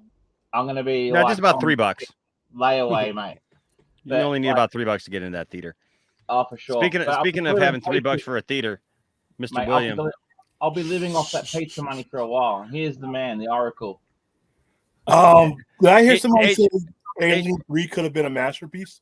Yeah, I think it could have. Yeah, I really do. There was no way on God's green earth that trash concept could have ever been a masterpiece. It don't matter who the director is. If you I thought we were in a day and age now where people wish back in the day there was what's it called? You're subverting expectations. No, as H. Bart says here, remember J.J. Abrams wanted Lex as a Kryptonian. So he didn't get Atlanta. Oh my God! If you have a bad concept, sometimes a good director can't save it, and that movie wasn't going to be saved by any. William Dark Lineal here, absolutely. You don't like either version. Alien 3 has become Dark Lineal's. William, you don't like either version? Favorite? Like any of them? It was a dumb concept, and it. Wait, hold on. You don't like Alien? Alien 3. No, he's talking about Alien 3. No, Alien 3 is legit a bad movie. It's an acquired taste. He's not wrong. Alien 3 is both versions are still bad, whether you get the dog version or the water buffalo version. Paper dog.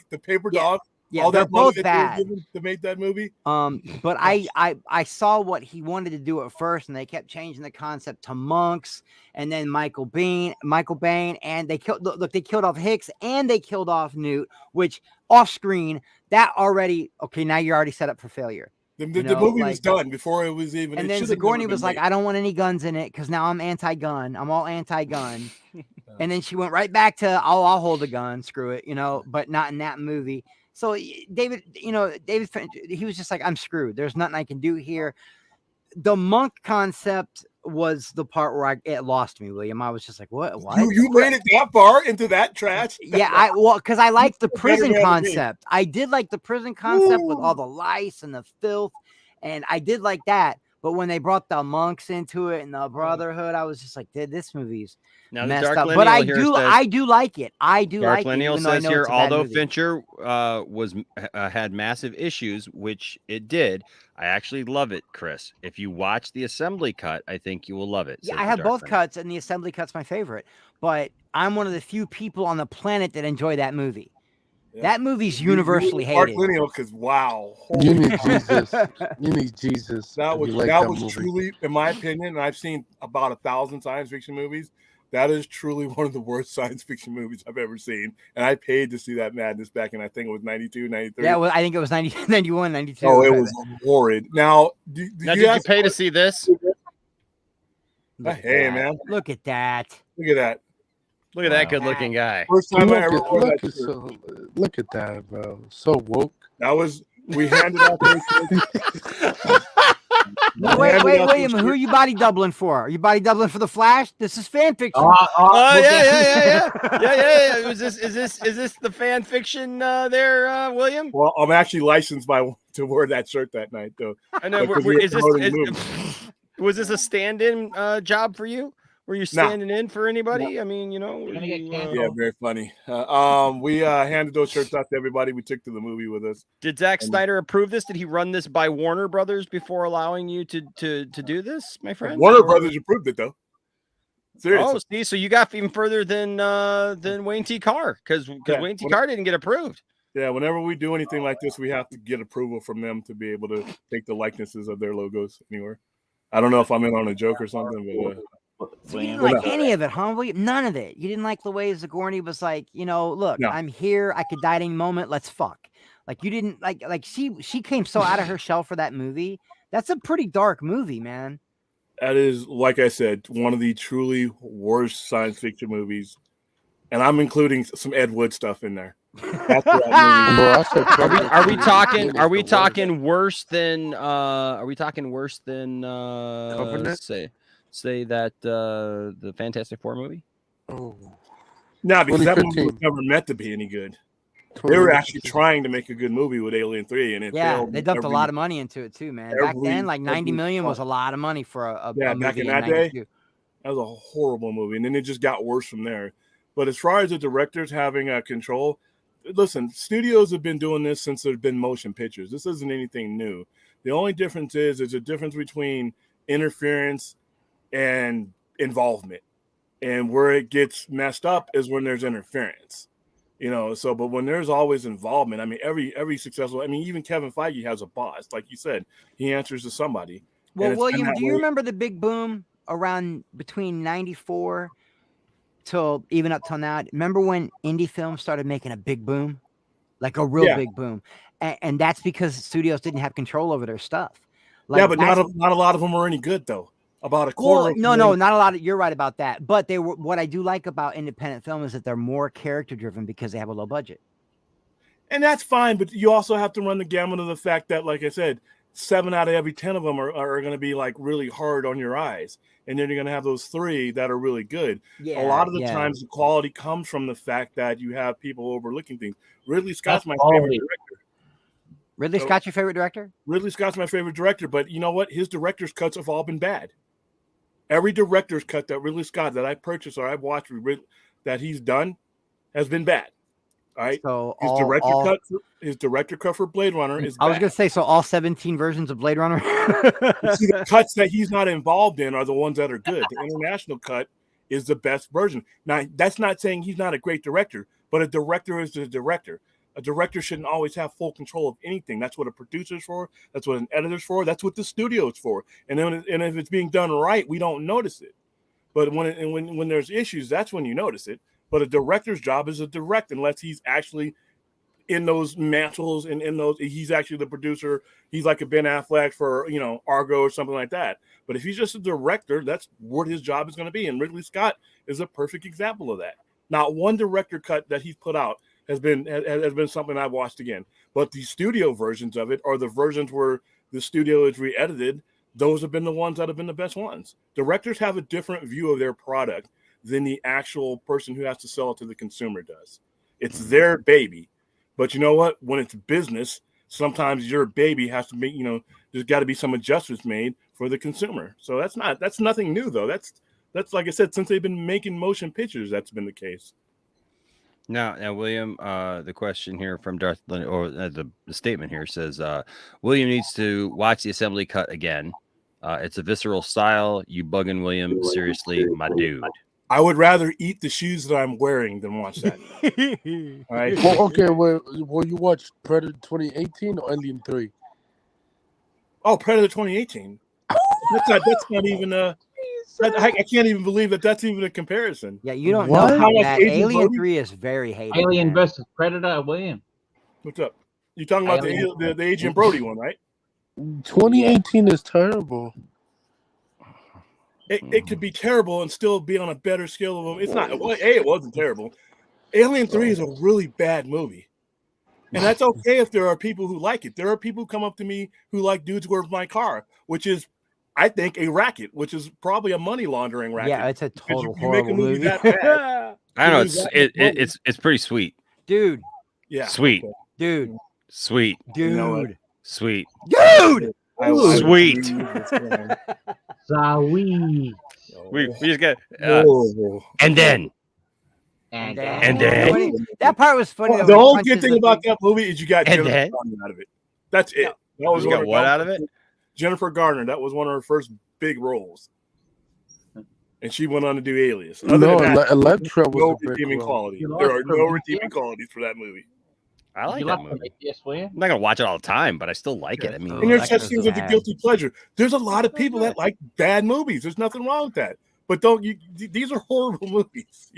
Alien 3 is a horrible movie. I really like Alien 3. I can't help it. And that's okay. Look, there's people who like American Pie and like One Time at Band Camp. Am I gonna watch that movie all the time? Do I think it's a great cinematic film? No. Does Elizabeth, what's her name, look great in it? Yes. Yeah, there's no director that could have saved that though. Going back to the what's her last name? Elizabeth Hurley? No. So even Zack It's Elizabeth, isn't it? Shannon Elizabeth. No, Shannon Elizabeth. That's right. Shannon So Elizabeth. not even Zach could have saved Aliens 3. Monkey Jiva says he's in American Pie. Oh yeah. He's the pie. Make sure it's not too hot. He's the pie.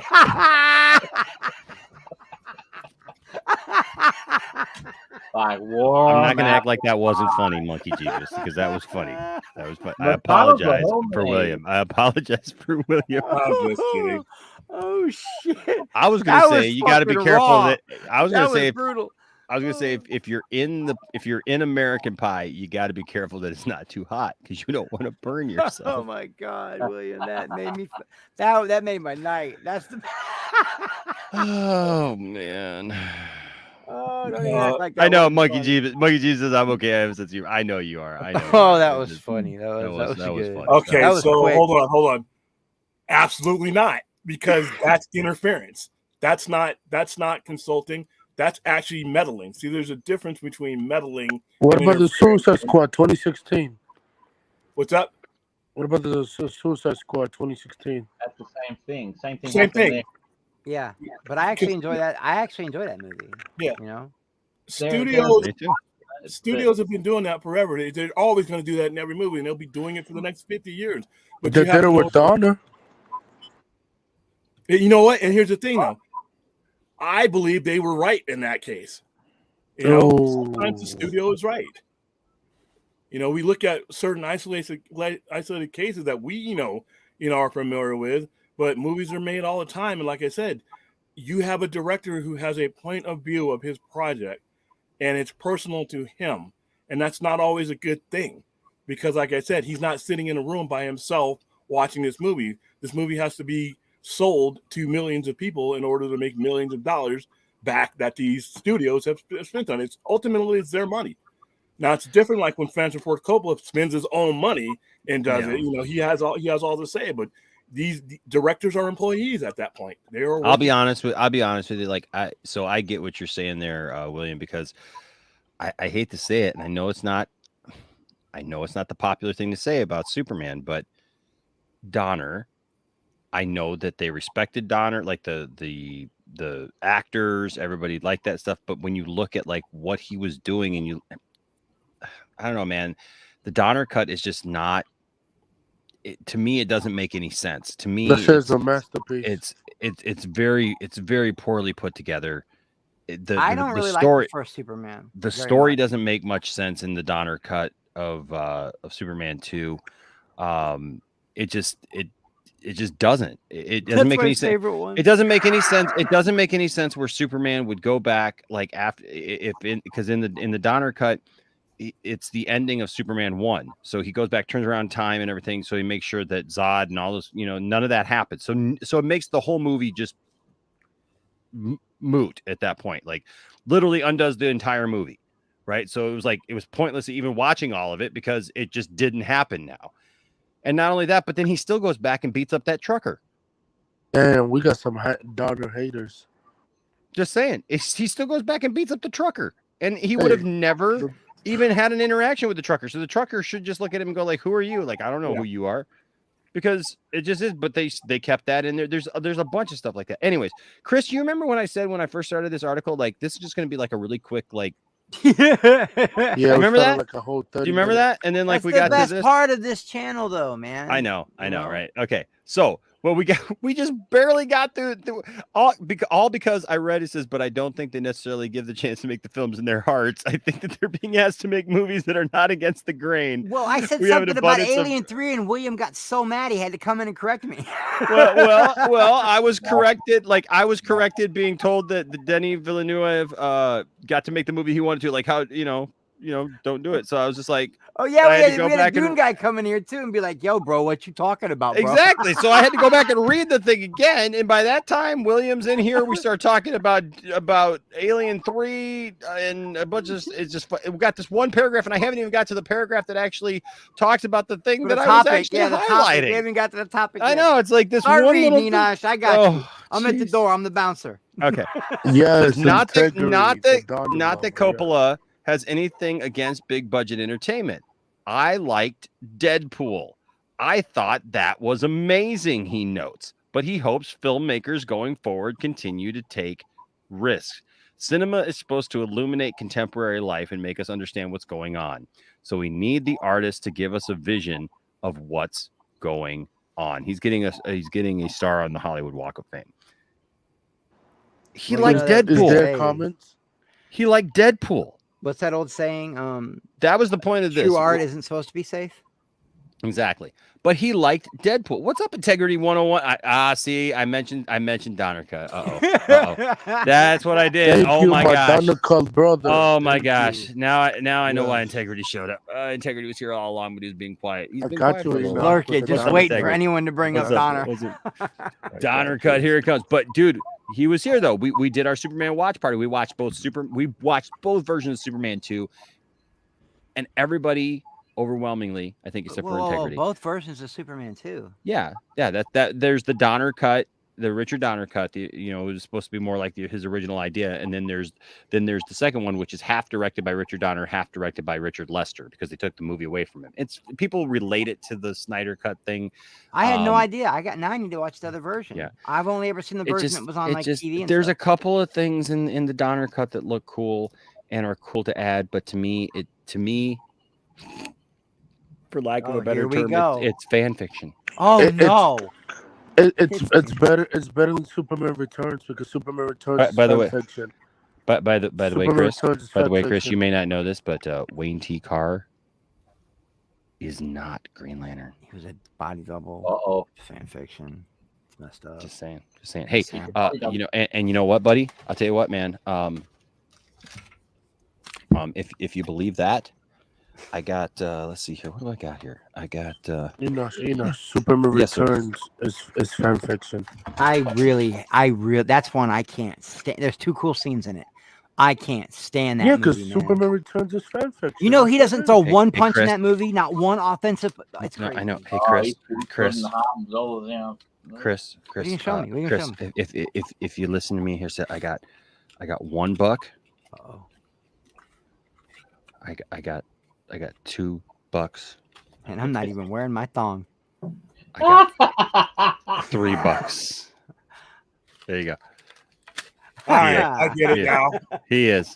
I get it. Oh, I get it. I was He on is. the outside of the inside He joke. is. I wasn't getting the joke. It's not taking a shot. It's not taking a shot. at It's just a very vocal. It's a very vocal opinion that somebody has, and Oh no, I took a disagree shot. with it. You didn't see I me go on disagree with it. Max's channel I and disagree snap with it. out?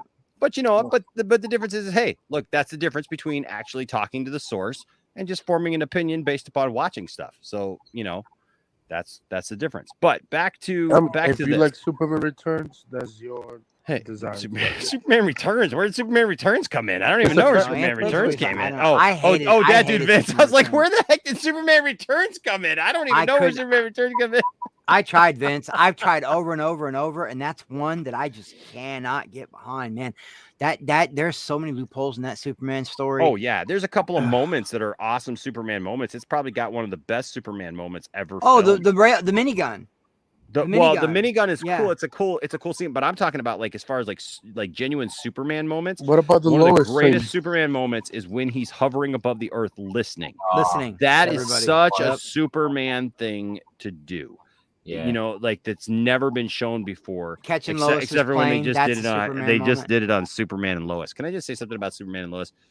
They keep trying, they keep copying good stuff that's No, but happened they in do other it like Superman stuff homages. and That's trying the to be thing. like their own thing, like try to like do it their own way. They just need to stop. They Yeah, need to and make you their can own only thing. copy shit so many times and call it an homage. I'm saying You can only do that so many times. they literally recreated that shot in an episode of Superman and Lois from a few weeks ago, where Superman is literally got his eyes closed. He's hovering above the earth in the darkness, above the earth, above the city. He's listening. He hears something, and then he flies down real quick. And they even have like the sonic boom. Like it's like, oh, come on, we get Well, it. to It's be an honest, homage, the maybe. showrunner did say that he respects Zack Snyder, and he respects Donner, and he respects. So of course they try.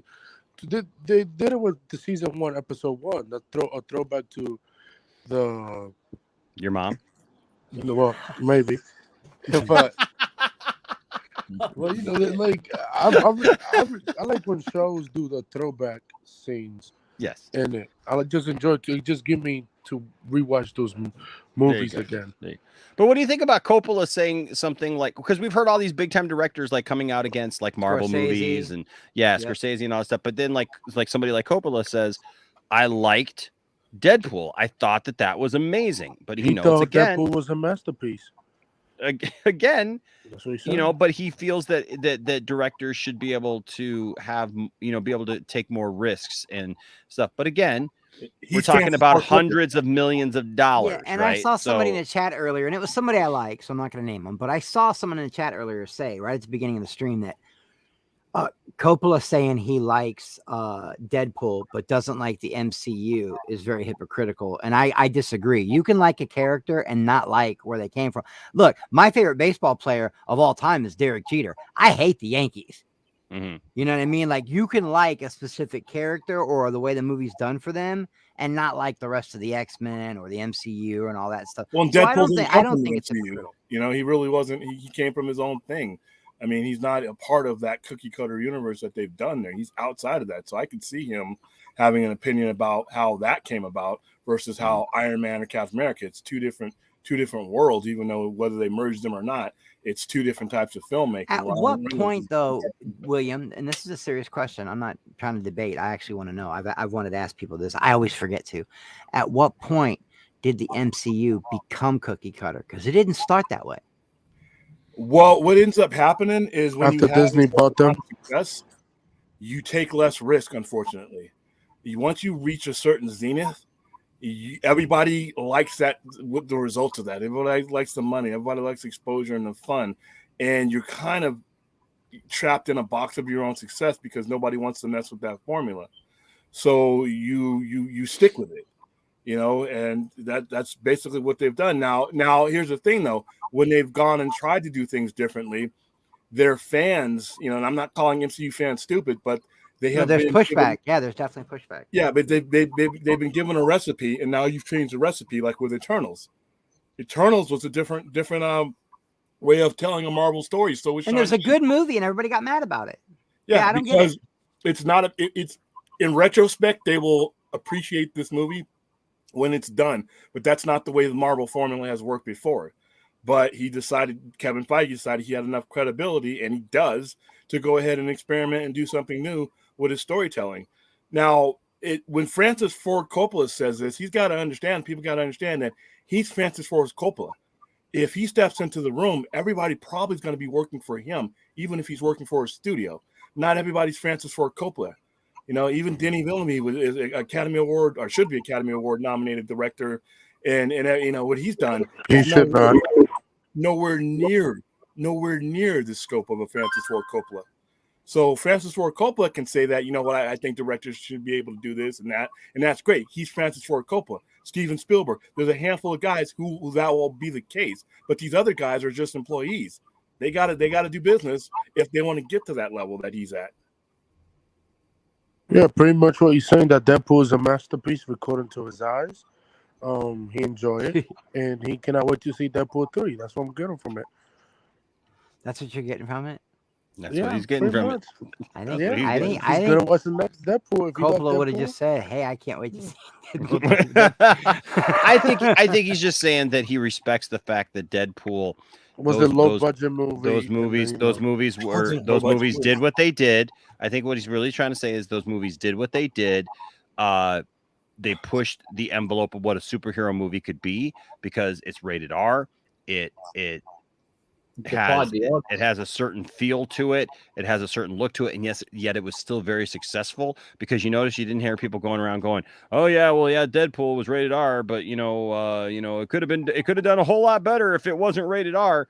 Like I still have I've had people tell me that like it doesn't have to be rated R. I disagree. I get it. I respect Joe, but I disagree that I feel like Deadpool, if you're really going to get that the most out of that character and have him be the irreverent smart aleck and inappropriate character that he is. Oh yeah, he's definitely controversial. Then like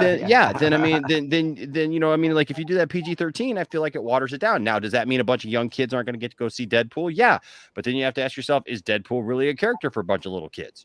No. Mm-mm. So I know that there's people who think that he should be or could be or whatever, but okay, I don't think so.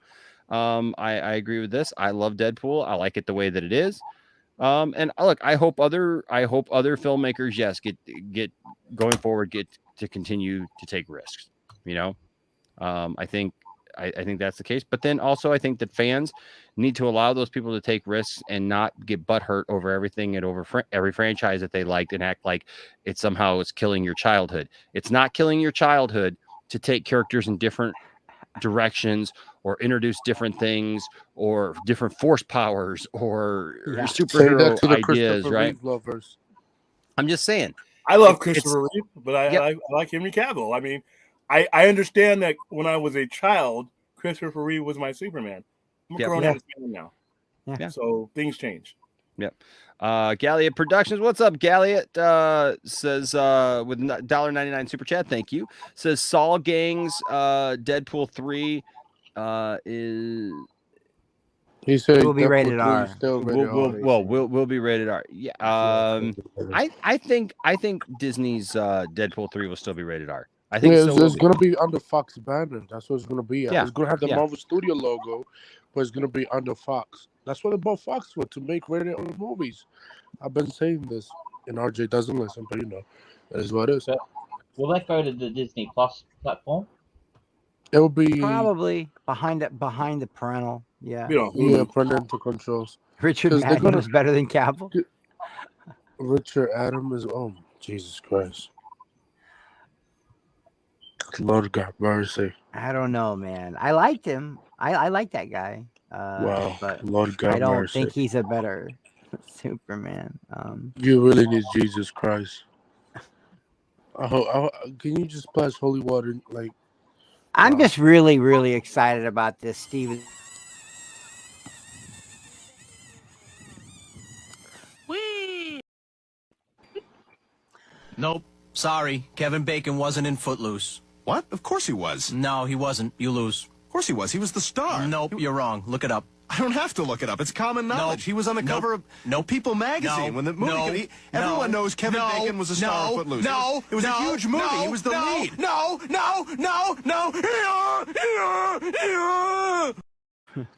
Yeah, I like that one. Wow. That is tough. Wow. When was Richard Madden Superman? Did he voice him or something? What? I have no fucking clue. Oh no, really? Okay. So Richard Madden was in Eternals, so they're saying that he's trying to make a point that Icarus was a better Superman. No, he wasn't. Sorry. He wasn't even a good Icarus. Icarus was not Sorry. Superman. No, She I just do took like us Richard from Madden. bro. Chloe Come on, Zhao Gary. said Come that on. Come on. Gary. I know you're trying to be like, I don't know, man. Edgy. You're trying to be edgy there. Come on. Or maybe you're just messing. I don't know. Look, I try not to misread people anymore. I try not to assume anymore because there's been times where like I've seen a comment and I'm like, come on, dude, that's ridiculous. And then it's like, I was just joking. Don't get mad at me. So I'll try to refrain. Dark, are any of you though, like any of you, as excited as I am for the the Zack Snyder, Steven Spielberg Star Wars movie? No, that they're gonna make. Zack Snyder, Steven Spielberg. Yeah, I told you. That's I'm gonna start this rumor. It's gonna happen. Oh. I'm gonna have a hashtag and it's gonna be trending. Oh my god, dude! Marvel fans can't even agree that he was a good Icarus. Bro, he's not Superman. He was not a superior. Yeah, Superman. and I'll tell you what, I know very little He about was that. not a good Icarus. He was a weak point in the movie, by the way. You know who's Superman? You know who's the Marvel Superman? Hyperion. I think that's what he says his name. I think that's. I can't. Yeah, that's. And okay. So here they all come right at once, right? Marcus, guess what? Hopeful and heroic Luke Skywalker was 22 years old. Yeah. Yeah, there you go. The grown-up Luke, who's in his late 50s, seen some stuff. How old are you, Marcus? He's who 16. literally had to kill his father or fight his father to the point he died to rebound. He rebalanced the force, and the force got unbalanced again. Then they rebalanced the force, and the force got unbalanced again. I think at that point, Luke was just like, you know what? Fuck it, I'm tapping out. I'm just asking the question, dude, because you know what? Here's the deal, man. When you go through all the stuff that old Luke Skywalker had gone through, and all the damage and all the issues and everything like that, just like everybody else, because Luke Skywalker, from having to judge him as a man, as a person, as a human being, you have a different insight into life. I know all the 21-year-olds are going to come out and be like, no, we're this, we're going to fight for this, we're going to do this, we're going to do that, right? All the young people come out and listen. I was young. You know who else was young at some point? William was young. We were young. And I'm not saying I'm not hopeful. I'm not saying I'm not positive and hopeful, because everybody, everybody knows that I'm hopeful and positive about things. But here's the thing. You have a different outlook on life when you're 45, 55 years old, 60 years old than you do when you're 21, 22. I've had many conversations with friends recently who are younger. And I've just had to tell them, like when I'm talking to somebody who I'm old enough to be their dad, for example, right? Exactly. I have to tell them, like, look, I know that we're having fun here and that we all talk about nerd stuff, but sometimes you got to remember, I am old enough to be your dad. Some of them I'm twice their age, right? 21-year-old, I'm 45. I could have had you at, 21. Yeah. Right? At your age, you know what I mean? So the thing is that, we just got to remember that, like, people have different aspects on life. You know how much I've lived when somebody's lived double or triple the amount of lifetime that we see them the last time as a character. Don't you think there should be like some character development there, that maybe like they're not the exact same person that they were the last time we saw them? I'm just asking, because I'll just be honest with you. Like, if I see a character that hasn't changed at all in 50 years and 30, 40 years, that's not relevant, and that's not Batman. I don't want to hear Luke pissed off, stomping his foot, talking about he was going to Tashi Station to pick up power converters. That's just not to me. That's not even interesting. If you're just gonna tell me that, like, the character's the same, I'm just gonna be like, That's boring. Marcus is just trolling at this point. Yeah, I know Marcus has fun, right? But I'm just saying in general because I know a lot. We have a lot of viewers who share those sentiments, right? Hey man, I don't even look. You know, Youngs says here you're 45. You beat me by 1 year. At 47, I can tell you right now that not only do I process emotions different at this age, but I even see movies different. Yes, I see them differently. Even the old shit, like the Goonies, I can go back and watch it now and see it differently. It just things happen when you get older. You see things differently. Have you watched Star Wars? Oh, dude. Have you watched Menace? So many times. No. I'm not talking to you. I'm talking about this statement right here. A Jedi never changes unless they're Sith. Bro, have you watched the Star Wars movie, bro? God, Lord. This guy's trolling at this point. Okay, bro. All right, man. Sure. Go get some help. Gary, I'm super glad you're here, man, but you got some hot takes tonight, man. Just saying. Just saying, man. You got some interesting takes, bro.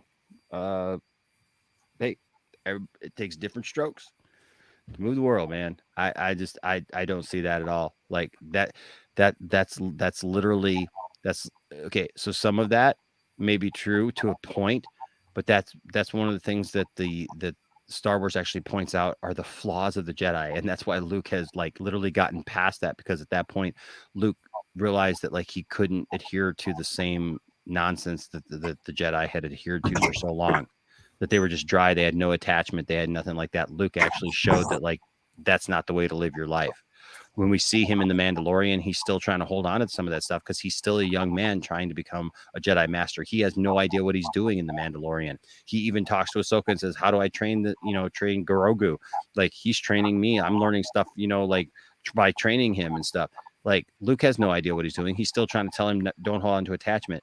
By the time we see Luke later on, it's exactly the thing. Luke has embraced who he was, because Luke had attachment. Luke had attachment all over. He hit Ahsoka. Luke had attachment to Leia, to Han, to Chewie, to everybody, and that was the whole point. Was Luke was presenting a different way, and it was all those ideals. And Luke even brings it up in The Last Jedi when he talks about the folly of the Jedi, that the Jedi were too self-absorbed, They were arrogant. that they were arrogant, that they thought they didn't have to change, and it cost them because they literally couldn't even sense one of the worst Dark Lords of the Sith right under their noses. Yoda literally sits in a chair across a desk from one of the greatest Sith Lords of all time. I had no idea. No clue. No clue. No clue. So, I mean, I get it. Look, everybody's got their own opinions. I ain't going to tell you you're wrong. I'll just tell you this.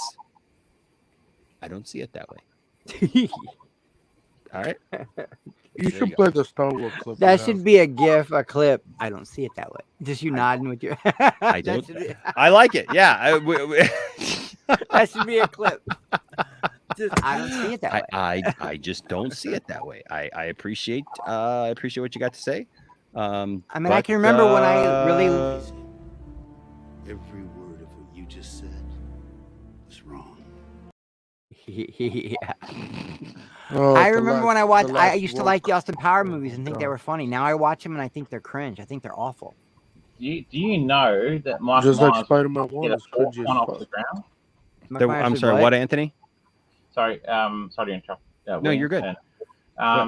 Mike Myers tried for a few years to get a fourth one off the ground, and obviously with Vern Troyer passing away, it kind of hampered that effort. But then after they released the Love Guru, it kind of killed the momentum going forward. But I think it's what there was a version that was in development hell for Mike Myers, and now he's got something else coming out. What? Which is why you're not a Jedi, bro. He owns 10,000. Bruh. Different lightsabers. He Gary, has, I don't know how many Black Series sitting on the wall, but Tell me I'm not a Jedi again. Oh, he's Tell gonna me I'm fight not a your throat. Skywalker. a Skywalker. Skywalker. Skywalker yourself. Rhetoric is just that. Rhetoric is just that. It's rhetoric. Because at the end of the day, She's still a Skywalker. Marcus, what are you talking about? Are you just playing now? Or are you just goofing around? Or are you being serious? Nah, Marcus is just being dumb. Nash will eat up anything Disney gives him.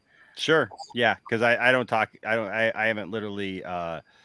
You gonna watch I haven't. Andor? I literally, Chris, have not torn apart the stuff that I don't This like. is the reason why Star Well, Wars. Darth, right. See, here's the thing, man. I do a lot of reading. I do a lot of insight. I do a lot of investigation into stuff, and I get it. A lot of people don't, right? But it's what it is. Ain't nobody. Skywalker. I thought you identified as a Fett. I like it, Monkey Jeebus. I like it. Oh, I like it. Exposed. Hashtag exposed. He did get you. He got Yeah, you. I know. Neither I guess was like 25 either. So there you go. Making snarky comments. What about on the you, internet. Gary? Do you own Making, the lightsaber? making snarky comments on the internet does not make you one. Okay, we're done. All right. Last. Oh, we're gonna talk about Trash Morbius. Oh Jesus. Yes, we're gonna talk about Morbius. That's gonna win an Oscar. I keep telling y'all. No Oh one's my believing God! me. Shoot me in the leg, please, Lord God mercy. I've been Just messing shoot with me. Ashley. I've been messing with the widow like all month about yeah? this, telling her how great Morbius is gonna be, and it's I've gonna been set telling you records. more. And she I've gets been so telling you- pissed.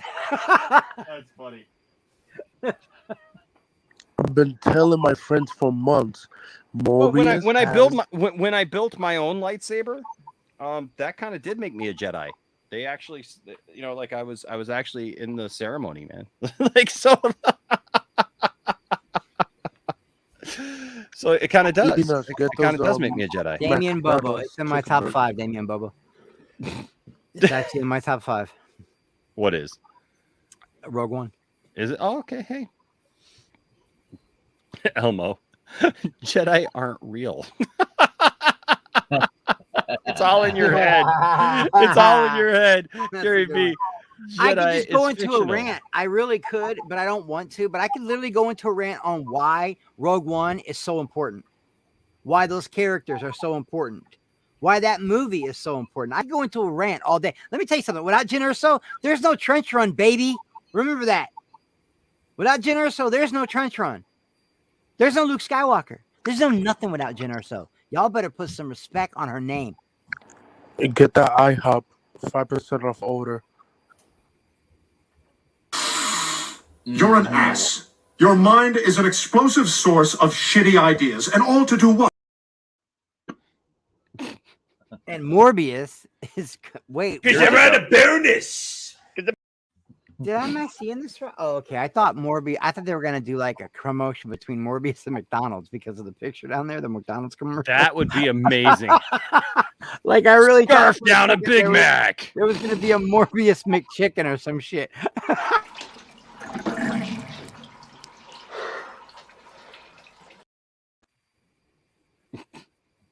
Was that weird science? Yes, it was. You will never find a more wretched hive of scum and villainy. We must be cautious. Must be cautious. Be cautious. All right. I So was- this Morbius thing, I'm interested to hear what you guys' take on this is. So Well, at least we had Morbius reviews. Look at him there, man. Look at his face, dude. Jeez.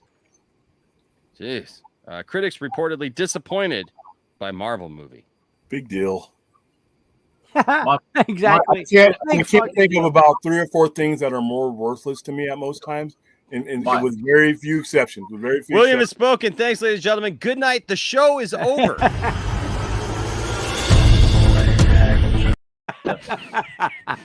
Then a See, this critic's is why opinion. William does not run this show. Because if William ran this show, it'd be like, "Hi, welcome to the Poindexter Lounge. This is absolute trash. See you next time." I'm not interested in this at all. I didn't like it when it came out. No, when it comes to critics' opinions, I can't think of very much that has less value for me. I agree with him. I mean, My critics' man- opinions, unless it's my a man- critic that is aligned with the type of movies that I watch on a regular basis, or Sure. It's just a critic's No, I opinion. I know. mean, I think people put too much weight in a critic's opinion. No, I agree. We're gonna go see it and make our own opinions no matter what. They can tell us it's a terrible movie. We're gonna go see it. Yeah. Sony really needs this to do well, at least to some degree. And plus, I've had people like my manager at work. He's convinced that Spider-Man or a Spider-Man will appear at the end of the film as a cameo. There's no Very possible. But this movie is made for $70 million. That's not a hard mark to beat to make your money back. $70 million for this movie, and that's with an Academy Award winner starring in it. That's cheap. That's like Blumhouse money. That's with a Michael cameo. I mean, I got a kick out of reading something how the director was saying that Jared was really into the character and like he was scaring people on set. He's a method actor. That's what he always does. Yeah, He's that's always been like good. that. You know, I really all those think good movies have that happening. he did it on Suicide Squad. Mailed some girl a dead rat. Mail me a dead rat, Jared. I like you, but go ahead, see what happens. Mail me a dead rat. In character, He'd be like, put it in glass. Beat the shit out of him. Can you sign the dead rat? Yeah. Can I mummify this rat and keep it forever? To Chris. Love. You ever been smacked with a rat? Pow! It's gonna be mounted like a trophy, like people mount the moose heads. And But yeah, if there's no Spider-Man, no Venom, no nothing in this movie at all, then why the hell are they making it? That's the truth. Why are we watching it? It's a good question. Let's just It's do it because listen, because they're doing. It's not linear on any level. No, look, the statement was made that like they need this movie to do well, right? So when we start hearing that like there may be issues, that I think it's news. It's not necessarily that they're right. It's very interesting. Says after beating the New Mutants delay record with 6 release date shifts, Morbius has grown into something of a joke within the Marvel fandom. Jared Leto's vampire will soon become the second anti-hero in Sony's Spider-Man spin-off universe. An audience couldn't be less enthusiastic. Social media interest remains low, and trailer reactions appear lukewarm at best. But I don't know about that. I think there's still people who are absolutely interested and looking forward to it. It's not really my thing, but okay. And the vampire craze has ran its course, man. Yeah, but it says, but after the chaotic thrill ride of Spider-Man No Way Home and the shocking multiverse connections from Venom, Let There Be Carnage, some remain eager to see what secrets Morbius may hold for fans. The trailers have already revealed the surprise inclusion of Michael Keaton's Vulture, but many remain optimistic for a Spider-Man appearance from Tom Holland, Andrew Garfield, or Tobey Maguire. And that's the interesting thing. We have to remember Michael Keaton's Vulture is in this universe. He's in this world. He's in this film. So it's interesting. It says, but based on early review rumors, it appears Morbius may not deliver on the years of waiting, as evidence points to a boring and inconsistent mess from Sony. But we're getting abs. Getting abs there. The abs look great. In a recent post on Twitter, Geeks Worldwide editor Brandon Matthews shared a disappointing Morbius update as critics began to sit down for the first viewings of Sony's latest Marvel blockbuster. Matthews reported that several journalists who have already seen the film for press purposes described the film as being boring and uncalculated with no consistency. Insiders did offer some positives, saying it has good moments here and there with 2 or 3 Easter eggs sprinkled throughout. However, the general consensus is that it should be saved for the home release. Good moments here and there. Otherwise, watch it at home. So is Morbius good or bad? After years of unfortunate delays, the rumored first reactions seem to suggest Sony still missed the mark with Morbius. Granted, this won't come as a surprise to many, as excitement for Sony's latest Marvel venture has been low since the beginning, as trailers failed to generate much interest. While the first critics sitting down for Morbius don't seem to be getting much enjoyment from it, that doesn't necessarily mean audiences won't. On Rotten Tomatoes, Venom was a measly 30% rating among critics, but a comfortable 81% from audiences. This instance proves that the journalists and fans aren't always united, especially when it comes to Sony's Marvel universe. The promise of the occasional good moments and several Easter eggs does offer some glimmer of hope. And we all know that, like, you can get into a movie can really just be kind of like nonsense, but like if you give fans like 2 or 3 exciting moments where like it connects to something, they'll forgive it all. They'll forgive it all. They'll buy the Blu-ray and shit. They'll do it. Yep. You know. But the suggestion to just watch it at home certainly implies Morbius will offer nothing groundbreaking or shocking on the level. Now, this is just them reporting. This is where it's just like, yeah, we're gonna harp on that just to get people, speculations. like, just to get people all speculating and talking and whatnot, right? So, you know, I don't know what to make of this. Obviously, we have to wait until we actually see the film, know what the film is, whatever. I'm gonna watch it. I'm gonna go in optimistic. I always pull for Sony. A lot of people give me shit for that. I love the Andrew Garfield version of Spider-Man. I always have. You know, so I want it to succeed. You know, because eventually later on, if it does succeed, maybe we will get the crossovers that we want. And you know the other thing. Sorry, Anthony. No, go after that. The other thing that affects this film, I think William said this recently too. They don't have the full backing of a studio promotion. No, the marketing's been horrible for this movie. Exactly. And like, so that's going to affect it. But this film, I still think it's going to do all right.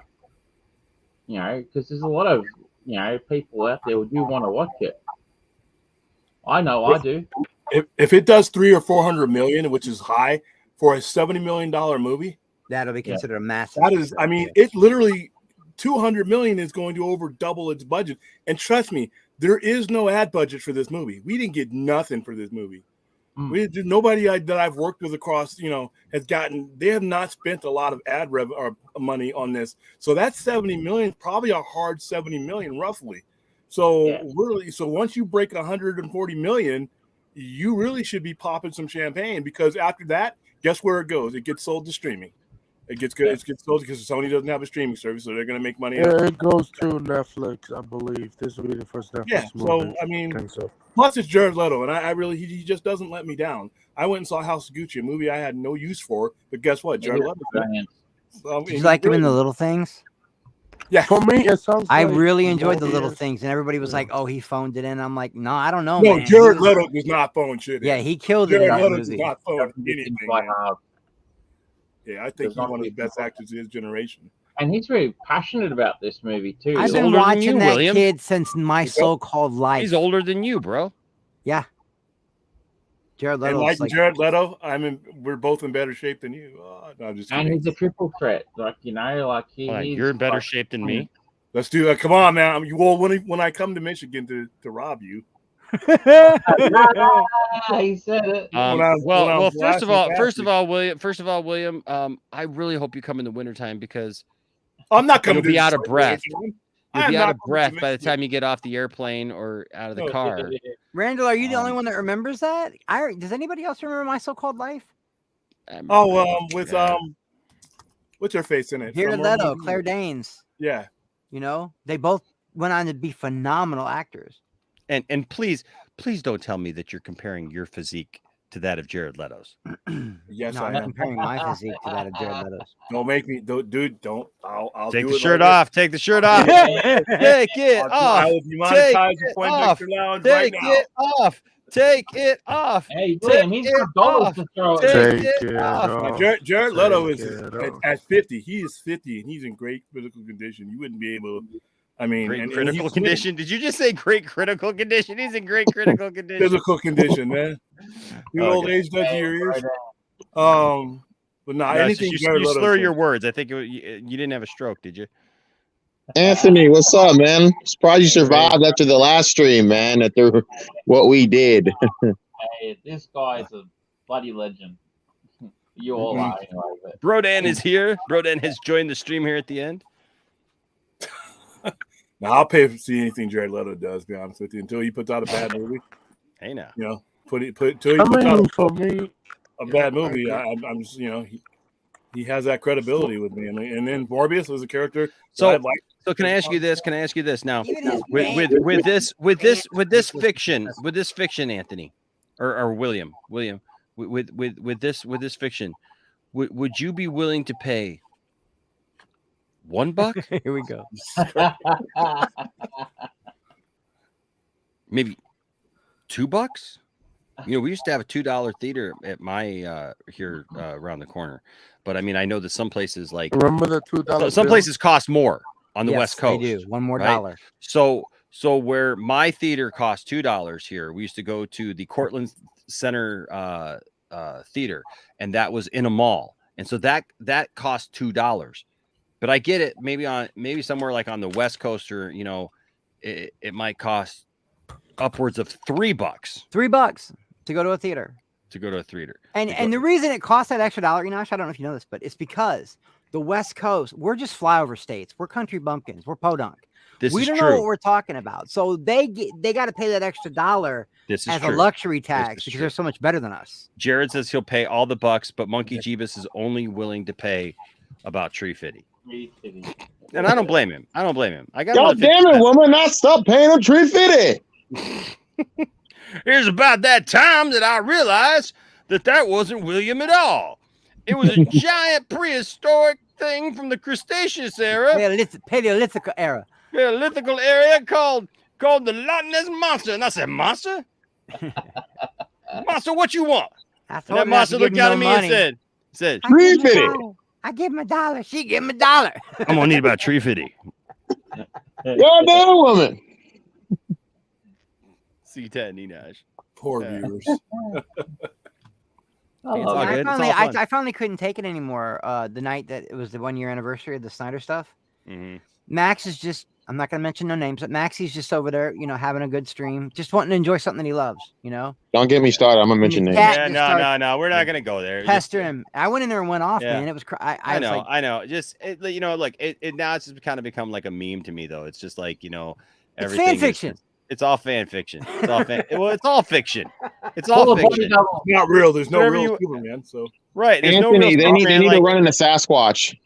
Oh, mate. Which one? Yeah, the tiny hairy babies at Broden. But when I when I get into my shit, and I get into my head. Look, I get that. But here's the thing. You want to talk about Sasquatch, right?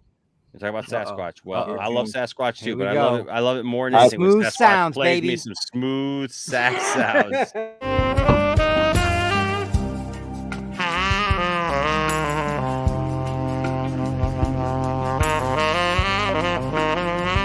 I don't think we're talking about the same Sasquatch.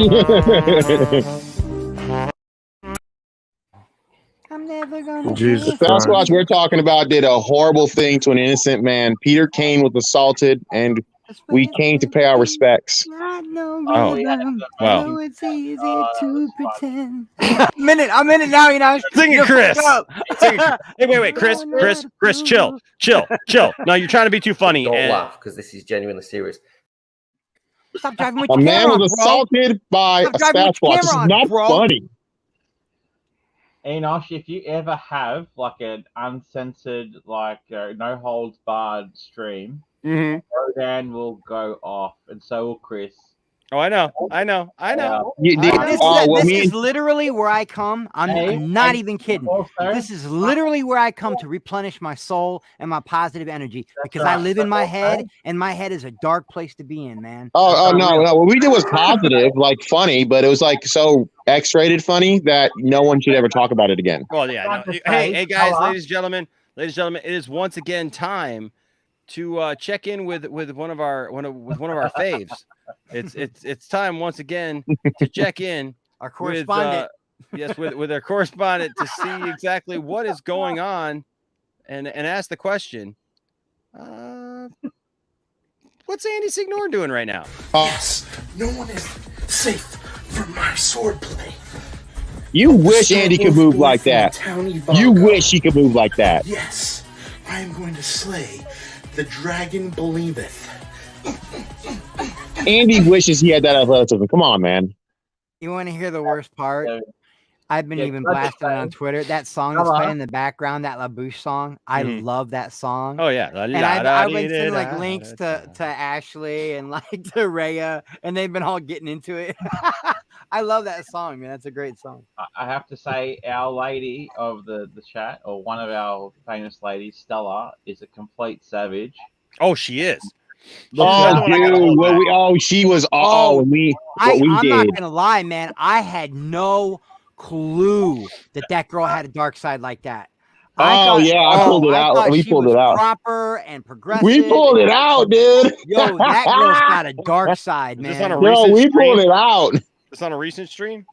Oh, you don't. He was in the chat saying some crazy shit. I was at work, and I've been between deliveries delivering. Oh pizza. man! I'm hopping away, and I'm losing it just in the shop. Daniel, Daniel, hold on, Daniel, no, you can't buy that for $1. It's $3. The worst part is, Anthony, we're gonna do. It's free. It's $3. Daniel, It's $3.50.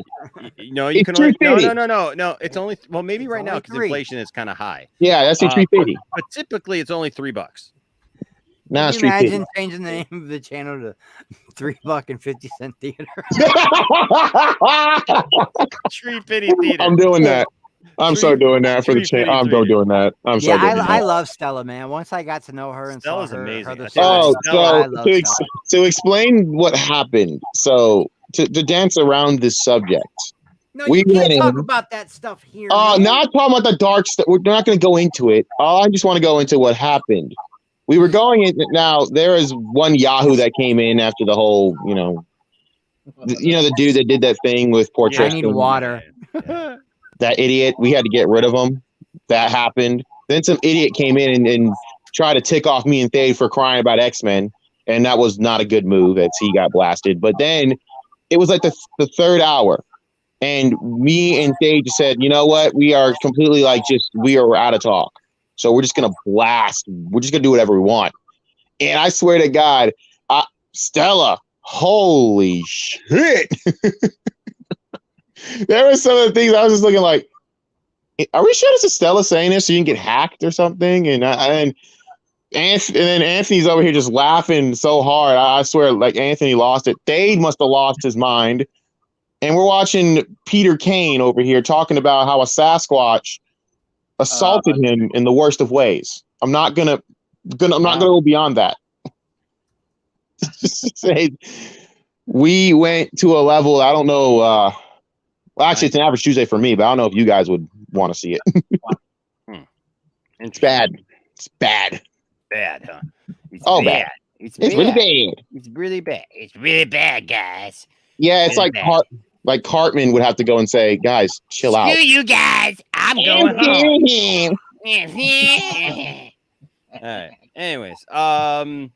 So look, I don't know if Morbius is going to be any good or not. Who knows? Who the heck knows? We've waited for this movie forever. The Flash is trying to tie it for how many times it can get pushed back to something else, man. I don't know what but I'm hoping for the best, right? I'm hoping for the best. You know what? I paid $3.50 for it. I'm injecting that hopium, baby. I got my hopium fix. I'm hoping for the now best. Make your eyes roll and have your head fall back. I'm hoping for the best. Ow! I'm howling at the moon. Not feel too good about things, all right? I was supposed to work on my video, and I said, I don't care. Do it later. Well, there you I go. was watching some. I'm howling at the moon, just like our good friend. We're going to check in one more time here. How's Andy Signor doing exactly? Sorry. I'm just howling at the moon. Again, he wishes he had that nimbleness. He wishes. And what were you watching? Some of what, Chris? Your stuff about women. Oh yeah, the women's metal stream. I have to do. That's a part one. I got to do a part two of that interview. I actually got to say, Christopher Barker. I've met her. Yeah. Amy Lee. She is phenomenal. Yes, I know she is. She'll sit there and she sat there and talked to me and Rusty and Scott for like 45 minutes. And you know how some people just go out there and they do music because it's their job. This chick loves music. She just does. She just loves me, dude. Amy Lee is one of the most gifted vocalists. That the girl from Evanescence is incredible. There's no one that can sing like her. She Yeah, I is did it. phenomenal. I'm gonna do something. I'm about to do a whole video on that band. Her last album was good. I feel as though while she did a noble thing trying to keep the band as the forefront, I wish she just kind of let the vocals go up more. Yeah, a lot of they've always paid her more attention than the band, and it's actually a whole band. People actually for a long time thought what that girl's name was Evanescence. That's the problem, though, man. That's what casuals think, and I think that's the wrong way to go. Listen, casuals think that, but if you know what we're talking about, bands, it's like NFL. A band makes up. It's like a quarterback can do so much, but if there's no one to catch the ball or block for you, you're not going to do anything. So Just sitting there drenched in pure sweat after the show, makeup all running on, caked on her face, exhausted, sitting there with a bottle of water, talking to us for like 45 minutes about, which song she likes from Van Halen and how she was classically trained on piano and knew that someday it could be metal. She's phenomenal, dude. And you know what? And the interview I was watching was, if you know the woman on my picture, Courtney LaPlante, she is like the future of this business. She is uber talented, and she did an interview. She interviewed Amy, as Courtney was a fan of this girl, of this woman at 12 years old. So I did that interview because I knew, well, these are two melding things. And you know what the funny thing is? Crazy enough, I go and look at Saggy's stream, and this is what prompted me to do this whole stream for no reason. I look at Saggy's stream, and then I see the intro. I'm like, the intro's good, right? But I'm like, if you put a feminine voice like Courtney or Amy, that intro would be fire, right? And then I decided, okay, I'm gonna go do a whole stream on this. And now I'm gonna probably do a part 2. And then Anthony, this will make you happy. If Fade is up for it, he said Monday, director's cut of the new crew. And we're gonna go worse than we ever have. Oh, mate.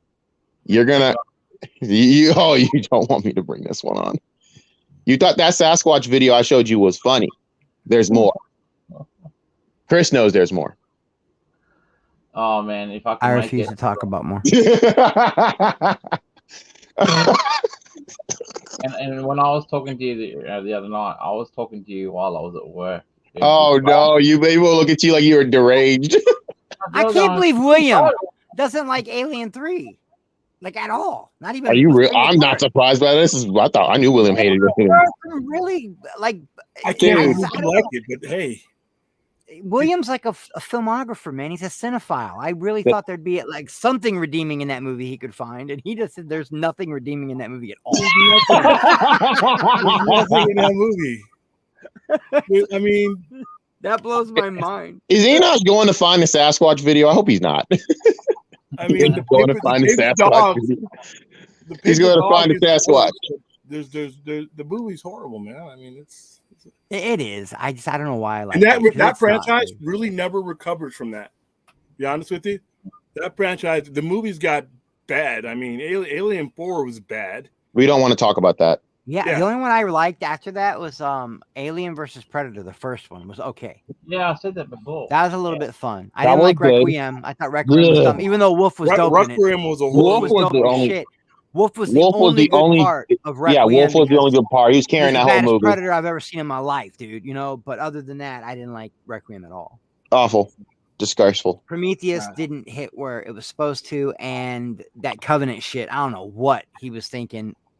But Covenant was trying to appease the fans, and it did not work out well at all. Just go with the plan, man. I think deep down, if you look at Ridley's movies, he really does have a fear of AI. He always makes AI evil. Well, that's not my point. I'm saying the alien. You include, dude. He glossed over an entire movie in one scene in Covenant. I'm just thinking. Oh, when he blew up all the people. Yeah, I'm like, that's the whole plot of the second movie. What'd you do with it? Oh, I was mad. I was like, this is dumb, stupid. Don't listen to fans. Just do your thing next time. And Enoch is left. Yeah, I actually thought I actually liked Prometheus. But I love Prometheus, actually. Yeah, I wish they would have continued along that. That's exactly what I was thinking. But like I said, it's when they went with Covenant, I didn't hate it, but I liked Prometheus so much that I wanted the direct continuation of it. And I mean, who knows will that, because where they were going with that, the explanation of where the alien actually came from, where the xenomorph actually came from, was stunning. and Yeah. I thought Yeah. that had potential to do. And great I love things. Fassbender as David. Same here. Incredible. You know, I'm just gonna say it. Fassbender is the best X-Men actor ever. I'll say it. I think he is. Let me think. He's one of the best actors. Listen, He's I just He can't. might be. He might be He's the so best. good in his roles. I want to choke him if I were ever to see him for 12 Years a Slave. The Counselor. He was incredible in The Counselor. I think Yeah. Michael. Oh God, same with Leo, man. I have to choke out Leo. Hey, man, listen, Leo, I have to kill you, bro. I know you're playing a role, but I have to choke you out, Yeah, man. and I'm I sorry. understand. And I have to keep telling myself when I'm watching that movie because it is a great movie, one Best Picture. I mean, it is as great as all the accolades. But Gotta remember. I want to beat the hell out of Michael Fassbender for no other reason, but he dude. plays his role, and I'm like, means he dude, did his job. Yeah, I know. His job. Yeah. I You have know to he tell myself- apologized after every scene, right? He's like, "I'm so sorry. I'm so sorry. Yeah, I'm so he sorry." apologizes to her. I mean, I'm like, Oh no, read his interview about it. He said he had to get in like a really bad headspace, and there were some scenes that he didn't even want to do. There's two That's films. every actor that does it too. Leo did the same thing. He's like, "I'm so sorry." Until the point where Sam would say, "Listen, bro, it's an average Tuesday for us. Just do the goddamn scene. We ain't got time for this." Samuel L. Jackson played a hard role too. I mean, he played Charlize he played a role Theron that's when not she- very well looked upon if you're black. No, he played the. Yeah, we don't want to talk about that. Yeah, but Michael Fassbender. Oh, Steven. I absolutely love him in like how he played Magneto and the tragedy of his character. He is the best. He is Yes. powerful. He is powerful in 20 Years a Slave. 12 Yeah. Years a Slave. 12 years. I 12 years. loved 12 him in years. the, I loved him Hey. in The Counselor. Have you guys seen Shame? Oh, Counselor's crazy. You I seen the loved one him in The where- Counselor. You seen the one Fish where Tank's good. he went on the hunger strike in the prison? You Who? seen that one? It was directed by the same director who did Shame. Oh, what's his name? I can't think of the director's name right now. But I he forgot Michael Fassbender was in 300. Yeah, he was. And like he was the soldier, I forget his name, but he was the soldier who went up to Jared Butler and he said, "Can I?" Basically, it was an honor to die with him, and he said it was an honor to fight with you. Yeah, at the end. Yeah. He was right hand man. Yeah. He was his main general. He was fantastic in Fish Tank as well. Oh, he's just the man doesn't miss. Even I in think Assassin's Michael Creed. Fassbender should play Reverse Flash. Just saying. You know, that was originally a name that was thrown out there when the Flash was first announced. He would have been a menacing Flash. He, I don't know if he can do well. I mean, I guess Thanos and Cable, but I don't know how you're gonna make Magneto. Oh wait, it's a DC property. He's fine. Yeah, it's a DC property. Well, yeah, I'll say it like this, man. Like, there's one idea that I saw floated out there. Jared Padalecki wanted to play Nightwing. I'm like, man, I could see that 12 years ago with with his brother playing Jason. But my whole thing was like, okay, maybe we do a Batman Beyond project with those two playing those characters. I'm in. Okay, I'm on the outside of this. What is with the love affair with Batman Beyond? Oh my God! Here we go. Okay, bro. I'm sorry. I mean, I think the younger people grew up with it, and that's why that's kind of their thing. They grew up with that animated series. Because in the annals of Batman, and I'm talking, this is coming from somebody who sells Batman stuff, period. I don't get anybody coming in, kicking down my door saying, "Where's your Batman Beyond stuff?" Well, that's just you. No, I'm in general across. Listen, I'm just trying to figure out why people want people to spend hundreds of millions of dollars to make a Batman Beyond movie when most contemporary people, non-geeks, which is the other 97% of the people who you're selling this stuff to, have no clue or reference to this character. Well, he hasn't had much exposure. Yeah, I mean, you can get about a lot of characters that are now getting exposure. Who the hell knew who Yelena Belova was? Yeah, people might want them. Who knew who Yelena Belova was? And now look at her. You shouldn't be talking then. Just saying. I mean, look who Yelena Belova was. I mean, I'm like, have you watched the show? They probably would have already made it. Have you watched the show?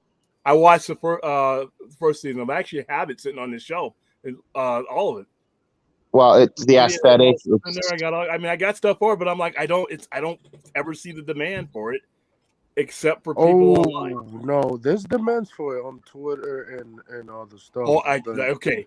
even 10 years Outside ago, of the even microscopic WB bubble tried to that make we a all movie frequent, yeah. of it. I mean, but in the But actual, I mean, they don't know the character. If they knew the character, they might tried like to make it. a Batman Beyond. You have in to the expose the 2000s. character first. If you don't expose the character, of course they're not going to demand it. They don't know He's a who pretty he is. obscure character, you know. Like, but Very they're obscure. making a Static Shock movie, you know. No, and I'm telling you right now, people, they're gonna.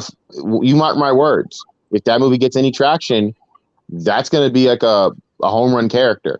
They're gonna fall in love with the character, but no one knows who he is yet. The people that do love him. It's like the same with Batman Beyond. No one knows who he is yet, but because people watch the animated series. That's if you why watch, right, you watch the people, and that was like a long time ago in the 90s. But if you give them some exposure, you see some kid flying around in a black suit with the red. Let's go and get some people their heads turning. It's all about exposure. No one knew who half these Marvel characters were. Now look at them. Tell me who knew who Yelena Belova was, and I'll laugh at you. I didn't know much about Guardians. Now they're probably my favorite, you know.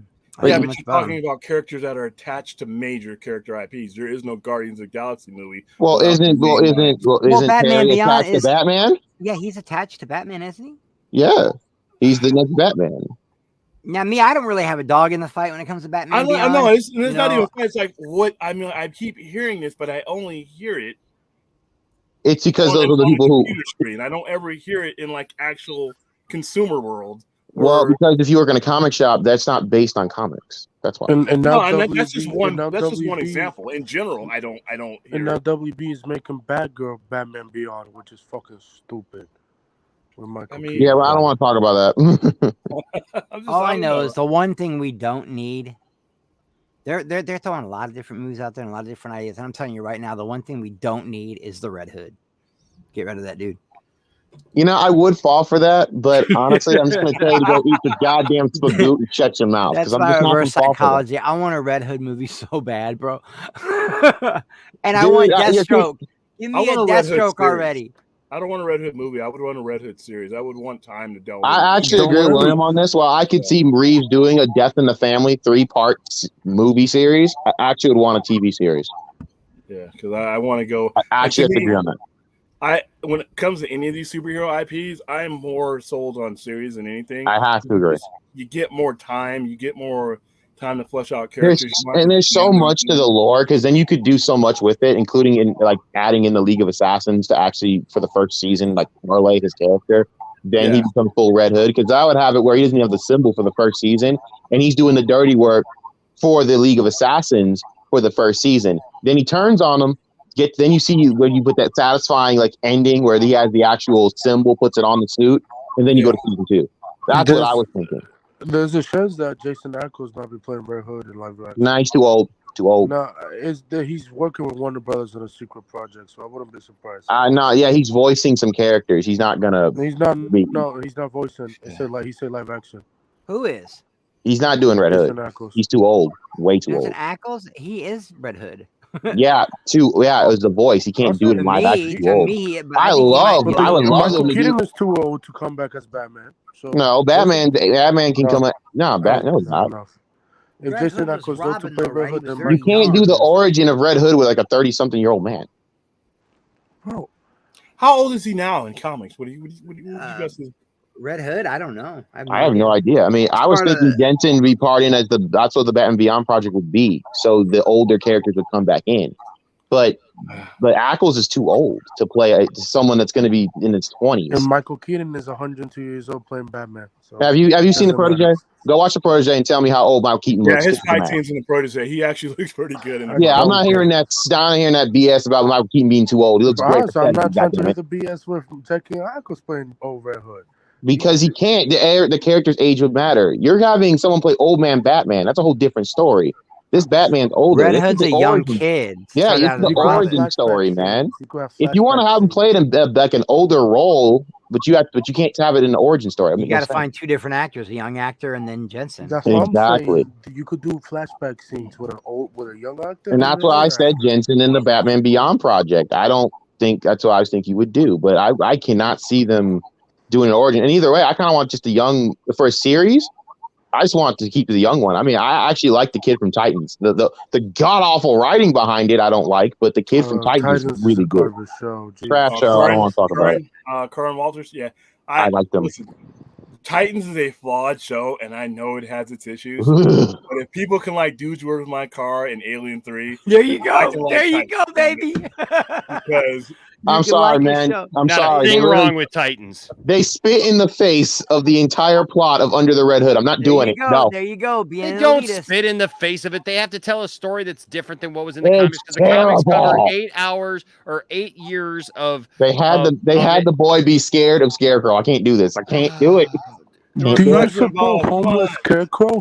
Scarecrow was homeless. Different story. Bro, Scarecrow was garbage in that show. I can't even talk. Oh, so bad when you say, "Oh, I don't want to go." I'm like, "Come on, dude, you're playing Red Hood. Go and get in the face." Brain chemistry It's fine. It's fine. It's not the end of the world. I didn't say the end of the world. I said I hate it. I don't have to watch. I get it. I get it. Is it like, would I have rather them actually waited like and let the time? Yeah, but for the story that they had to tell in the amount of time. I mean, it is what it is. I mean, it's not. Look, I hate the No Man's Land storyline. I absolutely can't stand the No Man's Land storyline. I just don't like it. I don't believe it. Right? In any format. I didn't like it in. The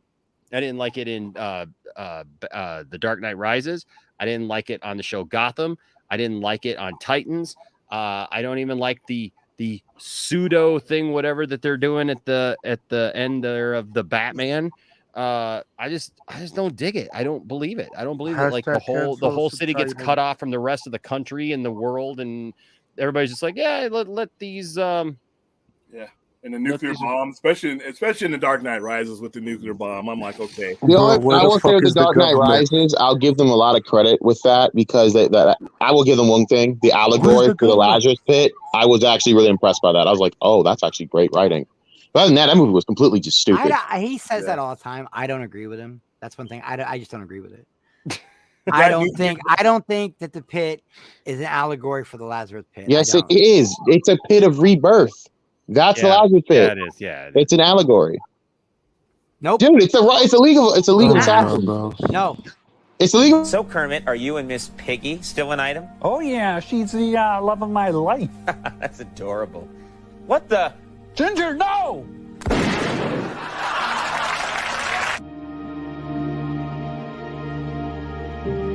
Bring back his show, man.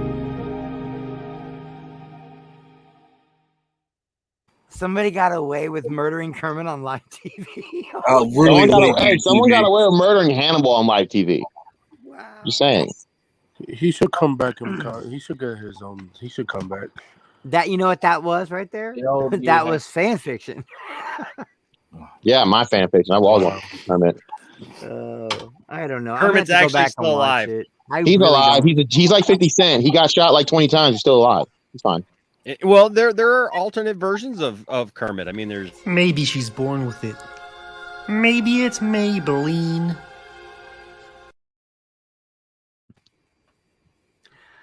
There's a Muppet multiverse. I didn't even know that. There is. There's a multiverse of everything.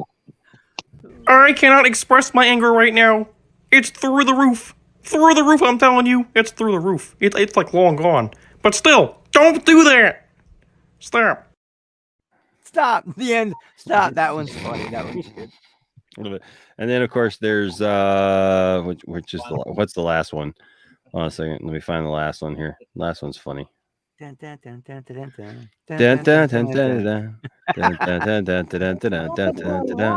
favorite part of that show was always the two old men in the balcony. just trolling. That wasn't any good. Those two that wasn't half bad. Well, that wasn't any good either. And we'll see you next week on the Muppet Show. Yay!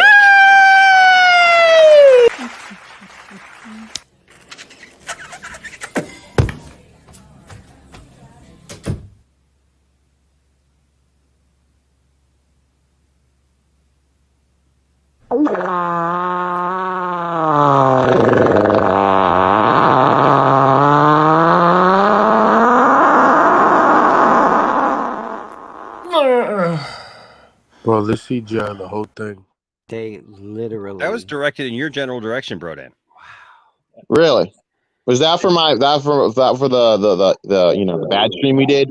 The butt was literally right on your. Oh my god, Kermit gaping. Oh my god, the shit people will put on the internet. Gaping come up in the lounge. That took a lot.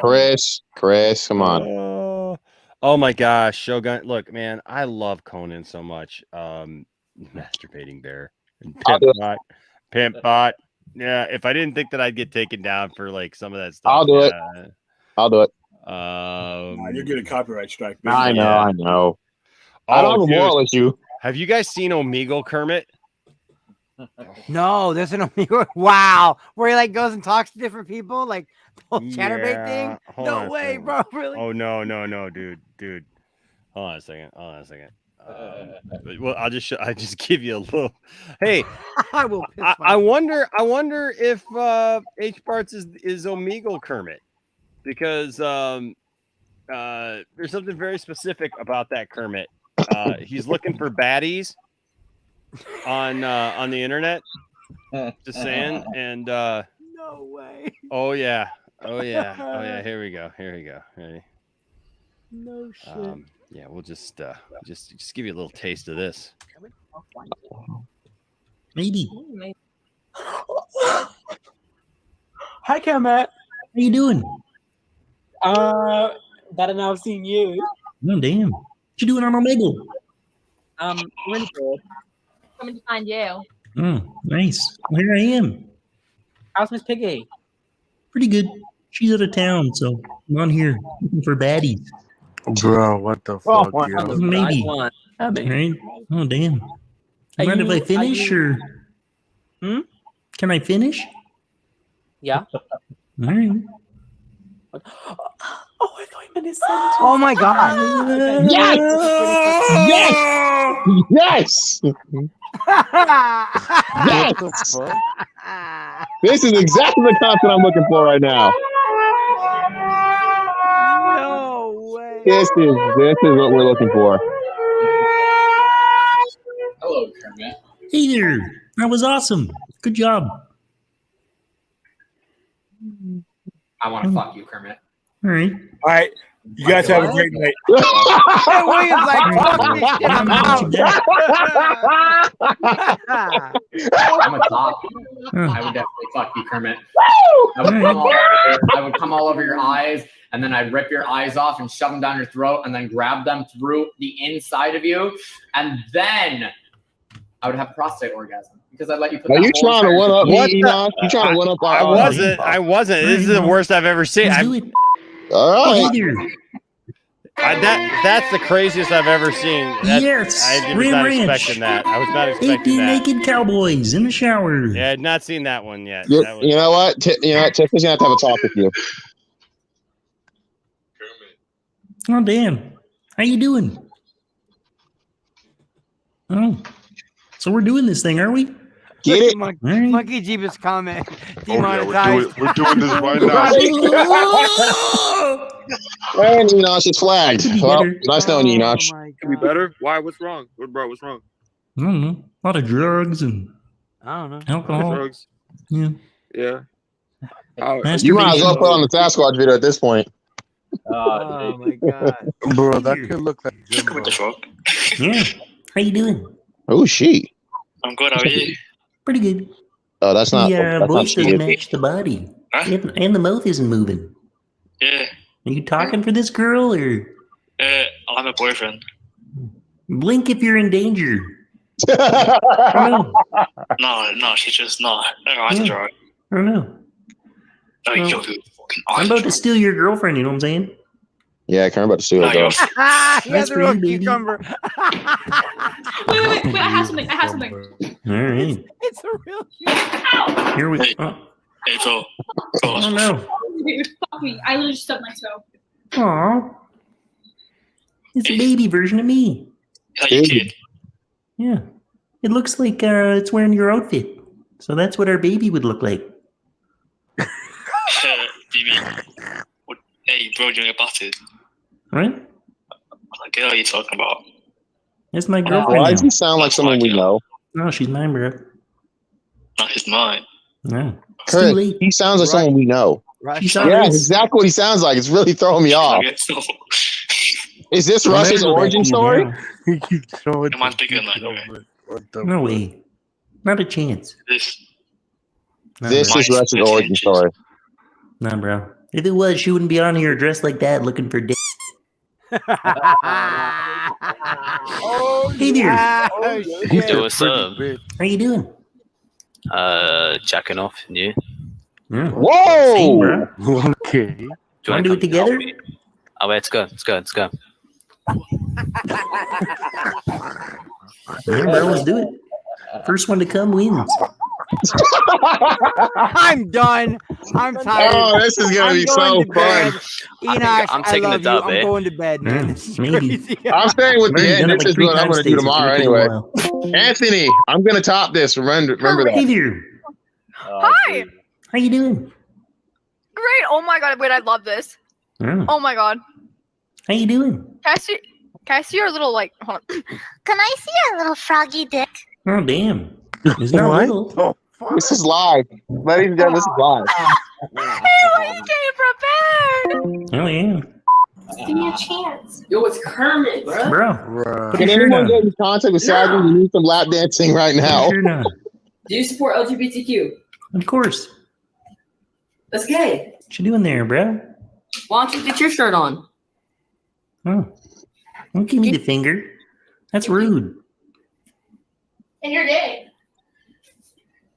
The hell are you doing? Holy shit. Eating your mom. Oh my god. Rude boy. Yeah, sure don't. Hey, You need to calm down, bro. Spit some bars. You look like the type of guy to eat fucking soup with a fork. You hear me? Hey, spit some bars. I hate The to be worst the one part to is, tell you, but me I and thought you Anthony should are the know. only two that can handle Your this for parents like a didn't good old want you, but their condiment broke. Your girl tells you that she's sick because she don't want you to know that she's with me getting D, got a frog in her throat. And it wasn't marijuana that she wanted to smoke. And she was talking about some green. It's ironic, I know. But she was talking. So there you go. Yeah, this is what we're gonna do for 4 hours, except worse somehow. There you go. Monkey Chivas says it's like a Poindexter Lounge endurance test. The panel keeps dropping. See, me and Anthony, we're came back for more. We're warlords. We're warlords at this. Jesus Christ. There you go. There you go. You know, the worst part is Stella. Stella's worse than all of you. That's the worst part. Understand that. Stella is awesome. She is awesome, but also still worse than all of you when it comes to this. Interesting. Yep. Well, hey, so that's the evening. That's the night. Hey, Sunday Night Shenanigans. Another one. Thanks for having me. Another one in. Thanks for having me. This is fun. Hey, Rodan, good to have you here. Anthony G, good to have you here as always, my friend. Thank you for having Watch out for them darn spiders from down under. Oh, they're everywhere, man. And Sasquatches. Watch out for them Sasquatches. Oh, mate, they're lethal.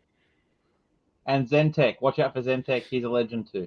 Oh, dude, my thing is like now I have to come to Australia because now I have like so many great people who I know who are in Australia that like I got to come to Australia and see you all and like you just want to go box you want to just go box a koala bear, isn't it? You just want to go box a koala bear. Exactly. That's exactly what I'm saying. I'm gonna go box a koala bear. It's an Aussie takeover.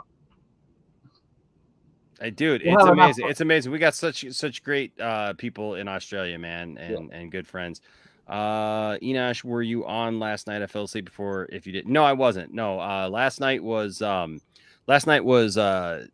Max's first episode To the Max of To the Max last night, and so I popped on with them for a little while. And then I actually got some sleep. I actually got some prep done and everything for some other stuff that I had to do. So.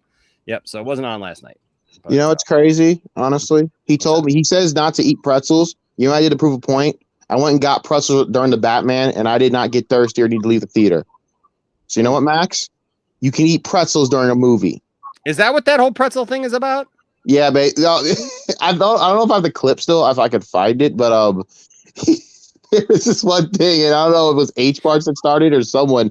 They go in and talk about eating pretzels, and he just yells like out of there, "No pretzels! No pretzels!" And that's what he started running with because it's so freaking funny the way he did. I started laughing so hard. If I could find the clip, oh my god, That's hilarious. Just yelled. Oh my god.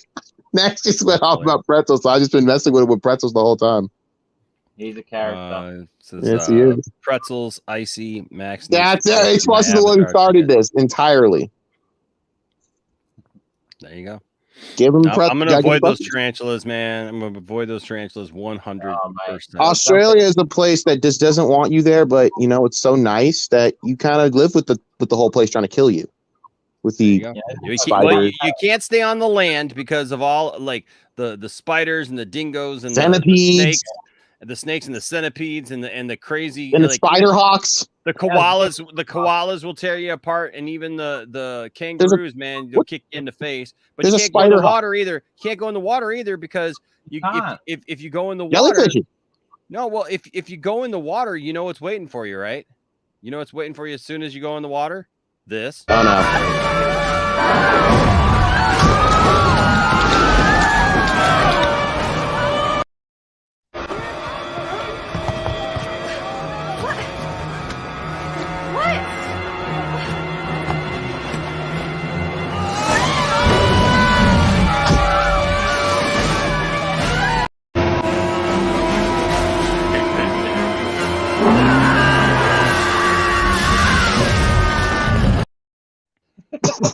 That is horrible green screen.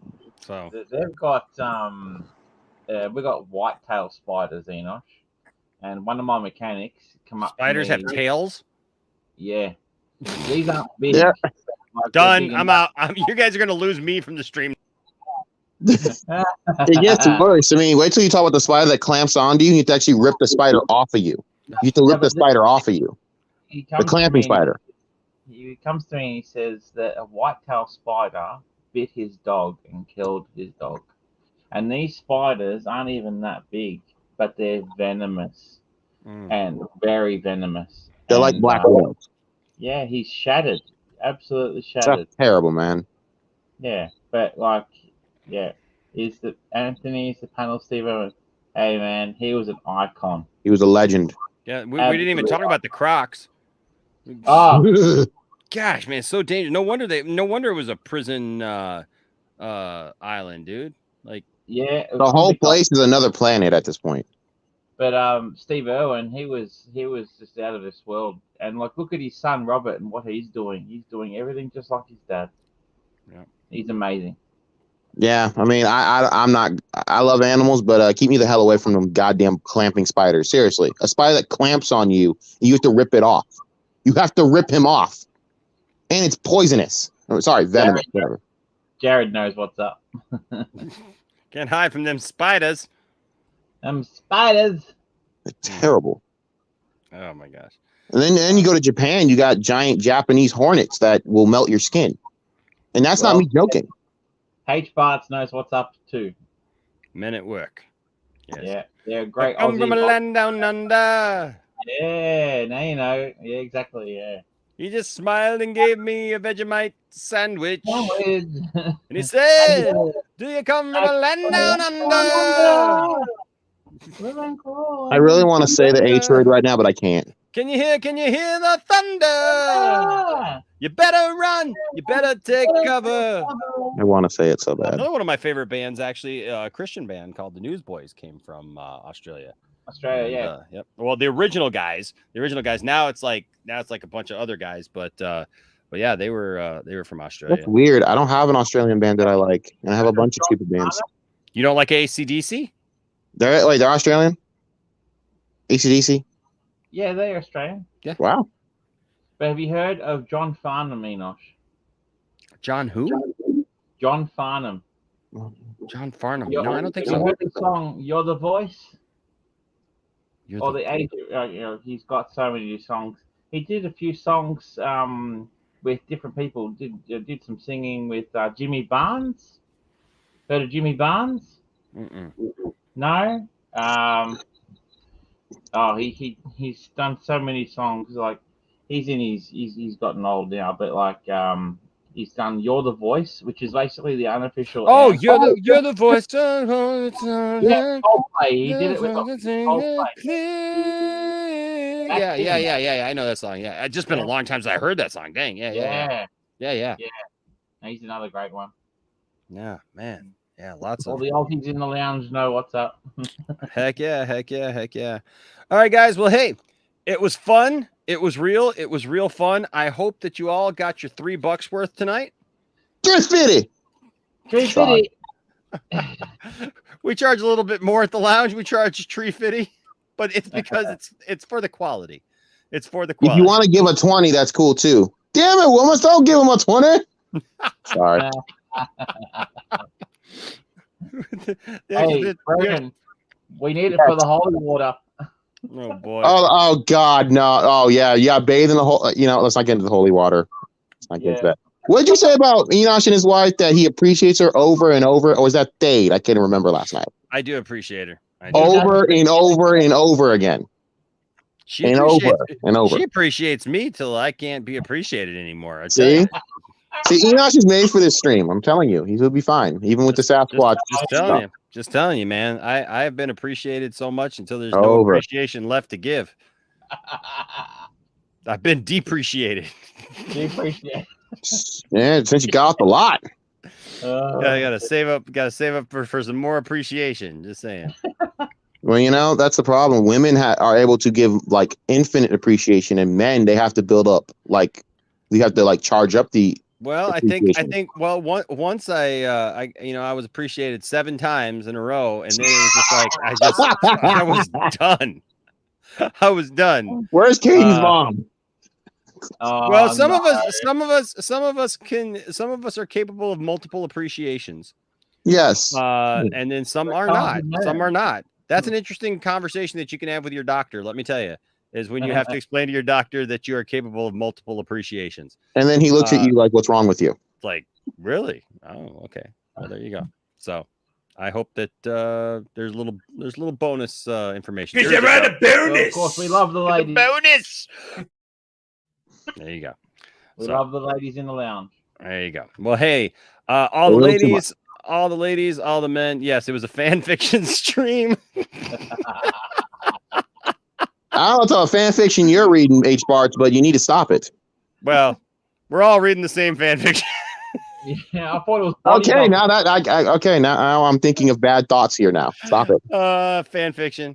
The wrong type of fan fiction. Oh, I could get some more appreciation, Jared. I mean, that's never been the problem. That's never been the problem. It's about 4:41 in the morning. If I wanted to be appreciated right now, I could just. It has to be a mutual appreciation, guys. Yes.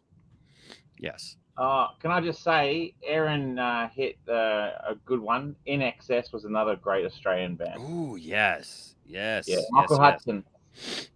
Yes, good band. Well good done, Aaron. Band, Aaron. You guys would make me want to go do a retro music stream, and I have enough to do as it is. Stop it. There you go. Okay. Well, hey, Zentek, you have a good night too, man. Yes. Caden's mom comes through the portal like Dr. Strange.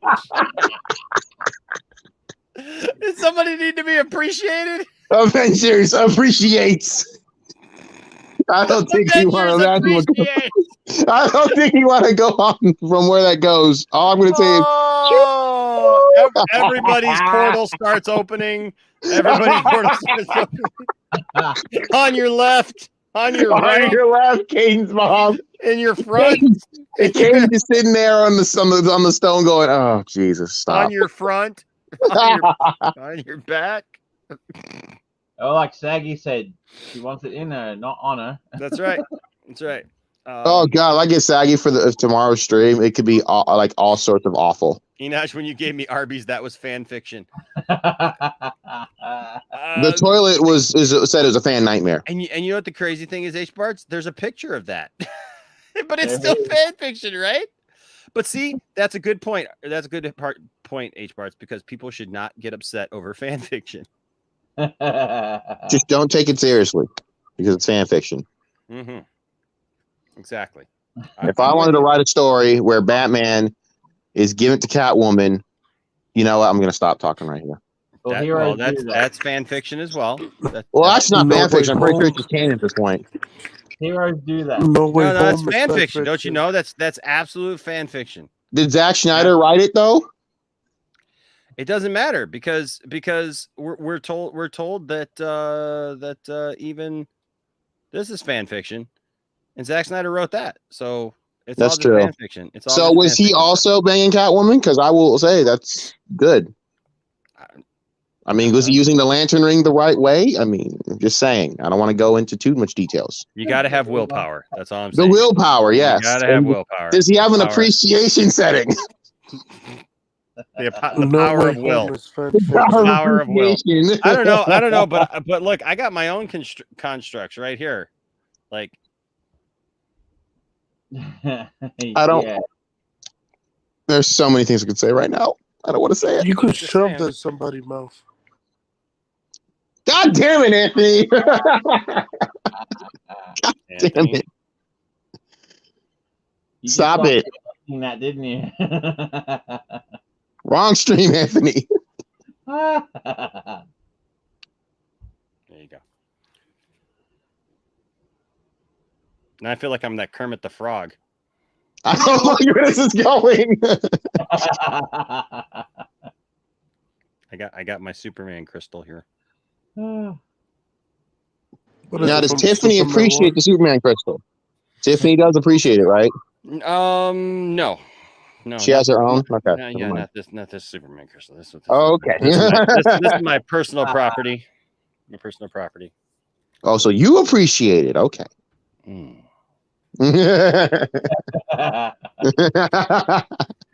Superman, it appreciated Superman's head clean off. Oh my God, he must have had a good time. It's a great appreciation. Woo! Well, you can appreciate a lot when you got the balls.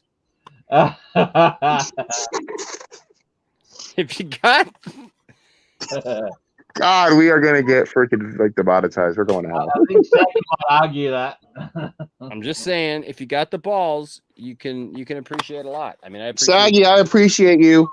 Is Wherever Saggy you are. here? Saggy, I hope Saggy. so, because I would love to be saying this right now. This is too funny. I'm just saying. I should thank her. I wouldn't even have done that stream today if I didn't even talk to her about the intro to a video. You know what, Jared? You're right. It gives a whole new meaning to the appreciation stream. So there you go. All right. So this week, guys, look forward to. Don't forget tonight, Brian, Master of None, will be back for his stream there. So don't forget that. Let me take this out of here. There we go. Brian will be back at 8 p.m. Eastern tonight for that. We'll be back with an overnight show. One little change to this Thursday night, actually, I will be here interviewing Stephen Colbert. You've seen him on the Film Junkie channel with Dave Pena and stuff. We talk a lot over there. So we're going to be talking about fandom and just some of the stuff he writes for Screen Rant. And he's become a good friend. I really enjoy his takes. If you ever listen to him talk, can you ask him if Zack Snyder Justice League fan fiction? I will ask him. Yes, I will ask him if it's fan fiction. Absolutely. I will ask him that. Yeah. We'll ask him that. It was some really fun fan fiction. So we got that. And then apparently there's going to be an appreciation stream for RJ on Saturday. Oh, no. Yes. On To the Max there with Max. Oh, so, Max, you appreciation. Well, Max has been wanting to do him for a long time. According to the thing. So just saying. Too many jokes. Oh, Max, you make it too easy. Yes. H-Bar says, when the government wants me to do taxes, I'll just say I can't. That was Wesley Snipes' defense. It didn't work, but I think that was his defense. He's at work doing fan fiction. We're all doing fan fiction. Caden, how's I got a lot of fan fiction. Max's fan fiction with RJ should be really good. Yes, I look forward to that fan fiction for sure. We're going to take it to the max. Please don't. Hopefully John Campia doesn't take over the stream. You know what? Just shove his mouth full of pretzels and he'll shut the hell up. Well, we'll all just be looking at Toby's penis then at that point. So, which hey, he might like that. Did he watermark it though? Did he watermark it? He's watermarked the channel. God, he watermarks everything. You think he watermarks appreciation to? Never mind. He does something. Poindexter Pantheon all of the cool shows and all the cool fun stuff that's coming out. So anyways, thank you to the panel. Thank you guys who all showed up. Appreciate all of you. Thanks to everybody who was here tonight. Thanks to everybody in the chat. Holy crap. Thanks to everyone who Kaden, how's your mother? Holy cow. Thank you to Todd Fayer, man. Gave 2 $100 super chats tonight. Insane. He should be getting a lot of appreciation for all of us right now. A lot of appreciation. Just absolutely insane. Just absolutely insane. Absolutely insane. So thank you to everybody who is a part of the lounge. I appreciate each and every one of you. Thanks for just watching. Thanks for just watching and being here. You bring a smile to my face every time I see your names in the chat and I see you guys just showing up. So make sure to tell somebody about the lounge. Share the lounge with somebody, right? Drop a share. We appreciate just hit that share. Thank you, man. Thank you, Anthony.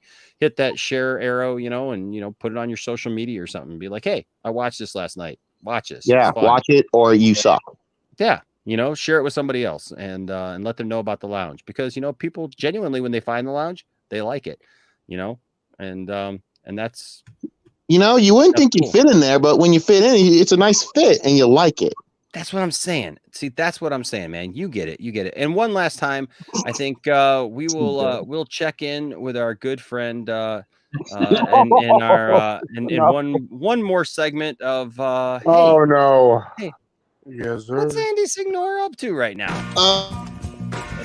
Hello, would you like to buy some steamed beans? And Andy, what do you with this entertaining? Come on, no, please. Now, where was the Britney stuff though? I was waiting for the Britney merch. RJ's gonna drop the what? The appreciation, right? No, what are those? Oh, he's gonna drop the soap. Oh, is that soap? Okay. Yeah, soap. I don't appreciate that, sir. Oh, Jesus. Jared says he's gonna appreciate all of Oh my RJ. God. Oh my God.